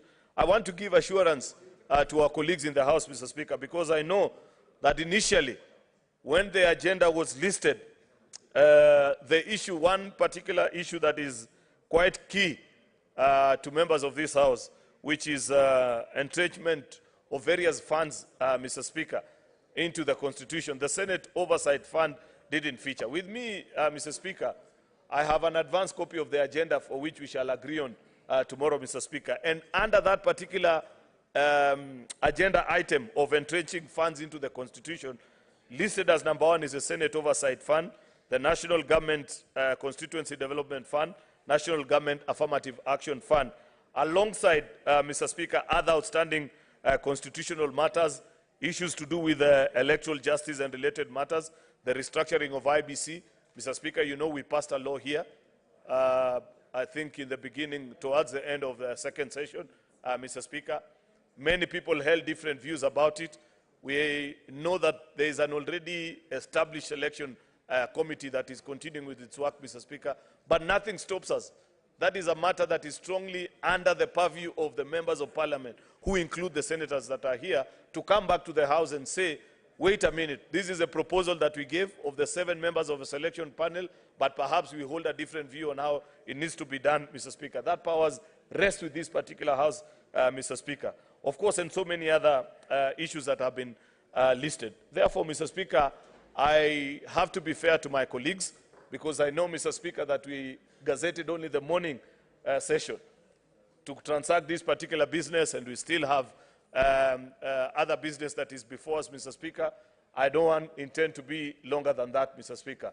I want to avail the opportunity so that colleague senators can also have the chance to comment on this particular matter, and we conclude on it. Therefore, I urge all of us in the House, the majority side, the minority side, to close ranks and give this team an opportunity to sit down and reflect on issues that they consider to be important to the people of Kenya. With those very many remarks, Mr. Speaker, I beg to move and request my counterpart, the leader of the minority side, Senator Stewart Mazayo, to second this motion. I thank you, Mr. Speaker.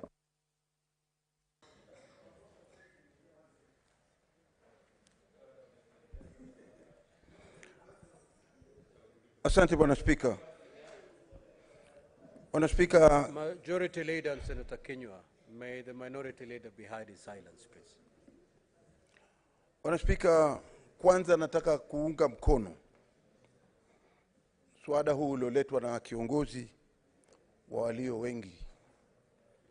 Bwana Spika, kitu cha kwanza ni kwamba katiba inatueleza kabisa ya kwamba mamlaka yote ya bunge, mamlaka yote katika taifa la Kenya yako chini ya mikono ya Wakenya. Kwa hiyo Wakenya wenyewe ndio wako na mamlaka, na sisi tuko hapa kama bunge kuweza kutekeleza yale yote ambao wale Wakenya wanahitaji yatekelezwe katika bunge letu la Senate. Bwana Spika, kuna mengi yamesemwa, lakini katika kile kipengele cha 94 cha katiba ya Kenya kinasema wazi kabisa ya kwamba wale watakokuwa wakiwakilisha ama Wakenya wote wanawakilishwa katika bunge lao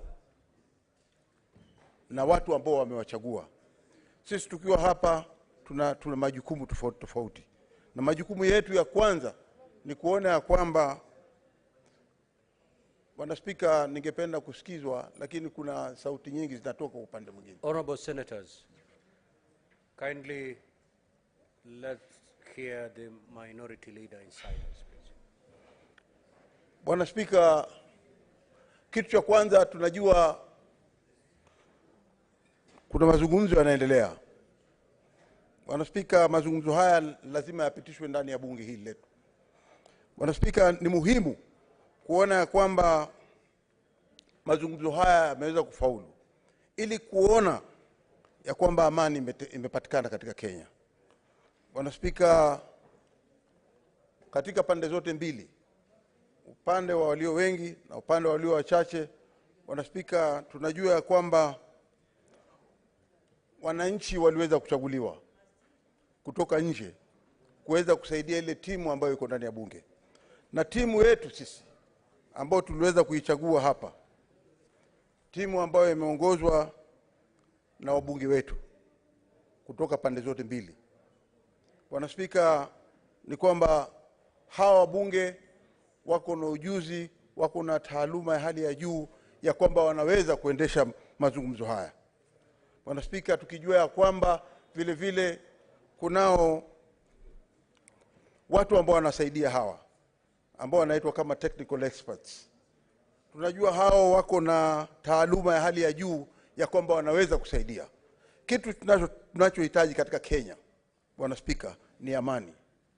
Hakuna nchi inaweza kufaulu katika utendakazi wake wote, katika kuona ya kwamba imeweza kuenda mbele kimaendeleo na kusikizana na watu wakaishi pamoja kama Wakenya, kama ikiwa hakutakuwa na masikizano. Mazungumzo haya ambayo katika hii mswada huu ambao tumeleta, ni kwamba tunasema ya kwamba mazungumzo haya yaweze kufanywa kwa njia ambayo yataweza kufaulu. Na tuko na imani ya kwamba, Bwana Spika, mazungumzo haya kulingana na hawa watu ambao wamechaguliwa watakuwa na uwezo wa kuweza kufaulu na kuweza kujadiliana na kukubaliana na yale ambayo yanaweza kuleta amani ndani ya Kenya. Bwana Spika, tunajua ya kwamba katika mazungumzo kule nyumbani sisi tunasema majembe mawili ama matatu yakiketi ndani ya gunia lazima yagongane. Tunajua katika mazungumzo yote sio kwamba wanaweza kukubaliana katika kila kitu. Bwana Spika, tunaona ya kwamba mazungumzo haya ni ya muhimu sana, na sio lazima ya kwamba watu wakubaliane kwa kila kitu. Lakini ikiwa watakubaliana kwa mambo mengi zaidi na amani iweze kupatikana na Wakenya waweze kuishi kwa hali ya kwamba watapendana, watajuana ya kwamba sisi sote ni Wakenya na Kenya yote lazima tuishikilie sote tukiwa pamoja, itakuwa jambo la muhimu. Bwana Spika, nia yetu ni kusema ya kwamba mazungumzo haya yaweze kufaulu. Timu hizi ambazo tumeziweka hapa mbele, na tukijua kwamba tuko na imani hata katika kisomo chetu cha Biblia kinatuambia ya kwamba panapokuja watu wawili watatu wakija pamoja, wakiweza kupata nafasi ya kuwa na mazungumzo, ni lazima patatokea amani.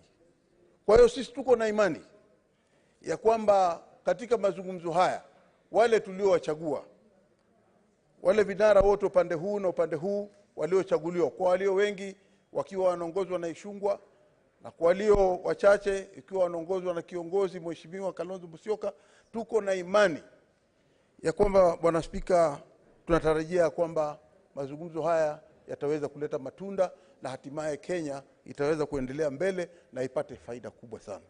Bwana Spika, nikisema hivyo na kwamba naunga mkono swada huu ili uweze kufaulu. Asante sana Bwana Spika.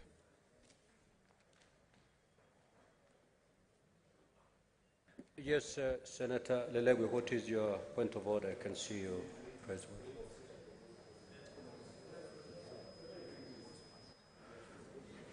So,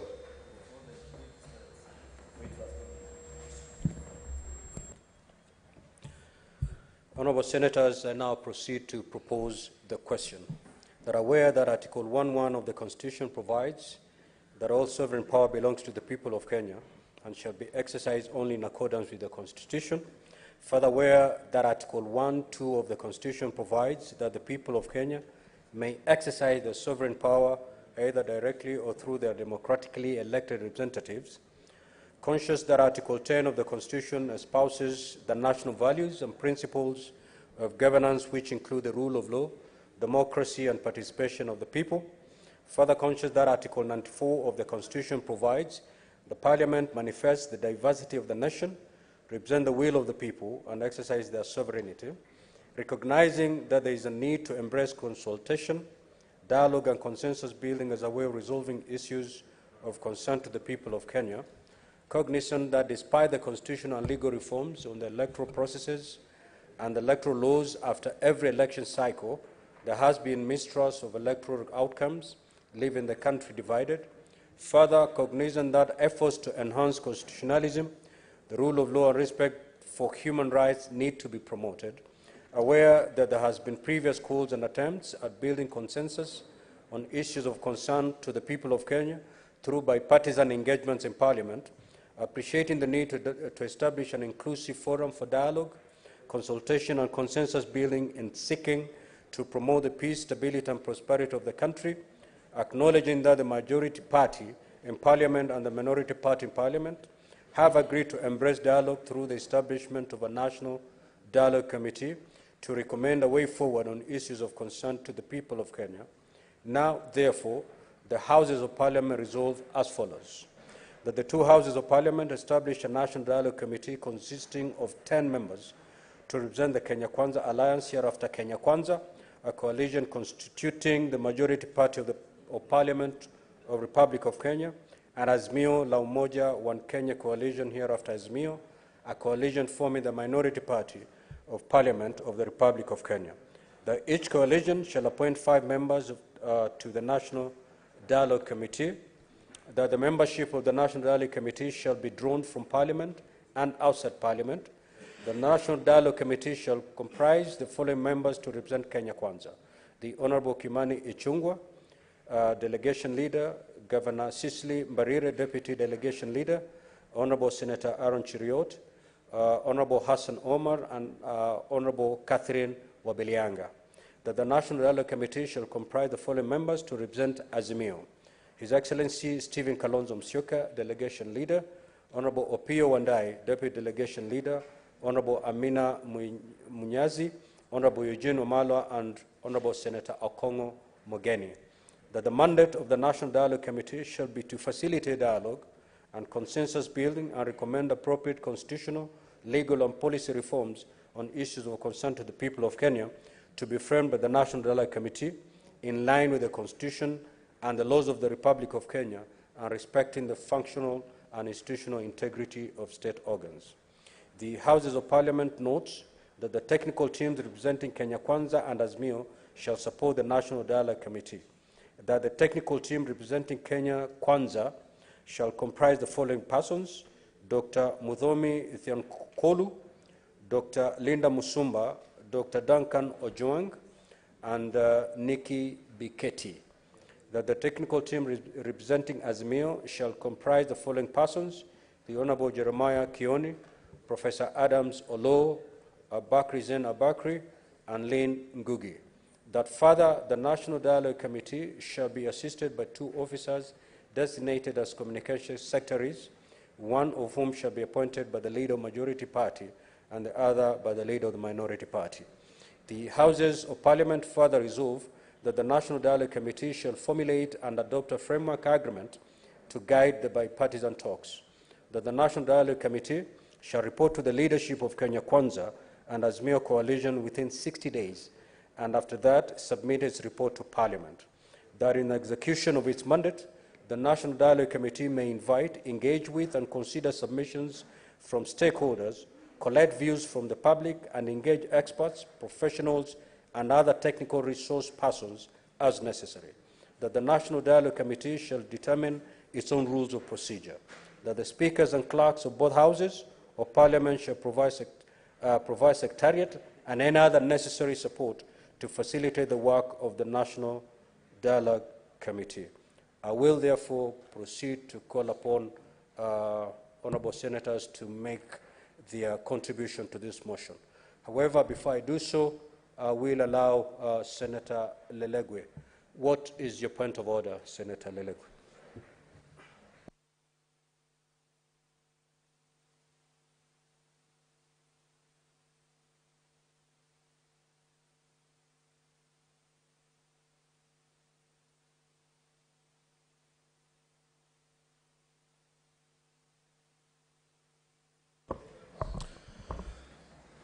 Thank you, Honorable Speaker. Honorable Speaker, I rise pursuant to Standing Order 111.1 and 2 to move that debate on the motion on the establishment of the National Dialogue Committee be limited as follows. A, that each senator speaking be limited to not more than 3 minutes. B, that the debate on the motion be limited to a maximum of 60 minutes, after which the mover be called upon to reply. Thank you.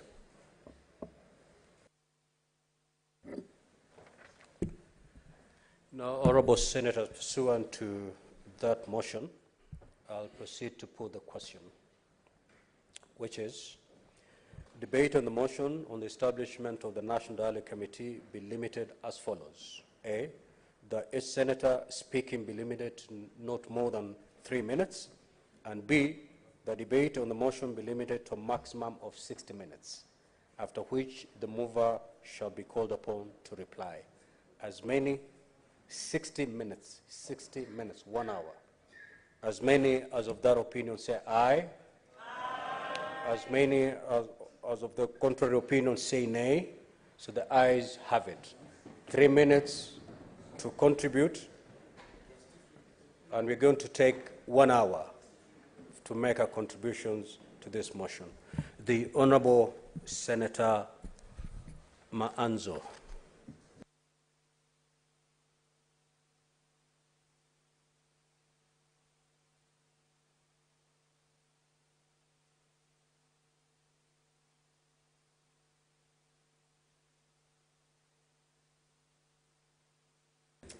Thank you, Mr. Speaker, for giving me an opportunity to contribute on this very important motion. Mr. Speaker, the Constitution expectation is that as soon as an election is conducted, then whoever takes the mandates to lead the country leads the country into prosperity, peace, and unity. It anticipates a situation whereby, Mr. Speaker, we work as a nation together for the success of the people of Kenya who own the sovereignty of Kenya. At all material times, the people who elect us are sovereign, and the new constitution anticipates the elected leaders as servants of the people. And therefore, Mr. Speaker, I rise to support this initiative so that there may be dialogue. We are aware that after the 2010 constitution, we agreed then Senator that there was... Wamatinga, Majority Leader, kindly let's give an opportunity to Senator Manzo to be heard while making his contribution. Thank you, Mr. Speaker. Mr. Speaker, what is expected is that there be dialogue so that we could fill the gaps. As you have seen from the proposals of the majority and the minority, there are gaps which were left out in the 2010 Constitution, and after 13 years, it is a time now, Mr. Speaker, for us to fill up these gaps so that we have a document which serves the people of Kenya, which unites the people of Kenya, and which sees the country go into prosperity.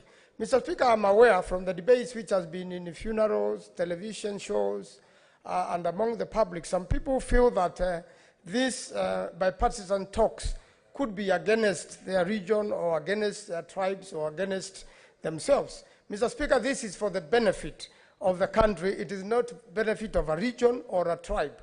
Mr. Speaker, we want to build a strong Kenya for all Kenyans, but not for one or two individuals. Mr. Speaker, I really like the way the majority side in the National Assembly has framed the issues. The matter went through the National Assembly. It is now before Senate. And again, Mr. Speaker, once we prepare this, we have to avoid the pitfalls, what we went through before when we tried to make or amend the Constitution through the executive, but not through a popular initiative. Mr. Speaker, eventually we must find a way of making this a popular initiative. A Senate will represent all the 47 counties of the Republic, and therefore we want to avoid what happened to BBI.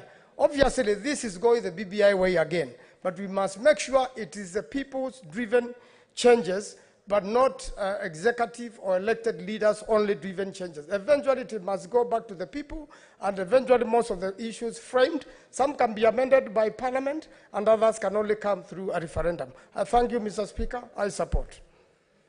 Senator Gloria Aroba.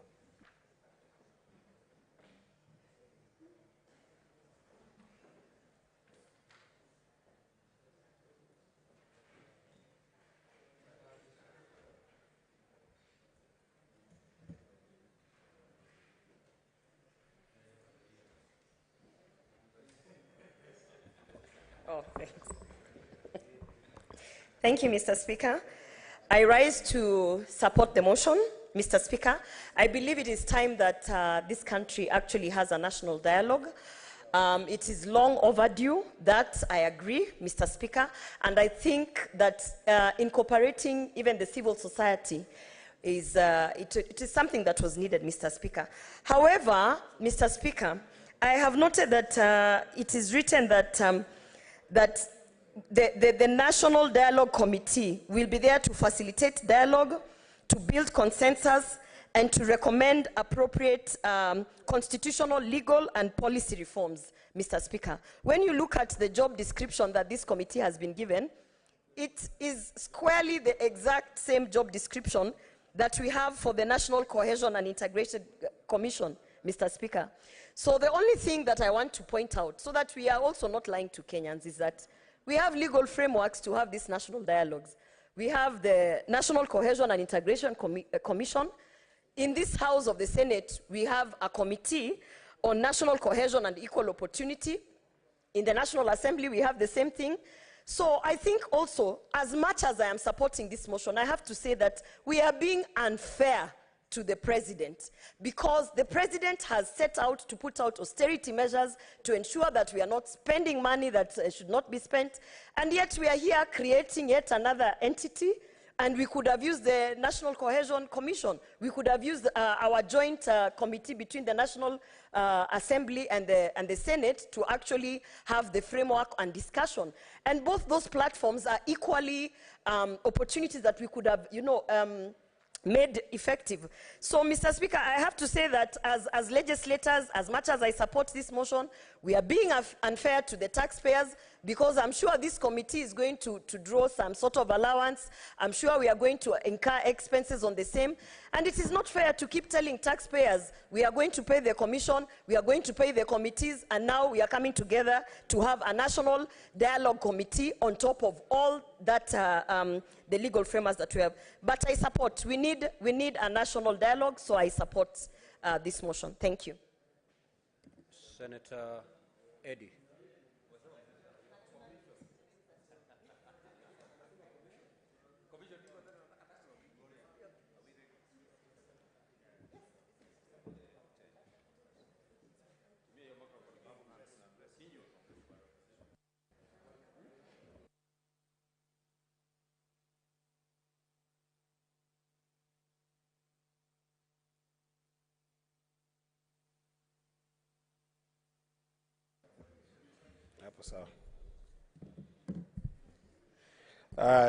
I thank you, Mr. Speaker. At the very least, this National Dialogue Committee holds the promise of creating a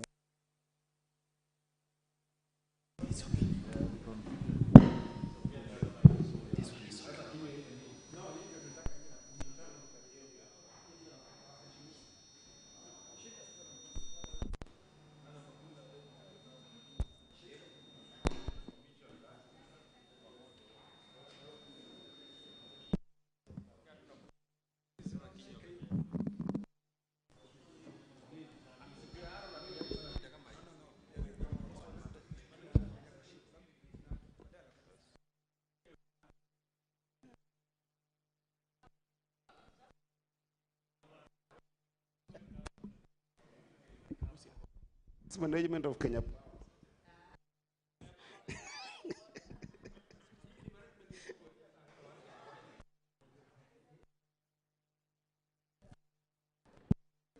Okay, Mrs. I hope that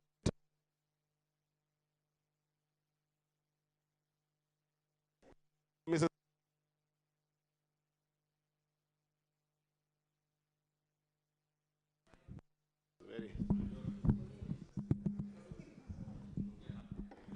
I hope, okay, this is better, Mr. Speaker. Mr. Speaker,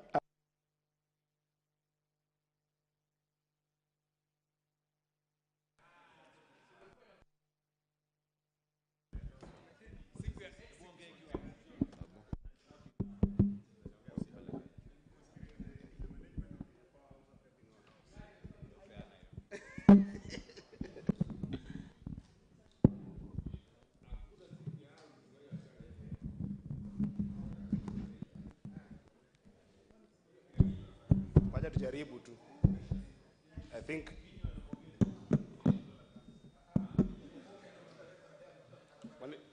Mr. Speaker, it seems like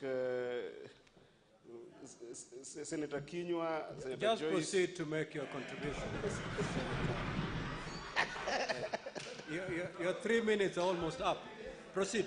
Okay, Mr. Speaker, I'll start now and say that I was saying that at the very least, this particular National Dialogue Committee, Mr. Speaker, gives this country a promise of creating a very significant momentum in the aim of inclusively and transforming the socio-political and economic conflict that has engulfed this country since the post-election, and particularly at the beginning of this year.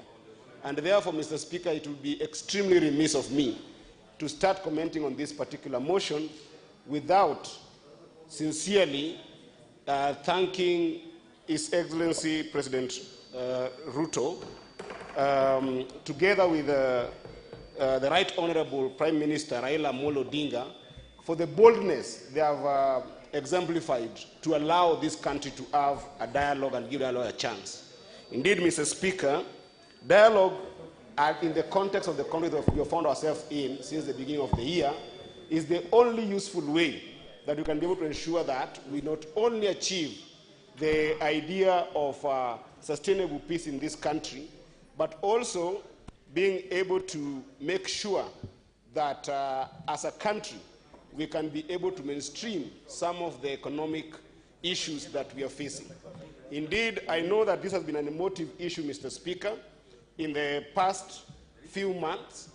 In fact, there's a time in this particular house that it was very difficult to become a senator and at the same time be conscious about a number of decisions and talk about them more consciously without being in a constant state of rage. Just because some of these issues that are being laid down from both sides of the House have been very weighty issues, Mr. Speaker. I do know that the weight of those issues indeed go to touching the Constitution. And therefore, as a nation, Mr. Speaker, as we allow this team to go and sit down and talk, I would encourage this House, Mr. Speaker, to also keenly look at other mechanisms of being able to engage with the different parts of this conversation. Because, Mr. Speaker, if you look at some of the issues like what has been said from the Azimio side, Mr. Speaker, You look at issues around audit of elections, Mr. Speaker. These are contentious issues that is touching on the Constitution, Article 86 of the Constitution. And if you go further, there is Election Act 2011, Section 44 is entirely dedicated on the issue of auditing of the elections.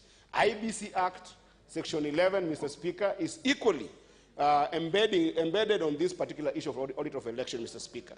If you look at another issue that has been contentious, that from the team on the Azimio side, and I know that majority has said that they are trying to mainstream some of these issues, the issue of economic rights, Mr. Speaker. This is an entire issue that is dedicated in the Article 43 of the Constitution, Mr. Speaker. And if you further look at issues around democratization, Mr. Speaker, our entire Article 4 of the Constitution defines this country as a democracy, Mr. Speaker.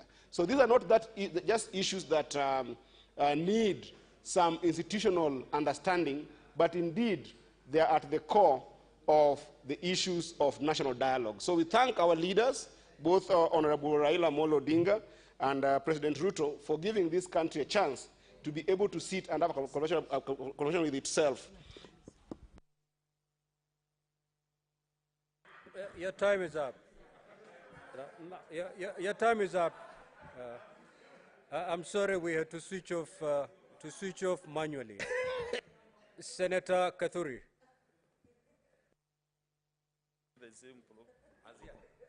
Okay. Let me use this one. Thank you, Honorable Speaker, for this chance also to give my very brief comments on this motion on the establishment of the National Dialogue Committee.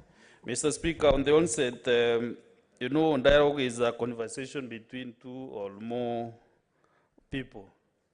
That is according to the encyclopedia. Mr. Speaker, I didn't support this motion, but one thing that is really giving problems is how we came to the formulation of this committee, Honorable Speaker. Honorable Speaker, you know, before this group was composed, so many Kenyans are now on the graves, dead. I don't know whether this committee or this dialogue will bring back these Kenyans who are already dead, because the process that the minority side used, the minority coalition, was to go to the streets, to demonstrate, to do very funny things so that they could push the president to accept this dialogue. Mr. Speaker, as we debate this motion, I'm at a great loss because Kenyans have lost property, Kenyans have lost lives, but I hope this thing will be the first and the last one. I was at the pains to hear my friend, my colleague from Migori, say that the elections were contentious. They were not contentious. If there was any contention, it was taken to the Supreme Court, and the court determined that the elections were free and fair, and President Ruto won squarely. So, Mr. Speaker, you know, in Kenya, we are used to these band politics of twisting the government when it is elected. And, Mr. Speaker, I think this should be the first and the last thing to happen. Some of us actually have sacrificed a lot to be in this house today. I personally arrived in this country at 3 a.m. so that I can participate in this motion. But I wanted at least to come and hear my voice, that they should not be the route to go as Kenya. I support the 10-member committee. I'm also happy that this report will be brought to this parliament, because I was afraid that there might be some handshakes in the corner of the streets after this dialogue. But I'm happy that this report will find its way here so that we can either agree with it or disagree. So, Mr. Speaker, thank you very much indeed, and I thank you for this opportunity. Senator Enoch.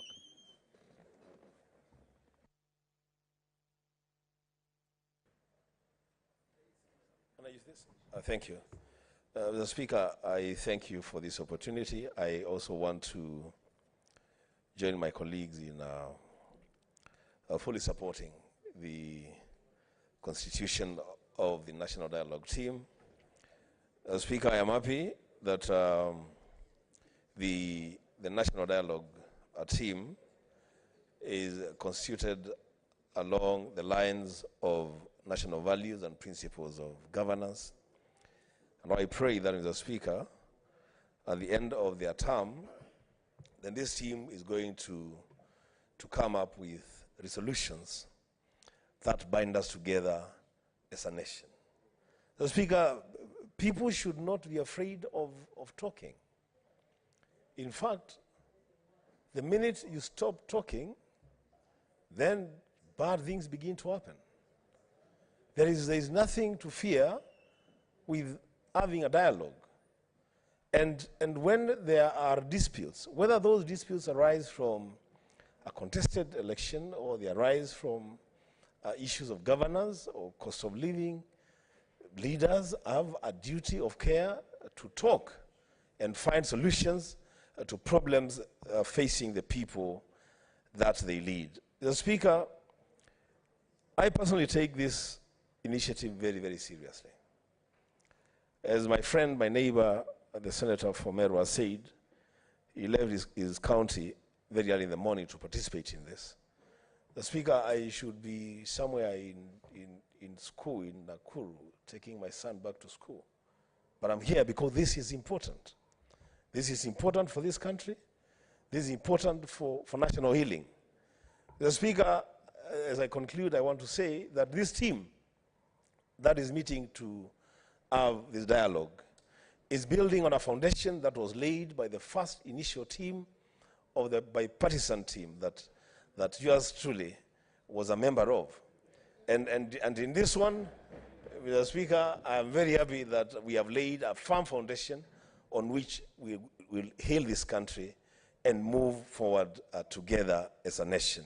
I thank you, Mr. Speaker, for the opportunity, and I fully support this team. Senator Murango.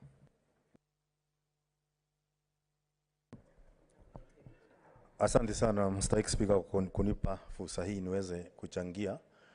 Kwanza naunga mkono mswada ambao uliletwa na kiongozi wa wengi ya kwamba wale walioteuliwa waweze kuketi na kutafuta jawabu katika mazungumzo. Lakini pia ningetaka kusema kwamba tusiwe watu wa kutafuta vita ndo tuanze kutafuta amani. Kwa sababu hili ni jambo ambalo lingemalizwa kitambo. Na ningeuliza watu wanapoenda kuongea, walioagiza hii maendeleo, walioomba kuwe na mazungumzo, tusije tukasikia kwamba pia kuna matata mengi yanatokea sehemu ile, kwa sababu Mswahili anasema mfungwa hachagui gereza. Na kwa sababu washachagua kwamba wanataka kuwa katika gereza ya mazungumzo, kusiwe na utata wote pale wanapozungumza. Halafu ningetaka pia niongeze niseme ya kwamba kama venye Mheshimiwa Senator Meru amesema, iwe ni jambo la mwisho, kwa sababu hakuna maana ya uchaguzi kama hakuna mshindi. Vile vile ni kama basi tukae zote tuteuliwe, tuwe tuje hapa katika Seneti, kwa sababu tukiendelea hivyo hata mimi pia niliowashinda kule Kirinyaga atasema kuwe na mazungumzo. Wale walishindwa ungavana watakusema pia kuwe na mazungumzo. Kwa hivyo iwe ni mara ya mwisho kwamba tunafanya hili na tukilifanya tumalize, kuwe na amani, na pia wanaoongoza wasije na kwa misingi mikali na misimamo mikali. Waje na misimamo ambayo na kauli ambazo zitatolewa ni kwamba ni kwa ajili ya wananchi wa Kenya, wala sio kwa ajili ya uongozi. Asante sana mstahiki Speaker. Senator Dulo.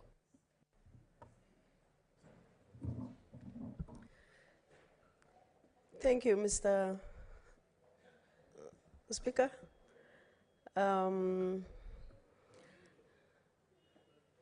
Sorry, I thought it is me, Mr. Speaker. Proceed, Senator Dulo. Proceed.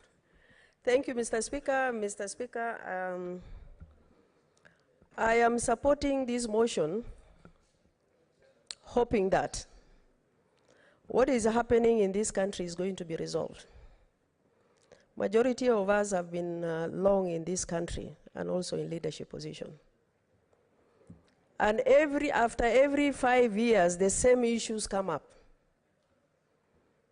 Unless otherwise, personally I feel, from what has happened before, Mr. Speaker, we are not getting to the bottom of the problem. Because if we go into election and somebody is defeated, I think they should accept defeat.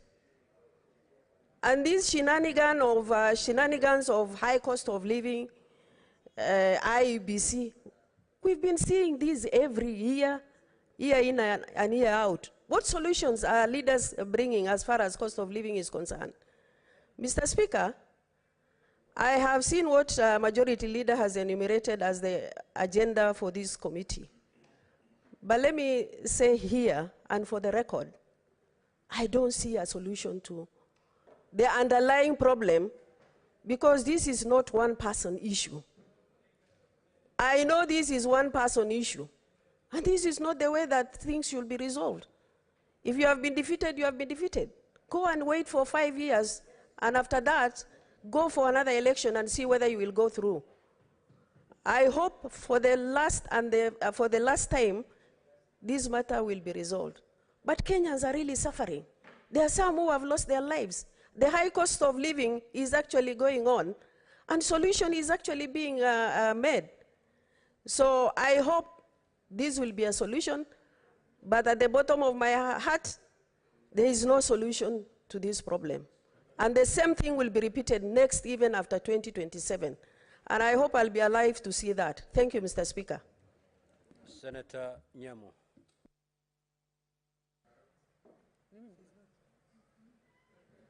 Senator Karen Nyamu.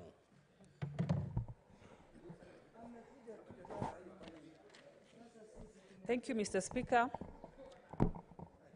for giving me this opportunity to contribute to this motion.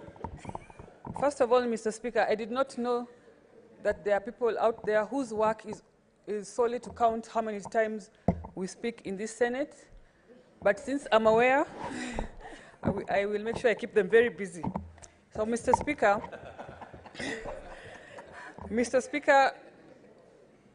the issue of having dialogue after every election cycle, just like my colleagues have said before me, is one that must be discouraged, because we put a lot of resources into the election process, and we have encouraged this kind of impunity every election cycle. There are individuals who know that they can twist the process to get into government in the back door. However, Mr. Speaker, because our head of government, who is the president, supports this dialogue, and because one of the agenda for Kenya Kwanza in this dialogue is creating an official opposition office, which I support fully, because we appreciate that Raila, who is the current person in question that we are discussing today, he got a considerable number of votes. And the issue of winner takes it all has been a thorn in the flesh in the Kenyan elections. So, in that matter, Mr. Speaker, I support... What is the point of order, Protect Senator me, Mr. Mazzai? Speaker. Protect me, Mr. Speaker, from the minority leader. Just take your seat, Senator Karen. What is the point of order, Senator Mazzai?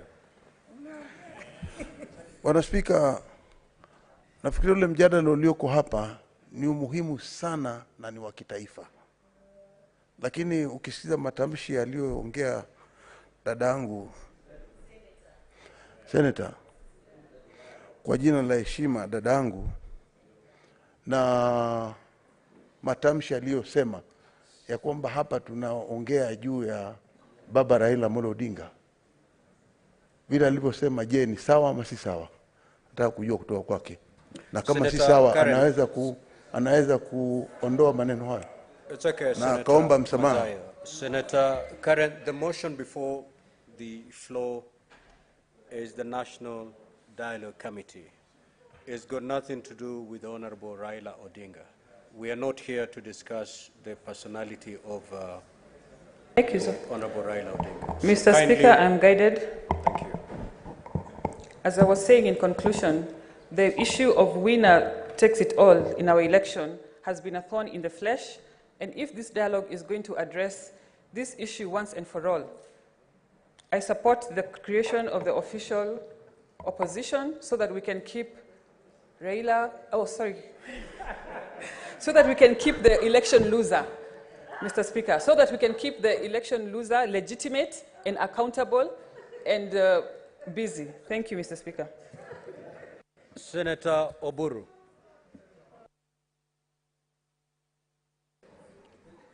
Yeah, thank you, Mr. Speaker, sir. Mr. Speaker, sir, I stand to support this motion. And, Mr. Speaker, I support it because talking, dialogue is always the way to go. And this is not only in Kenya, it is all over the world.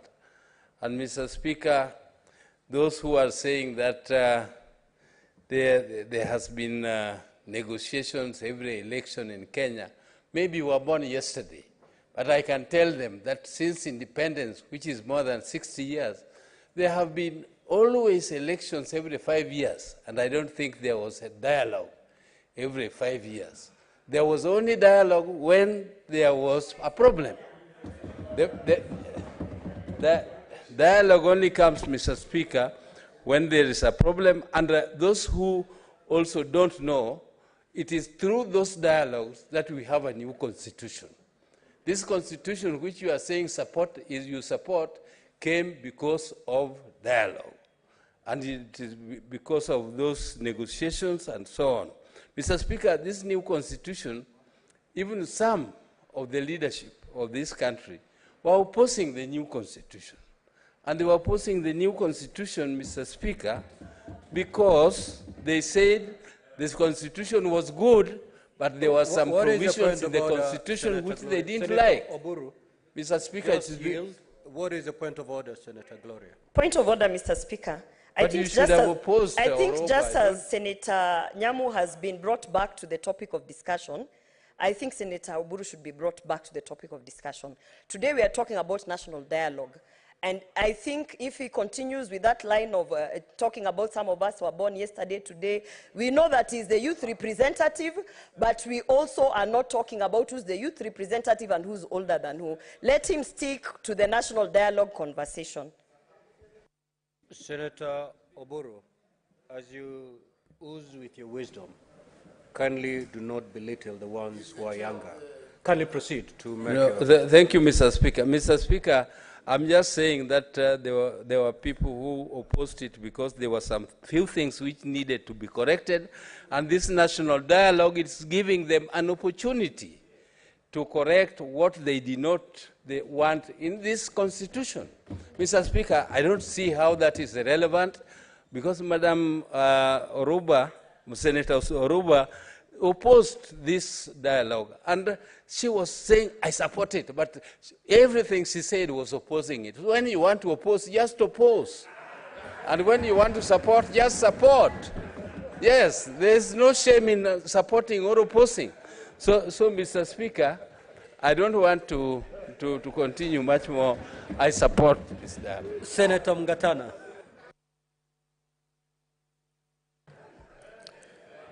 Mr. Speaker, I thank you for giving me the opportunity to make a brief contribution on this matter.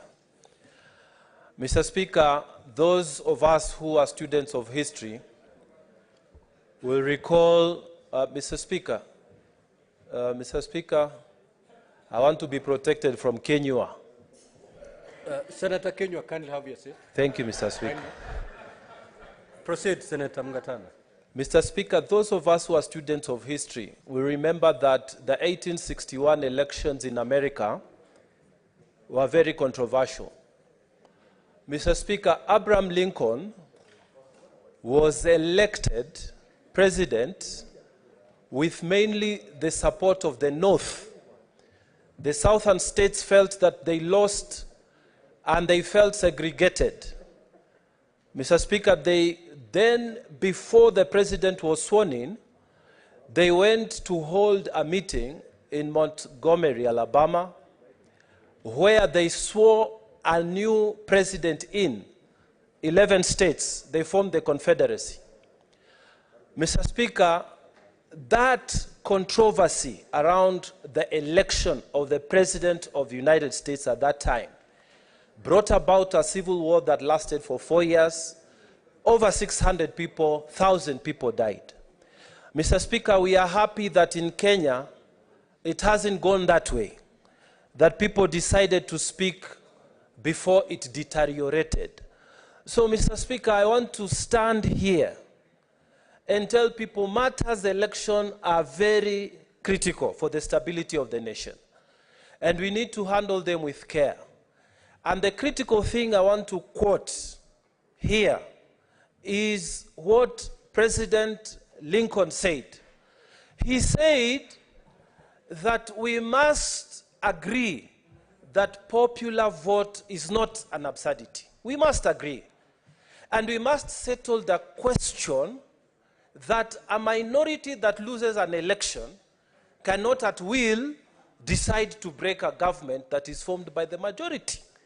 So, Mr. Speaker, let us discuss, but let the principle prevail.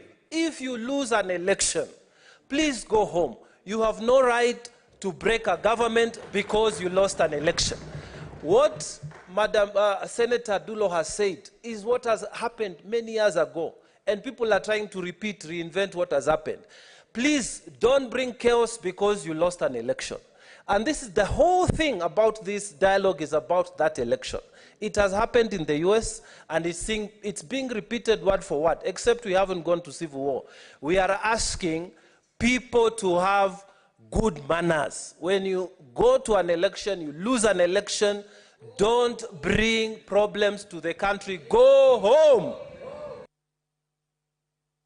Senator Kamau Githuku.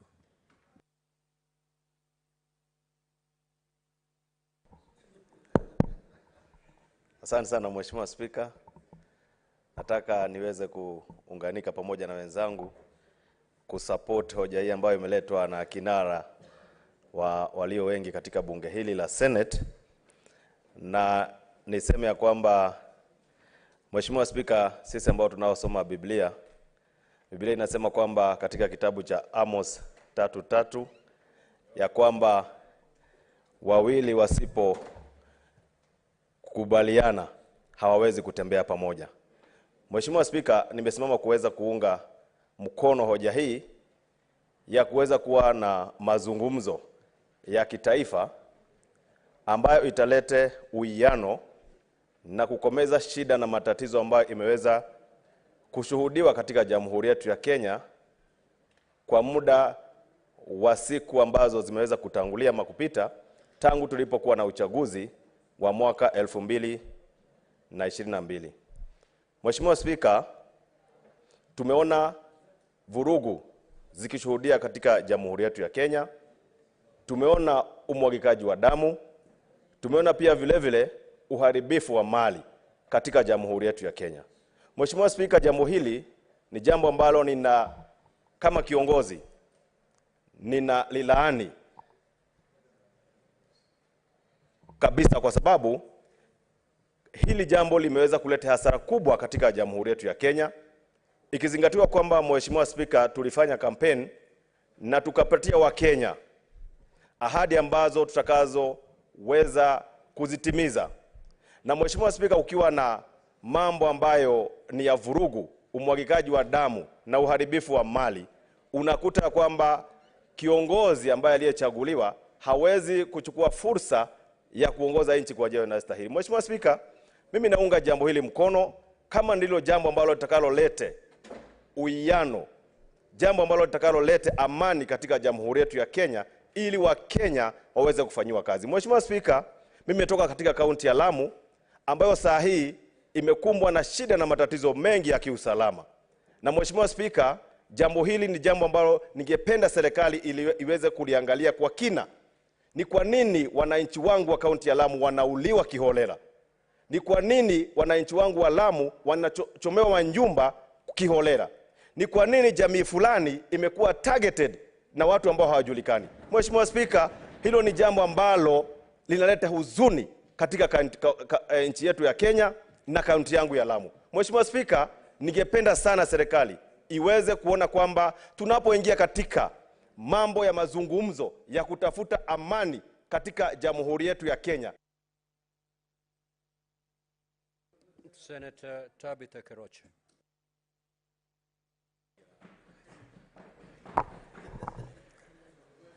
Thank you. Thank you, Mr. Speaker, sir, for giving me this opportunity, and I rise to support this motion.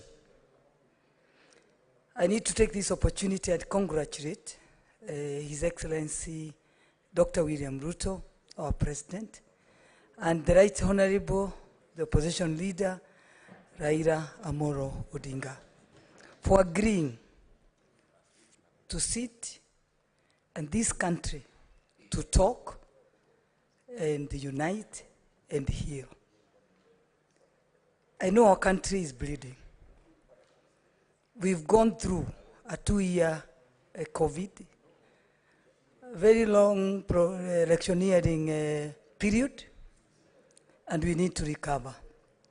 And what His Excellency William Ruto is doing is to lead this country to an economic transformation.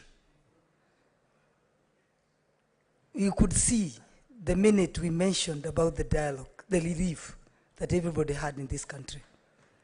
The church and the business people. Because everybody knows if we unite and we talk and agree, our economy will recover. Our businesses have suffered. So many people at home were sacked, lost their jobs. So it's the high time now we need to talk and agree and move forward. But going forward, we hope this thing will never happen again. To see our people on the streets doing the maandamano, destroying property. I know the people who did the constitution did it very well, but there is one point that they left. The opposition leader office needs to be in place and put very well black and white so that everybody knows if he loses an election, he has an office that is going to be going and oversight the government that is for the day. So mine is just to say thank you and congratulate His Excellency and the team that has been elected to ensure that we have the white smoke immediately after we get the talk. I mean, we get that talk. It's not just a talk. We must get the white smoke that the country has agreed and the country is moving forward and waiting for another election in 2027 when we are recovering from the economic that the businesses have suffered and the people have suffered. So the team that has been given that mandate, the Nyanza will be given a mandate, is to ensure that when they get out of that room or that or house, there will be peace and peace and peace of this country. Thank you. Senator Faki. Asante Mheshimiwa Spika kunipa fursa hii kuchangia hii mswada wa mjadala wa kitaifa. Mheshimiwa Spika, mimi pia najiunga na wenzangu kuwapongeza viongozi wa nchi na kiongozi wa Azimio Mheshimiwa Baba Raila Amolo Odinga kwa kuweza kuwa na makubaliano kuhusiana na masuala haya. Mheshimiwa Spika, wakati ilipotangazwa kwamba kutakuwa na mjadala wa kitaifa, nchi ilipumua, biashara zikafunguka na amani ikarudi katika nchi yetu ya Kenya. Kwa Mheshimiwa Spika, ni masikitiko kwamba wenzetu hapa wanaweza kuzungumza kwamba ilikuwa haifai kwa viongozi hawa kuwa na mjadala.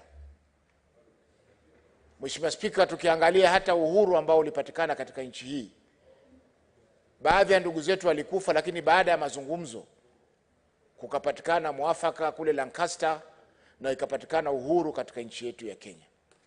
Mheshimiwa Spika, viongozi wote ambao wameweza kutawala nchi hii wametawala kupitia masuala ya mjadala baina ya viongozi na wananchi katika nchi ya Kenya. Hakuna kiongozi ambaye alitangaza akaendesha nchi kwa njia ya kimla. Sababu ni wale ambao Waingereza wanasema ni madikteta ndio hawezi kukubali kuzungumza baina ya wananchi katika nchi zao. Lakini nchi yetu inaongozwa na demokrasia na katiba yetu pia tuliweza kuipata kupitia kwa mjadala katika Bomas. Kwa hiyo Mheshimiwa Spika, wa Kenya kuzungumza sio jambo geni. Jambo geni ni kwamba tuna katiba mpya na polisi bado wanaendelea kuua wananchi kiolela. Hiyo ndio hofu ambayo tuko nayo sisi. Na hofu hii, Mheshimiwa Spika, inaanza kutoka kwa kinara wa nchi. Tuliona jana katika vyombo vya habari kwamba anatishia kupeleka watu mbinguni. Hii si Yesu ya si mtume. Sisi ni wananchi wa Kenya na sote ni binadamu. Na sote ni binadamu, na iwapo kuna mambo yoyote ambayo yanataka kuzungumzwa, yazungumzwe katika mjadala. What is your point of order, Senator Kenya? Bwana Spika, ni vizuri sisi mjadala ulioko siku ya leo, Bwana Spika, umekuwa ukiwaambia wenzangu maseneta wajadili mambo ambayo yanahusu mjadala huu. Lakini kusema ya kwamba ati kiongozi anasema atapeleka watu binguni. Bwana Spika, binguni hakuna mtu anajua njia, Bwana Spika. Huwezi ukapeleka mtu binguni. Bwana Spika, binguni hata Biblia inasema ya kwamba mtu anayejua ni Baba wa binguni peke yake. Hata Yesu ajua, Bwana Spika. You made your point, Senator Kenya. Senator Faki, kindly confine yourself. Mheshimiwa Spika, sijatoka nje ya mada. Ni jambo ambalo liko hadhiri, kila mtu ameona. Senator Faki, I have told you, I've directed you to confine yourself to the motion before. Ndio nasema, Mheshimiwa Spika, mimi niko ndani ya mjadala bado. Desist from taking that line of argument.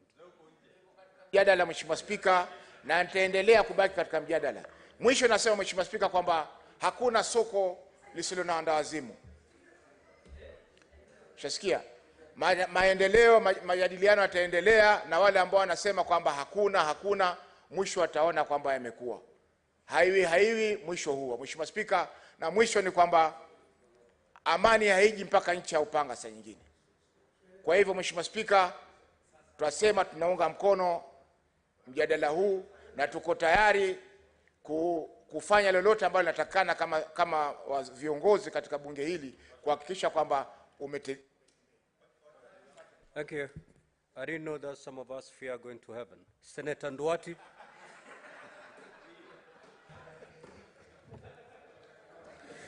Mr. Speaker, sir, yes, you should take judicial notice of the fact that there are many people who are afraid of facing their maker because of the things they've been doing down here.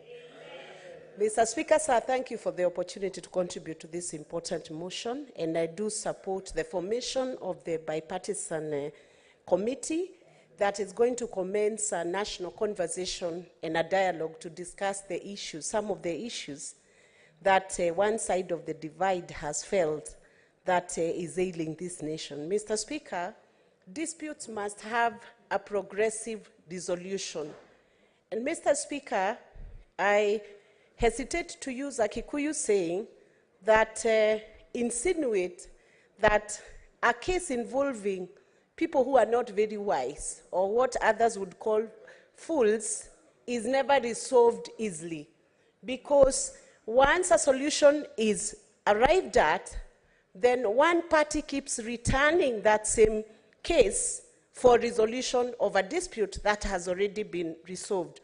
Mr. Speaker, it is important for this committee to note and to take judicial notice of the fact that certain issues have been settled, and ever since the 2022 general election, it's been 1 year that all the leaders who are voted in have been serving Kenyans from the date their term commenced, after they were validly elected in an electoral process that was spearheaded by the IEBC, Mr. Speaker, sir. And the IEBC conducted elections for all the parties that were involved, Mr. Speaker, sir, and senators who are seated in this House today and in National Assembly and in county assemblies, Mr. Speaker, sir, were brought in using that electoral process. So I would urge this committee that has been brought forth, Mr. Speaker, sir, to ensure that issues that have been constitutionally closed by Supreme Court, by processes that cannot be reopened, are not brought back to the table for dispute resolutions, because they'll never be resolved. They have already been dealt with. The other issue, Mr. Speaker, is the cost of this process. If a party feels aggrieved and they want to discuss issues that are ailing the nation, it should be at their own cost. Could it be, Mr. Speaker, sir, that both parts of the divide will take care of the cost of this process so that the Kenyans are not further burdened by another cost for talks that may be endless, Mr. Speaker, sir. And while I support the process of talks, Mr. Speaker, sir, it is in my very honest view, Mr. Speaker, sir, that these talks could have been dealt away with. Senator Mwaruma. Asante, Mheshimiwa Spika, kwa hii fursa ulionipa kuchangia huu mswada wa kamati ya uwiano katika Jamhuri yetu ya Kenya. Naunga mkono majina yote yaliyotolewa, upande wa walio wengi na upande wa walio wachache. Mheshimiwa Spika, hii kamati ni ya mazungumzo, ni ya kuleta uwiano na kuleta amani nchini Kenya. Mheshimiwa Spika, swala la amani ni swala muhimu sana, lakini katika maana ya amani hakuwezi kuwa na amani, ama kuwa na amani si ukosefu wa vita. Kunaweza kuwa kuna amani, lakini kuna watu wana masononeko, wana manunguniko. Mheshimiwa Spika, wakati tulifanya uchaguzi, Mheshimiwa Spika, na tukapata rais, kulikuwa na kesi kidogo. Upande wa upinzani wa Azimio ulisema kwamba kuna masuala fulani hawajakubaliana nayo katika uchaguzi, na tukaenda mpaka mahakama ya upeo. Mheshimiwa Spika, tuliheshimu matokeo kutoka kwa mahakama ya upeo, lakini hatukuridhika, na tukasema kwamba kuna mambo machache yanafaa kufanyika baada ya uchaguzi. Mheshimiwa Spika, ya kwanza ni kufungua server, kwa sababu katika uchaguzi ni lazima tuangalie kama tulienda vizuri, na kuangalia kama tulienda vizuri ni kuangalia server. Katika taasisi ambazo zinatumia pesa, mwisho huwa tunafanya uhasibu ama audit. Kwa hivyo audit, Mheshimiwa Spika, ama uhasibu ni jambo la muhimu, na katika yale mazungumzo ni vyema ile ripoti itakayokuja iangalie basi ni vipi tutafungua ile server. Ya pili, Mheshimiwa Spika, ni mambo ya mfumuko wa bei.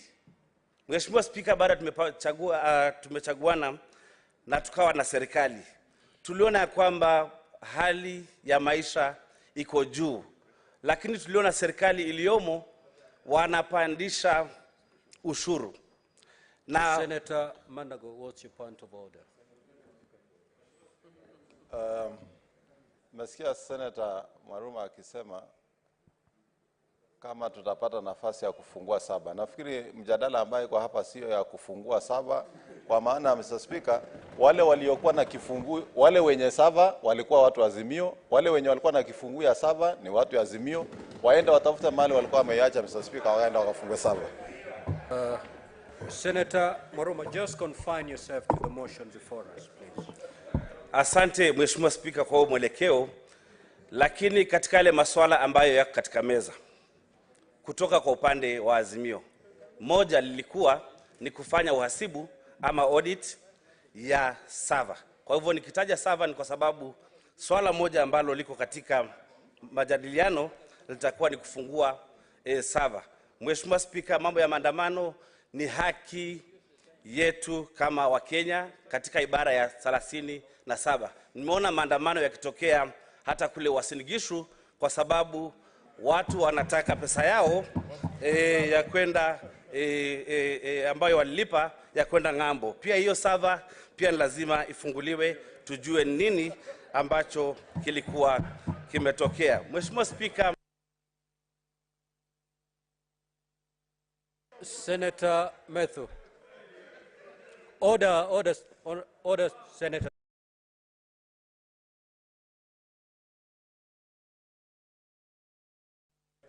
Thank you very much, Mr. Speaker, for giving me an opportunity. I rise to support this particular motion, and in the words of Senator Oburu, he says that we are supporting and opposing. We are supporting and giving reservations. I think that is a little difference that is there. Of course, because we have our own reasons. Even my position as to why I would want to support this, because the leader of majority and the leader of minority have spoken and have said that it is fair that we allow people to speak. but I feel in my heart that there's a question that we are not addressing and cannot be addressed by the 10-member committee of the dialogue committee. Number one, Mr. Speaker, in my opinion, I feel that the best national dialogue happened on the 9th of August, Mr. Speaker, and the people of Kenya spoke. 50 million of the people of Kenya spoke to this particular issue, and they voted for William Ruto. There is nothing that the 10-member committee can do to it. The final and the apex of that matter was at the Supreme Court. There's nothing that Kimani Ichung'wah and Kalonzo Musyoka can do to that particular fact. William Ruto will be our president, and there's nothing that will change. Whether you do audit of the server, whatever you do to it, that matter has been rested, Mr. Speaker. Then number two, Mr. Speaker, I would want to understand, Mr. Speaker, now that people were on the streets and businesses were destroyed, both public and private, and people died, how will the national dialogue address to the person who lost their son, to the person who lost their property, and to the losses that we got as a country, Mr. Speaker? Because, Mr. Speaker, this behavior of I'm twisting government every time, and Senator Buru says that this is the first dialogue. This is not the first dialogue, Mr. Speaker. This is not the first national dialogue, Mr. Speaker. The only constant thing is the players, Mr. Speaker, is that every time there's an election, one person does not agree that he has lost, so he has to force a dialogue every time. It happened in 2008.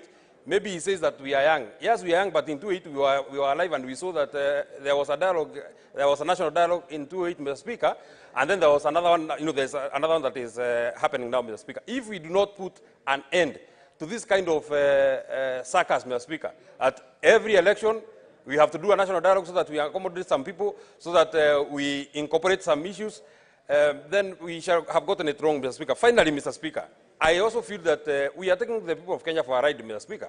I've looked at the agenda in that particular talk, Mr. Speaker. Oh, pardon. I've looked at the agenda that is... Next is Senator Chute Mohamed.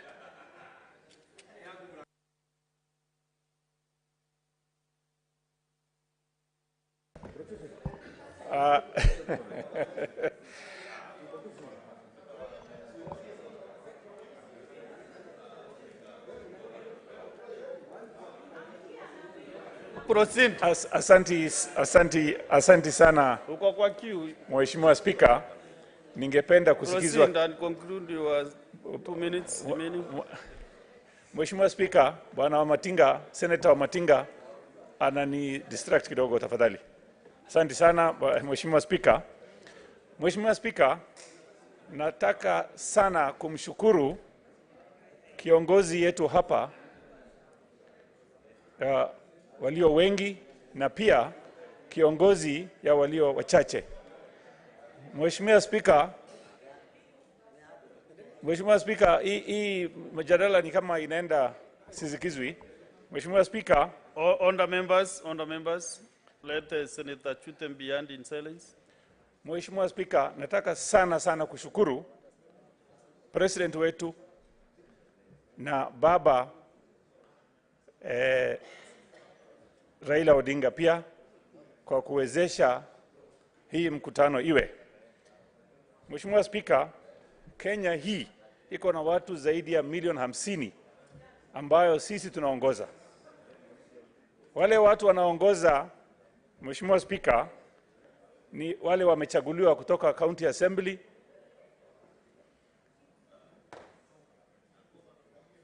karibu Bwana Spika. Wale watu wanaongoza watu milioni 50, Mheshimiwa Spika. Mheshimiwa Spika, iko kelele nyingi kutoka kila kona. Honorable Senators, kindly let's allow Senator Chute to make his contribution in silence. Asante sana Mheshimiwa Spika. Nilikuwa nasema watu milioni 50 wameweza kuchagua watu kutoka County Assembly, National Assembly na Senate. Mheshimiwa Spika, ile shida leo iko katika nchi hii baada ya watu kupiga kura.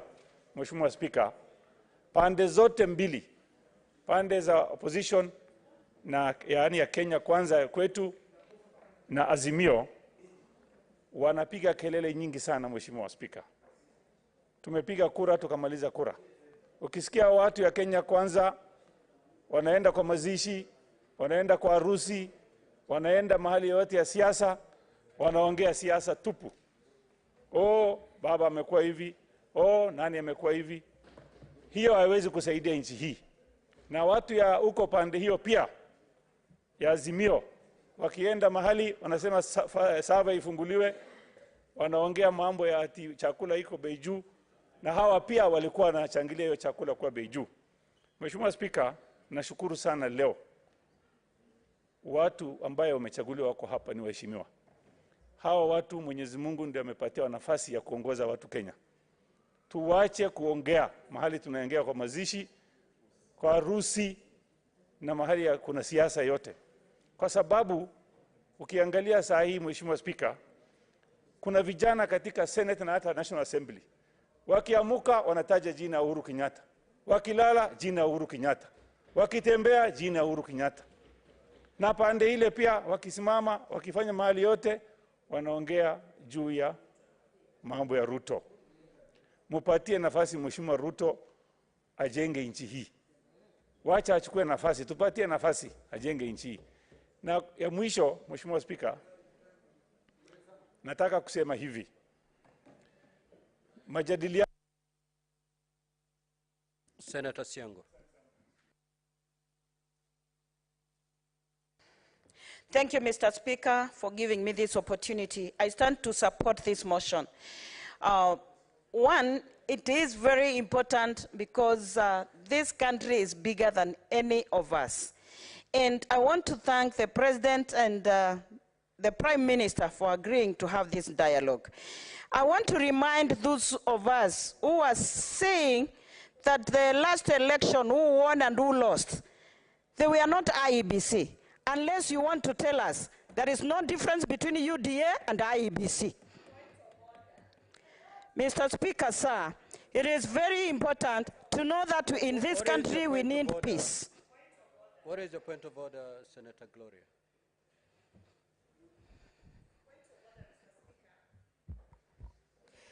Mr. Speaker, I think we are not doing justice to this motion, because what we are doing now is the dialogues. Mr. Speaker, the dialogues that we are supposed to have, misleading the public and the House. 53. Standing order 53. Senator Eddy, you know the Mr. chair. Speaker, I have standing order 53. Mr. Speaker, I think we are not doing justice to this House, because now starting to invoke IEBC, starting to invoke all these names, let us be guided that we keep to the motion, Mr. Speaker. Thank you. Honorable senators, I think we've been doing fine till at this point. Senator Siango, kindly prosecute the motion. Thank you. Mr. Speaker was saying it is very important to have dialogue because peace is very key. Whenever in a country there is no peace, when there are conflicts and disputes, and there is violence, it's women and children who suffer most. And it is very important to maintain peace in this country. Mr. Speaker, sir, when we are talking of every election, there are one person who is claiming this and that, I want to remind this House, it is the wearer of the shoe who knows where it pinches most. When one is denied his victory, it is him who knows what to say, because the victory is his and it has been snatched away from him. So, Mr. Speaker, sir, allow me to remind all of us that we should support this motion because it is giving this country, Kenya, a way forward. And we trust the process, we trust the people who have been placed and appointed to lead this dialogue. And it is very important that we support the motion and we give this country a chance to heal and to move forward in peace. Mr. Speaker, sir, I want to finish by saying this. It is really unfortunate. What is your point of order?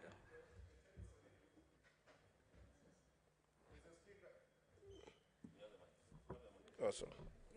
Mr. Speaker, I take this House very seriously and I raise understanding order number 121. Mr. Speaker, number 121 says disorderly conduct, that a senator is disorderly in this, if the senator knowingly raises a false point of order. Mr. Speaker, Senator Gloria, Rules in this House. Eddie, just take your seat. Just take your seat first. Please. Just yield, please. Senator Eddie, in the same breath as you're reading the standing orders, you can only stand on a point of order to call to order a senator who is contributing. As you speak, Senator Siengo is on her feet. Unless your point of order is directed to her, you're out of order. Kindly proceed to conclude your contributions. Thank you, Mr. Speaker, sir. Mine was to say finally, Mr. Speaker, whenever there is any dispute or disagreement over any issue of national importance, it is important that police are restrained. We cannot allow police to continue pushing Kenyans who are also citizens of this country. And then leadership of this country stands to praise. Senator Kinyua.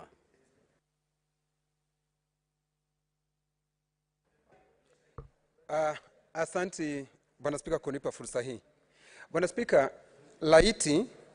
laiti tungelifuata filosofia ya Nyayo ambayo inasema amani, upendo na umoja.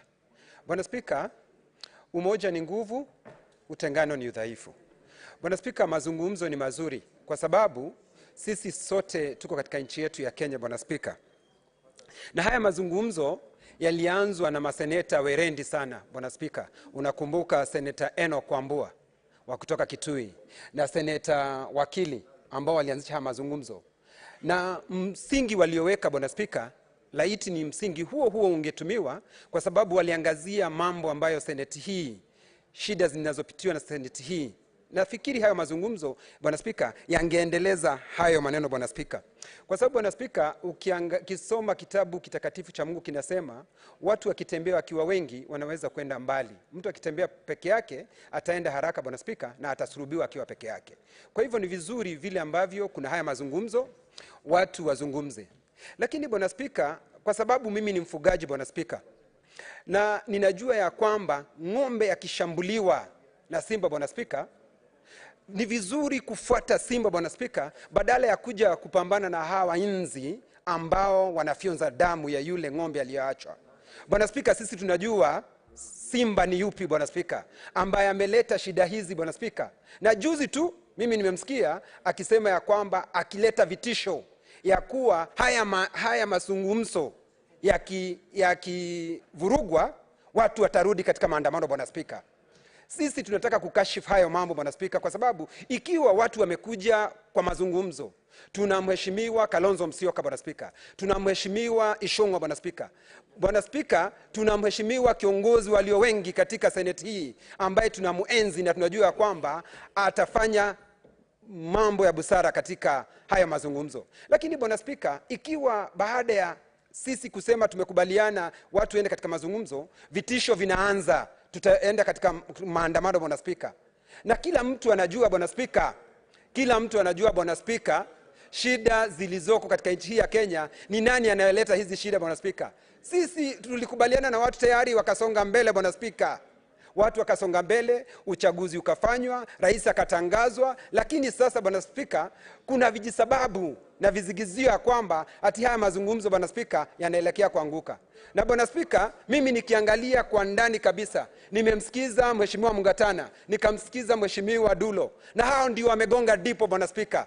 Hakuna mahali ambapo kunasemekana ya kwamba mshindi akishinda, Bwana Spika, anapaswa kukaa chini aongee na wale wengine ambao waliwashinda. Senator Shakila. Asante Mheshimiwa Spika kwa kunipatia hii fursa kuchangia huu mswada. Mheshimiwa Spika, naunga mkono huu mswada na nawapongeza viongozi kwa kukubaliana kukaa chini kuleta amani ya nchi ili nchi ipone. Mheshimiwa Spika, mazungumzo ni kitu muhimu sana.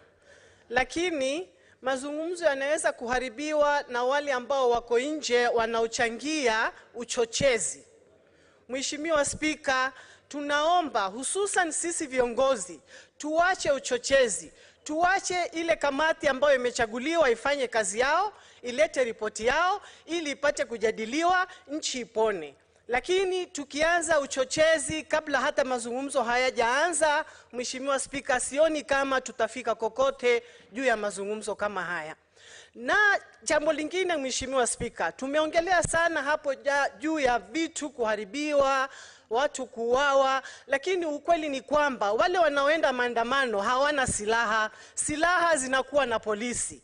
Kwa hivyo tunataka pia wale polisi ambao wamesababisha vifo wachukuliwe hatua, na wale ambao wameuawa pia wawe compensated, wafidiwe kwa yale mauaji ambayo yametokea kwa zile familia ambao wamepoteza wapendwa wao. Kwa hivyo Mheshimiwa Spika, haya mazungumzo tunaomba yawe ni mazungumzo ambayo yataleta natija kwa nchi, na isiwe ni yale mazungumzo ambayo tutarudi kwenye ile BBI ambayo ilifanyika last time. Tunaona pengine mazungumzo kama haya yakienda kuwa BBI, sioni kama kutakuwa na natija yoyote, lakini tunaomba ni mazungumzo yao yataleta natija, yataponya nchi na yataleta umoja na nchi ipate kuendelea mbele. Asante Mheshimiwa Spika. Senator Mundigi.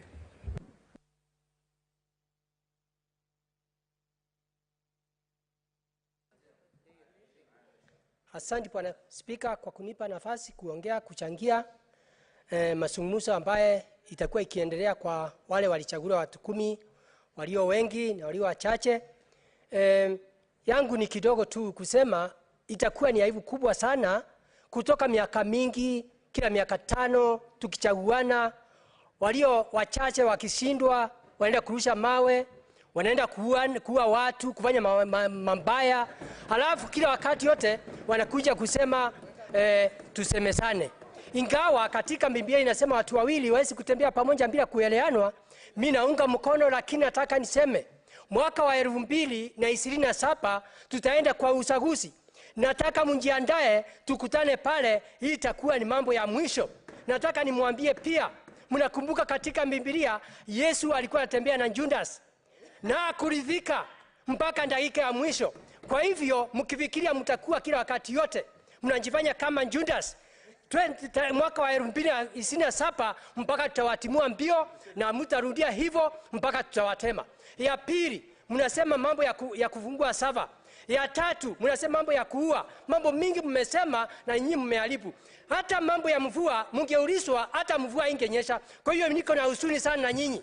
Mvurundi, tusemesane, tusikie pamoja. Biblia iko juu, wacha mseme Biblia iko chini. Biblia iko juu, tutatembea pamoja ndio tuweze kuenda safari moja kwa hii kipindi ya miaka 5. Asante Bwana Spika, naunga mkono. Lakini sio ile ya Judas na Yesu.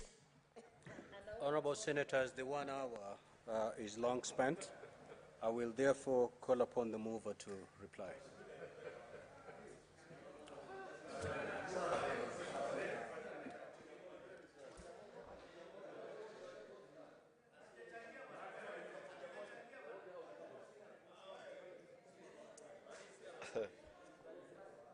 Mr. Speaker, I beg your attention.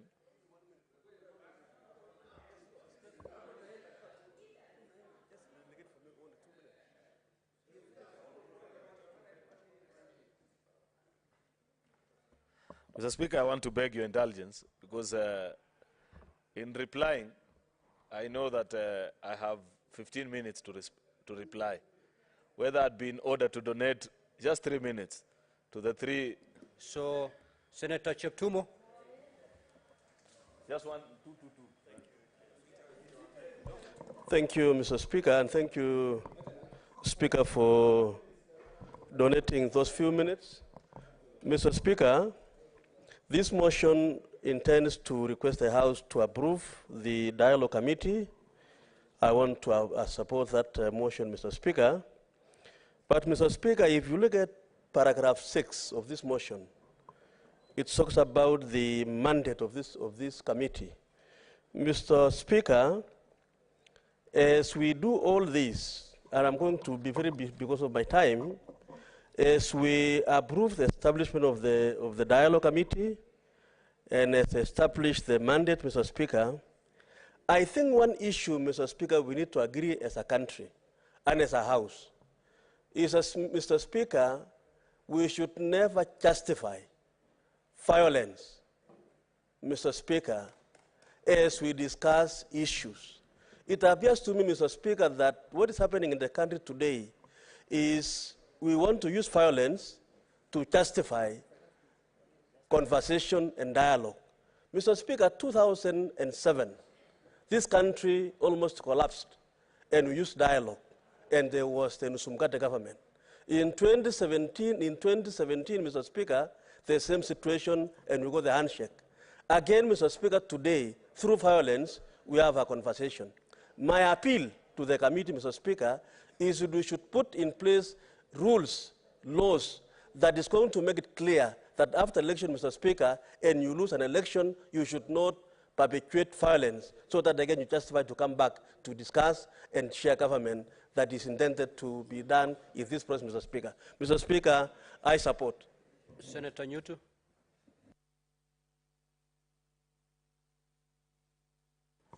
Thank you, Mr. Speaker, for affording me this opportunity. I also rise to support this motion. But of course, like those that have spoken before me have said, Mr. Speaker, we may want to urge this dialogue committee that will be formed that it should only discuss matters affecting Kenyans and not any particular individual, Mr. Speaker.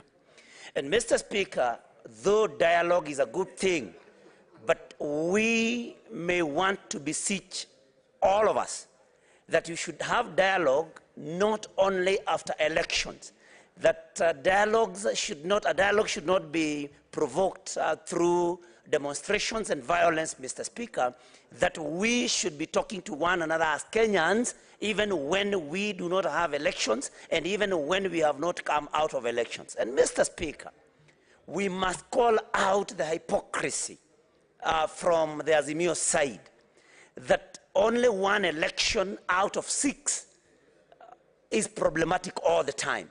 It cannot be, Mr. Speaker, that all the other 5 elections, apart from the presidential election, are okay, but the presidential election is never okay, and thus demonstrations have to happen, and we are forced into a dialogue. So, Mr. Speaker, in conclusion, let this dialogue committee not discuss anything else other than issues affecting Kenyans and not the leaders in Azimio or whichever side. Thank you, Mr. Speaker. I rest my case. Senator Wamatenga.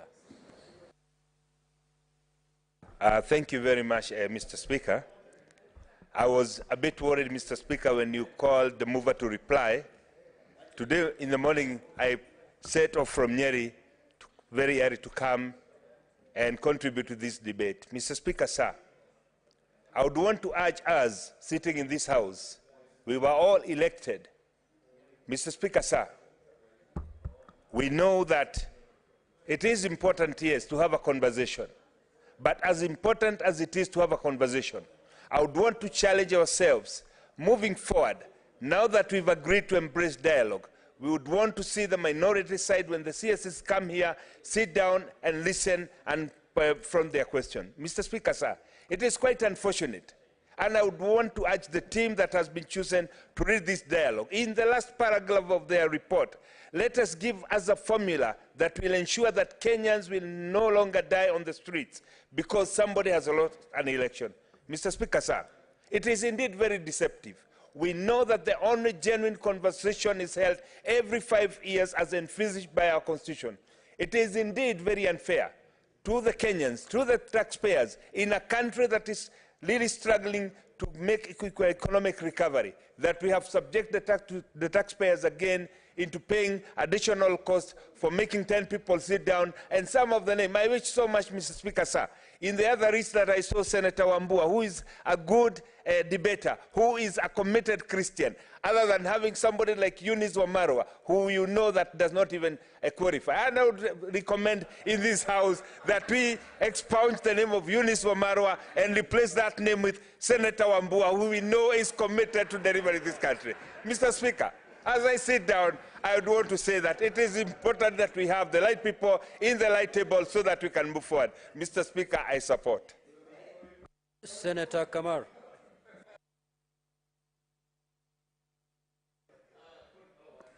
Thank you, Mr. Speaker, and thank you, Leader of Majority, for giving me the 3 minutes.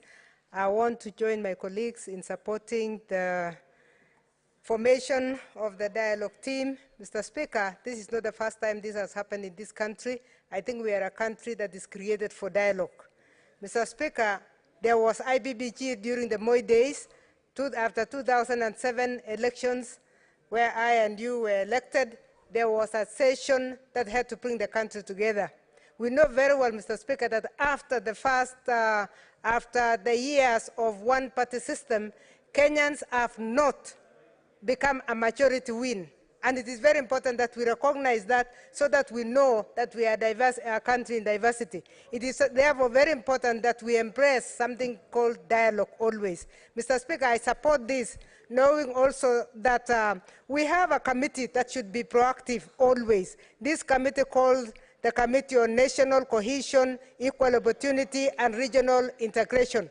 Mr. Speaker, the National Assembly has a similar committee. It is not right that when we perform as our duties as an oversight body, that we don't converge to discuss these issues.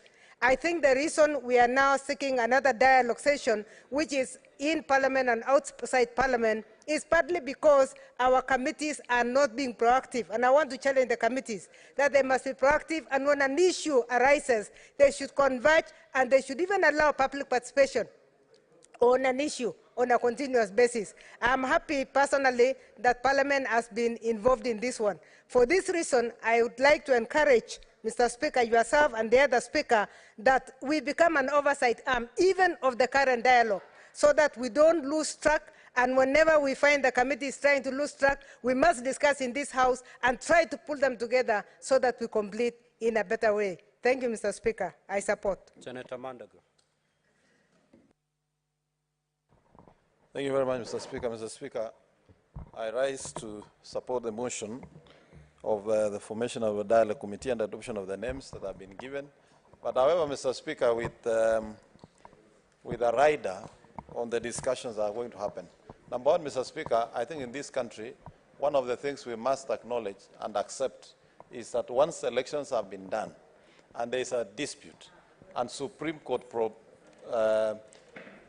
speaks itself of the matter, then that matter should be considered rested.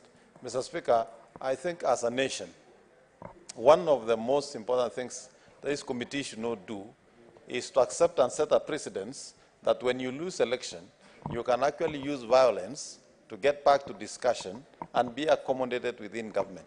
Mr. Speaker, I don't think that is what our Constitution intended. We need to be progressive, and once you lose an election, accept the results. You can challenge or propose amendments, change of policies that would probably address some of the things that are required without necessarily causing violence in the country. Mr. Speaker, I also want to urge those who are going to sit in that discussion that the center of discussion should be things that affect Kenyans.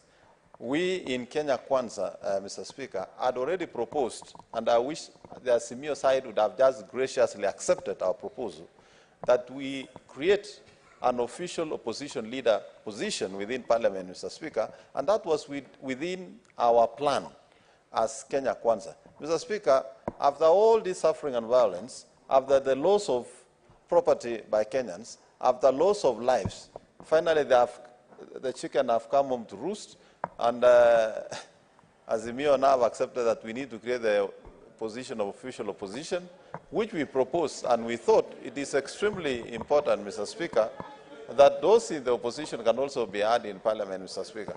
Mr. Speaker, as we conclude the dialogue, I would also want to urge those who are going to discuss that the compensation of property destroyed must also be discussed. And I propose, Mr. Speaker, to those who are going to sit there, that the funds should be sourced from political parties that were involved in those losses, Mr. Speaker. Mr. Speaker, I support.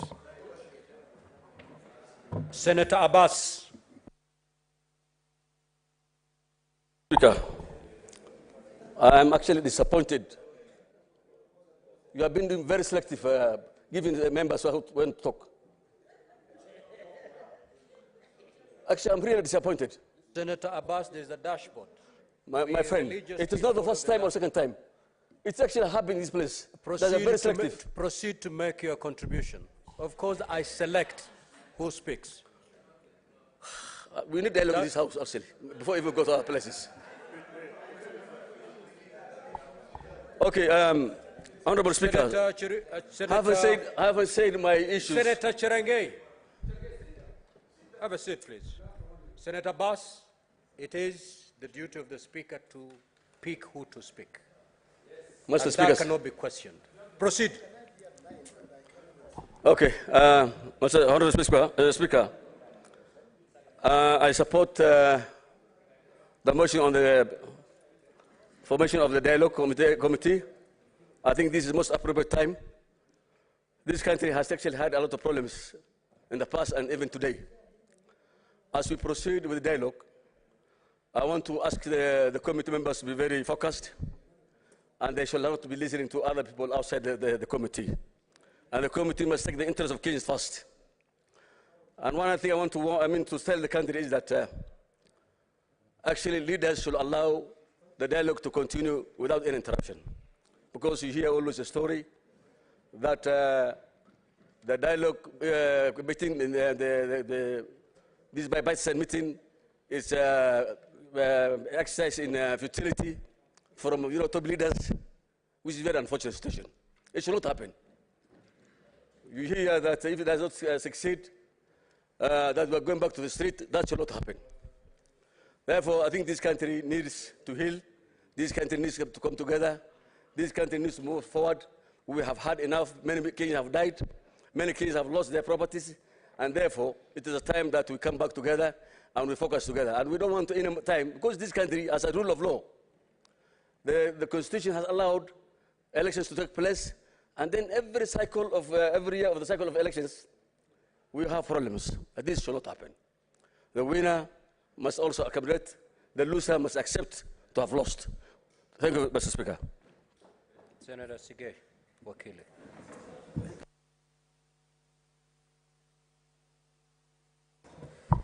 I thank you, Mr. Speaker, for the opportunity to also support the motion.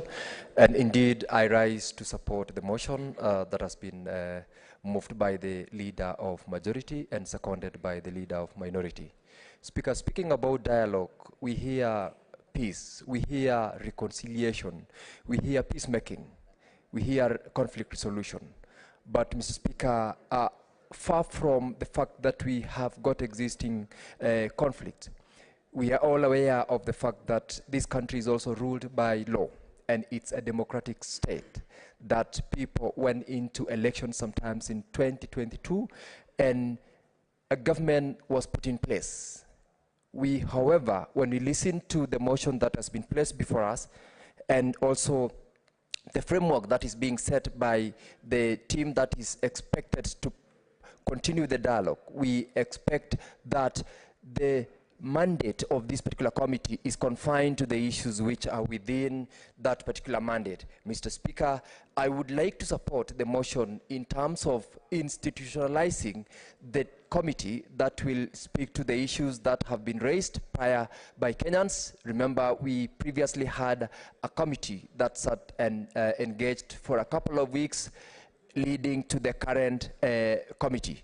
And Mr. Speaker, it is listening to the move by the leader of majority, the issues that will be a subject of discussion before this committee are limited to developing reforms, facilitating dialogue, and bridging the differences between the two communities, which in this, the two political formations, Mr. Speaker, which in this case will ultimately allow the people of Kenya to allow the government of the day to execute on the mandate that was granted by the people in the election that was conducted in the year 2022. Mr. Speaker, I support this motion with those reservations, and I... Now, honorable senators, I have 15 more senators wishing to contribute. We have long surpassed the 1 hour mark. The mover who is supposed to reply donated his reply time to the senators who are just allowed to make some contribution. I will therefore allow the mover under 1 minute, because that is what is left of you. 1 minute. Okay, thank you, Mr. Speaker. Mr. Speaker, I want to thank my colleagues who have taken time to comment on this very important exercise. You know, Mr. Speaker, as many shades of opinion have been expressed on this particular issue, that points to the task that is ahead of us. And we will try our best as a team to make sure that we move the country forward in this very difficult time. I appreciate each and every senator that has taken time to comment on this particular issue. Your concerns have been noted, and as we commence this exercise tomorrow, signing on the framework agreement, going through the agenda, Mr. Speaker, and begin the difficult work, Mr. Speaker, of moving the country to close ranks and move forward as a nation, we will be guided by the wisdom of all the senators that have spoken this afternoon. So I thank you and appreciate you, colleagues senators, for the time that you took. To those that didn't get an opportunity to speak, Mr. Speaker, my most sincere apologies. I'm sure we will find an opportunity again when we present the report before the House, Mr. Speaker, after 60 days, for them to comment and speak on it. With those very merry remarks, Mr. Speaker, I beg to move. Thank you. To reply, sorry.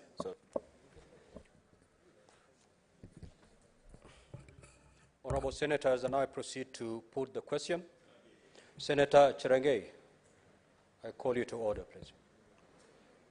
Aware that Article 1.1 of the Constitution provides that all sovereign power belongs to the people of Kenya and shall be exercised only in accordance with the Constitution. Further, aware that Article 1.2 of the Constitution provides that the people of Kenya may exercise their sovereign power either directly or through their democratically elected representatives, conscious that Article 10 of the Constitution espouses the national values and principles of governance, which include the rule of law, democracy, and participation of the people. Further, conscious that Article 94 of the Constitution provides that Parliament manifest the diversity of the nation, represent the will of the people, and exercise their sovereignty, recognizing that there is need to embrace consultation, dialogue, and consensus building as a way of resolving issues of concern to the people of Kenya, cognizant that despite the constitutional and legal reforms on the electoral processes and the electoral laws after every election cycle, there has been mistrust of electoral outcomes, leaving the country divided. Further, cognizant that efforts to enhance constitutionalism, the rule of law, and respect of human rights need to be promoted.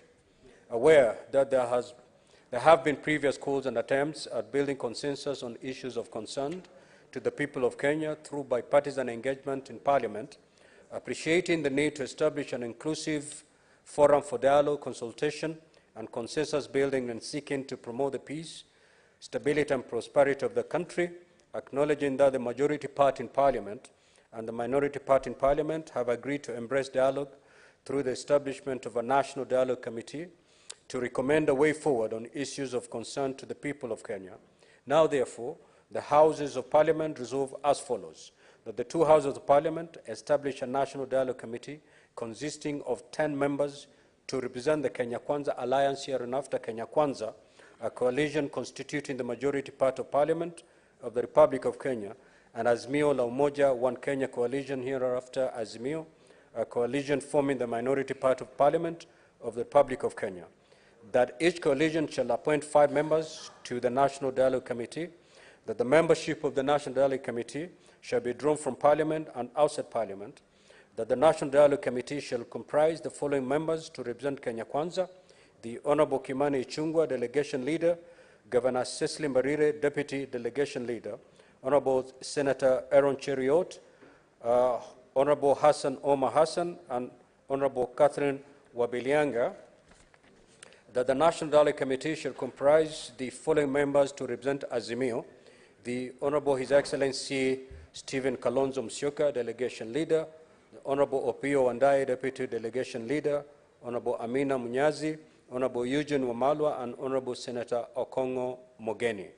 That the mandate of the National Dialogue Committee shall be to facilitate dialogue and consensus building and to recommend appropriate constitutional, legal, and policy reforms on issues of concern to the people of Kenya, to be framed by the National Dialogue Committee in line with the Constitution and the laws of the Republic of Kenya, and respecting the functional and institutional integrity of state organs. The Houses of Parliament note that the technical teams representing Kenya Kwanza and Azimio shall support the National Dialogue Committee. That the technical team representing Kenya Kwanza shall comprise the following persons: Dr. Mudhomi Ithanokulu, Dr. Linda Musumba, Dr. Duncan Ojwang, and Nick Biketi. That the technical team representing Azimio shall comprise the following persons: the Honorable Jeremiah Kioni, Professor Adams Olo, Abakri Zain Abakr, and Lynn Ngugi. That further, the National Dialogue Committee shall be assisted by 2 officers designated as communications secretaries, one of whom shall be appointed by the leader of the majority party and the other by the leader of the minority party. The Houses of Parliament further resolve that the National Dialogue Committee shall formulate and adopt a framework agreement to guide the bipartisan talks. That the National Dialogue Committee shall report to the leadership of Kenya Kwanza and Azimio coalitions within 60 days and thereafter submit its report to Parliament. That in the execution of its mandate, the National Dialogue Committee may invite, engage with and consider submissions from stakeholders, collect views from the public, and engage experts, professionals, and other technical resource persons as necessary. That the National Dialogue Committee shall determine its own rules of procedure. That the speakers and clerks of both Houses of Parliament shall provide secretariat and any other necessary support to facilitate the work of the National Dialogue Committee. Will as many as of that opinion say aye? Aye. Will as many as of the contrary opinion say nay? The ayes have it. Next order.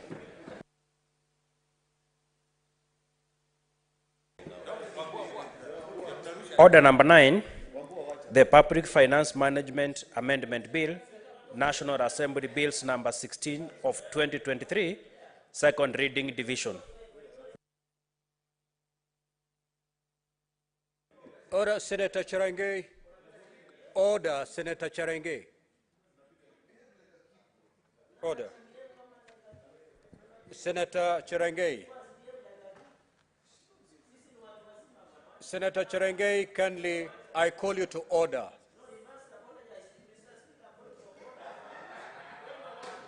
Senator Cherangei, have your seat, please. Kindly take your seat. Senator Cherangei, kindly take your seat. Take your seat. I will handle that. Senator Cherangei, take your seat. Senator Cherangei, you take your seat or I'll throw you out. Senator Cherangei.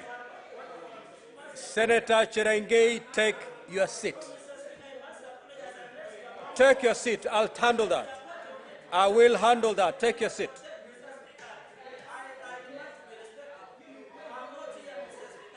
Senator Cherangei, take your seat. I will handle your concerns.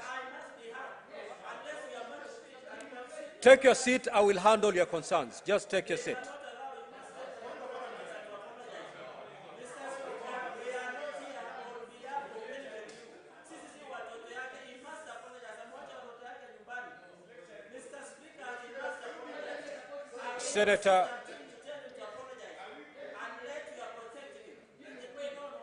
Senator Cherangei. Senator Cherangei, take your seat.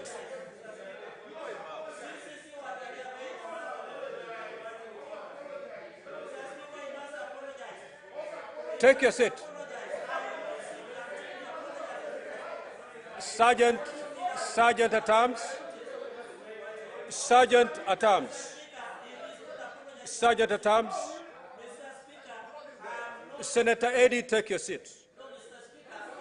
Senator Cherangei, you take your seat or I'll order you to leave the chamber.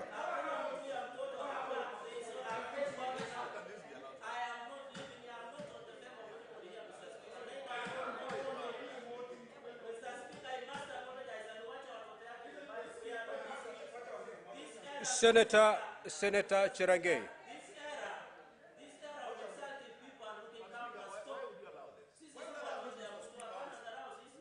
Senator Eddy, the chair is in control.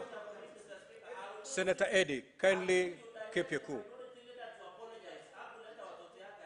Senator Cherangei.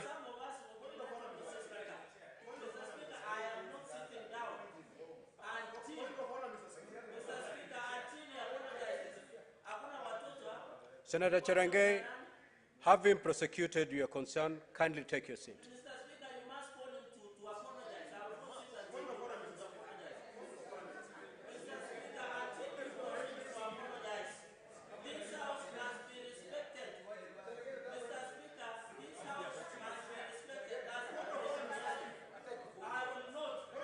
Senator Cherangay, for the very last time, I'm asking you to take your seat.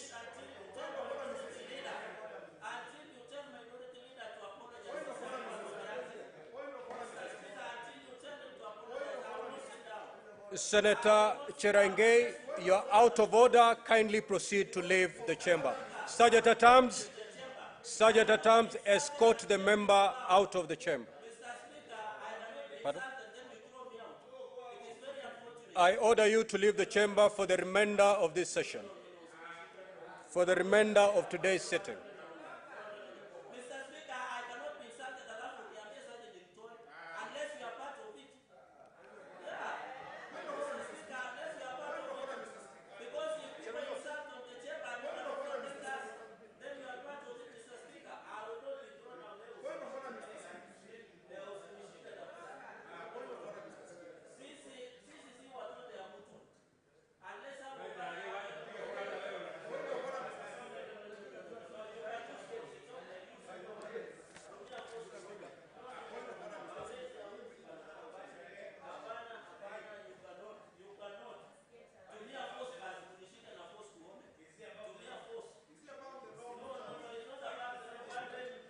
Sergeant at Arms, kindly use the necessary force under Standing Order 126 to get the senator out.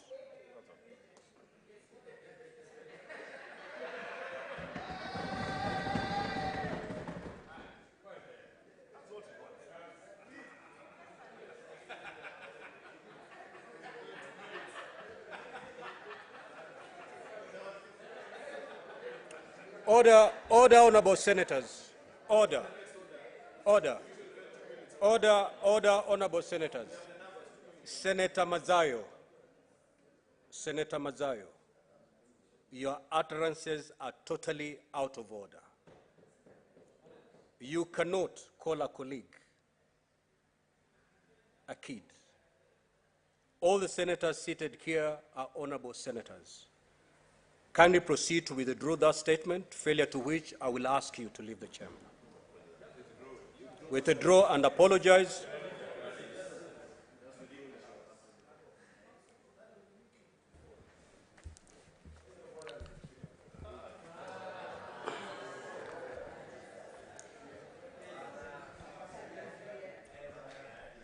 Asante Bwana Spika. Bwana Spika, nasikitika kwa matamshi niliyosema kwa ndugu yangu Cherargei. Ni bahati mbaya na mimi nataka kuyachukua niyaregeshe. Asante sana Bwana Spika.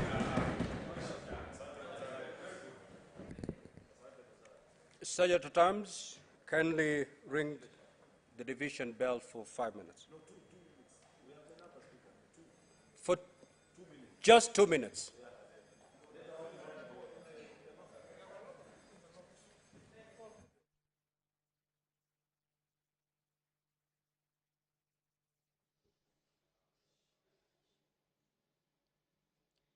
Well, the motion on the establishment of the National Dialogue Committee has just been completed, with majority of the members voting for its establishment.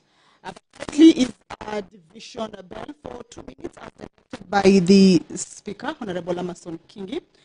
What is currently on the floor of the House is the Public Finance Management Amendment Bill, originating from the National Assembly, Bill number 16 of 2023.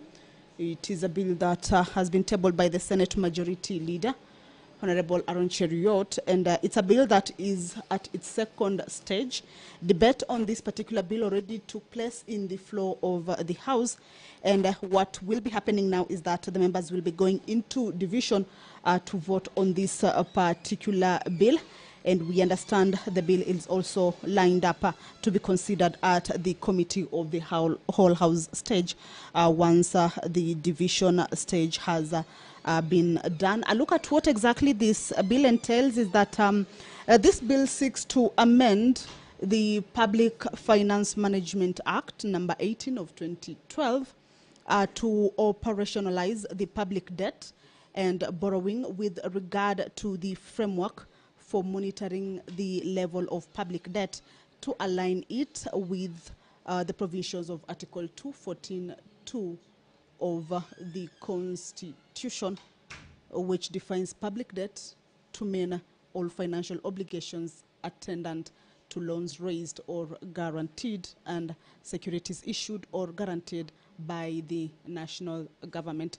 So what is underway is a division bell, 2 minutes. As you can see, members are just grabbing a bottle of water to clear their throats, perhaps waiting to take the vote on this bill. Allow me to hand you over now for this process.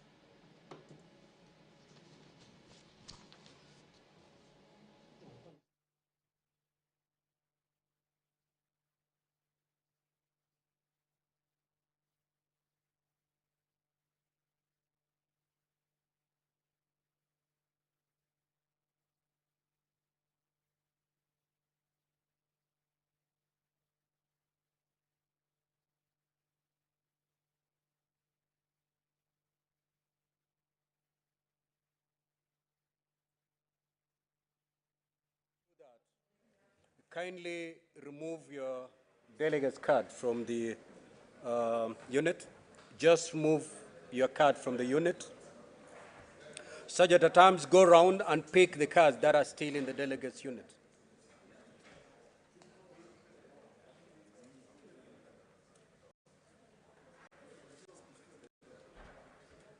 Such at times, if you're done collecting the cards, kindly give me a signal.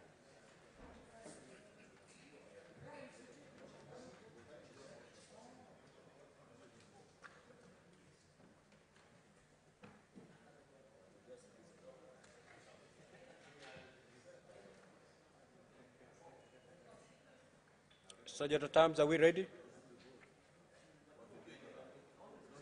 Good. Now, honorable senators, kindly log back into the delegates unit and vote by pressing yes, no, or abstain. And the voting is hybrid. We will also allow those who've joined us online to also take part in the voting. Broadcasting unit in partnership with the Kenya Corporation. On this day, over 29th of August, the year 2023, the Senate is convening this special sitting with about 4 businesses lined up for transaction or to be considered on the floor of the Senate. And this is pursuant to a Gazette notice that was published by the Speaker of the Senate, Honorable Amason Jeffa Kingi, notifying the senators that this day, this morning, the House will be sitting for this special sitting to consider, among others, the message from His Excellency the President on the nomination of Mr. Andrew Mukite Musangi for appointment as chairperson of the board of the Central Bank of Kenya, as well as a message from the National Assembly on the resolution by the National Assembly establishing the National Dialogue Committee. There is also the message from the National Assembly on the passage by the National Assembly of the Climate Change Amendment Bill 2023, Bill number 42 of 2023, as well as the consideration of the Public Finance Management Amendment Bill 2023, originating from the National Assembly, Bill number 16 of 2023. So that is basically what the notification to the senators on this special sitting entailed. And that is what has been captured in today's order of business.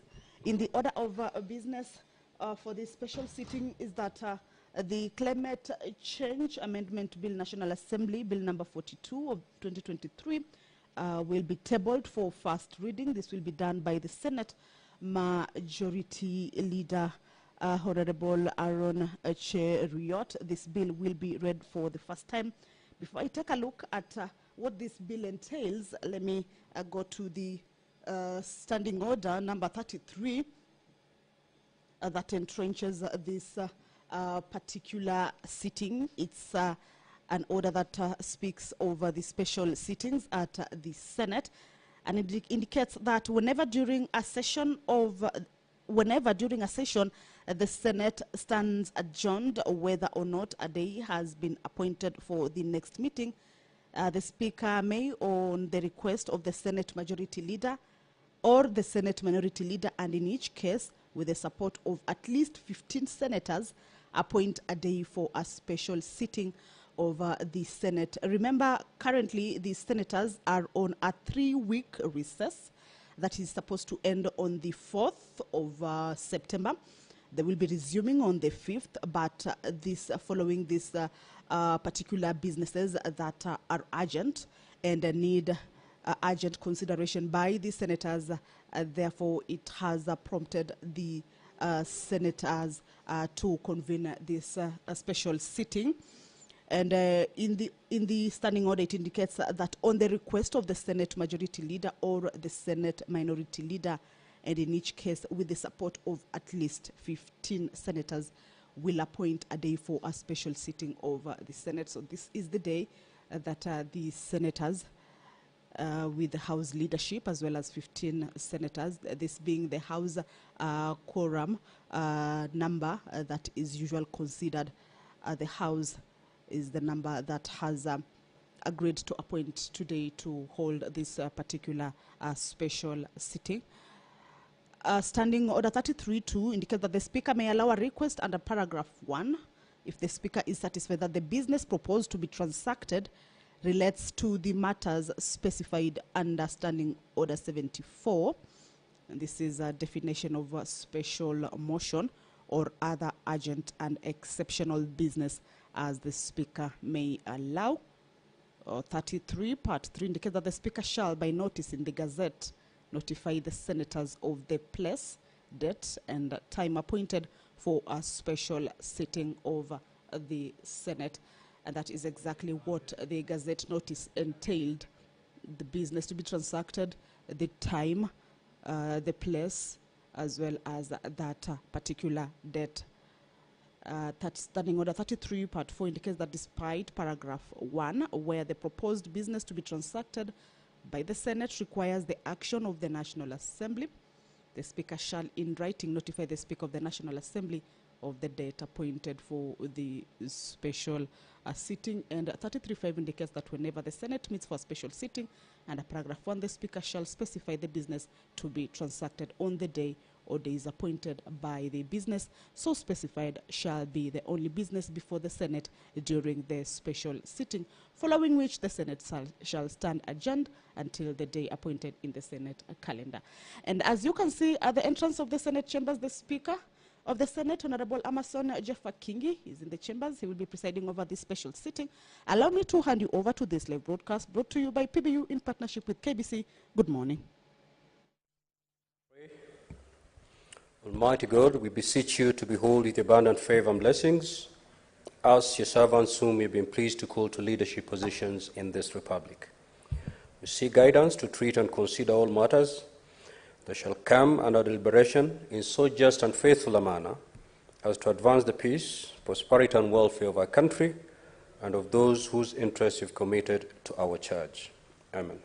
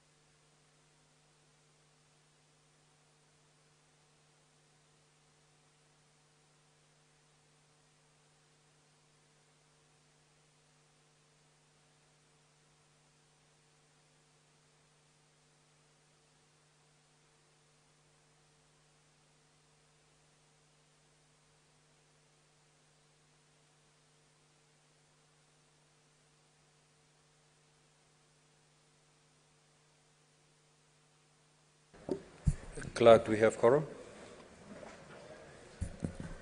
Sergeant at Arms, kindly ring the quorum bell for 10 minutes.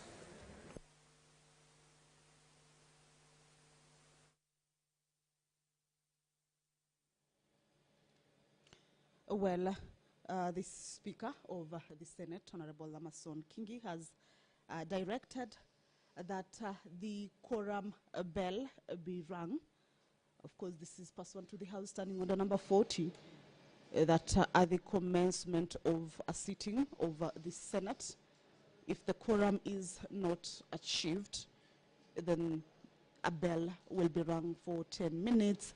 This is, of course, to allow the members to be able to make their way into the chambers to enable the House achieve the requisite quorum. According to the Standing Order number 40, is that if there is no quorum present when the chair is taken at the time appointed for sitting of the Senate, the Speaker shall immediately after the prayer order the bell to be rung for 10 minutes. The House requires a minimum number of 15 members to be seated in the chambers for the House business to start. That is nominated Senator Gloria Oroba, if I am not wrong there. She has just walked in. Other members, we will be seeing them. That is the Minority Leader, Stewart Mazayo there. Of course, we will be seeing Oburu Odinga there walking in, Honorable Oburu Odinga there walking in. So we will be seeing members of the Senate walking into the chambers. Remember, this is a special sitting appointed for this particular day and to start at around 9:30. So the Speaker is already in the chambers, and this is an allowance for the members who may be within the precincts of the chambers and of the Parliament, but yet to get into the chambers to be able to make their way and enable the House achieve a quorum of 15 members for the commencement of the business of the day. This is a special sitting that has around 4 businesses to be transacted. This is according to what was indicated in the Gazette notice that notified members of this special sitting. The members are currently on a 3-week recess, but this day has been appointed to enable them consider the business that was forwarded to them, either from the executive or from the National Assembly. The Climate Change Amendment Bill, National Assembly Bill number 42 of 2023, is one of the bills that the members will be considering this morning. It's a bill that is lined up for first reading, and it will be tabled by the Senate Majority Leader, Honorable Aaron Cheruiyot. The object of this bill, which is originating from the National Assembly, is to amend the Climate Change Act 2016 to provide for the regulation of the carbon markets. And this bill indicates that the Climate Change Act 2016 is national legislation intended to enhance response to climate change and provides mechanisms and measures to achieve low carbon climate resilient development, but it indicates that the Act does not provide a legal framework for carbon trading. It is a bill that was passed at the National Assembly, so it is in the Senate as we speak now, and it will be read for the first time on the floor of the Senate this morning. The members of the Senate will again consider the Public Finance Management Amendment Bill originating from the National Assembly, Bill number 16 of 2023. Again, it will be tabled by the Senate Majority Leader. This bill is at its second stage, and a debate on this bill already kicked off on the floor of the House. And this morning's debate on this bill will be a resumption of a similar debate that was interrupted on Tuesday, 8th August 2023. And members will be going into division on this particular bill. And then the bill is also lined up to be considered at the committee of the whole stage by the senators. We have just seen there the majority leader and minority leader walking out of the chambers. We believe that they are out to mobilize the members to be able to get into the chambers.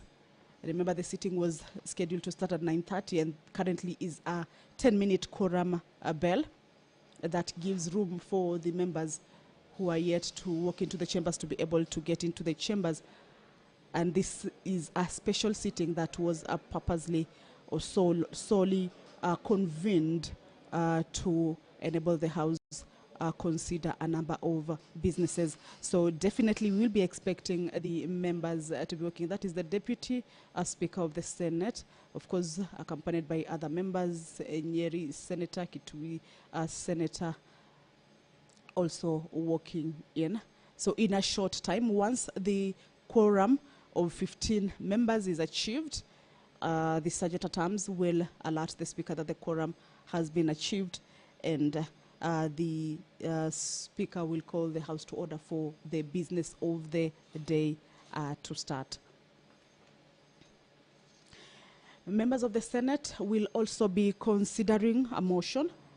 This is a motion that is moved by the Senate Majority Leader as well as the Senate Minority Leader, and this motion is on the establishment of the National Dialogue Committee that was already passed at the National Assembly. But of course, for it to be within the Constitution, then it also needs to be considered at the Senate. So that is part of the business that the senators will be considering. Remember, this dialogue committee, National Dialogue Committee, brings on board two parties, or rather two sides. One is from the government side and the other one is from the opposition side. This is, of course, to consider a number of businesses or a number of issues that have been highlighted all along in this journey of seeking for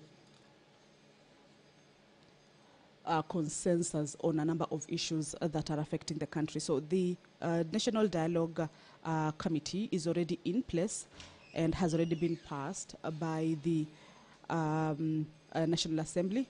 So members will be looking at taking a close look on what exactly this committee will be tasked to do, its mandate and various issues, and of course consider it with a view of approving it so that to enable the business planned for it to continue.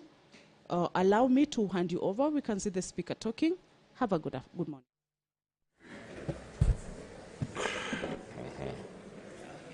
Order number 1, administration of oath. Order number 2, communication from the chair. Senator, kindly have your seat. Now, honorable senators, I welcome you to this special sitting of the Senate. I regret to interrupt your recess, but this has been necessitated by urgent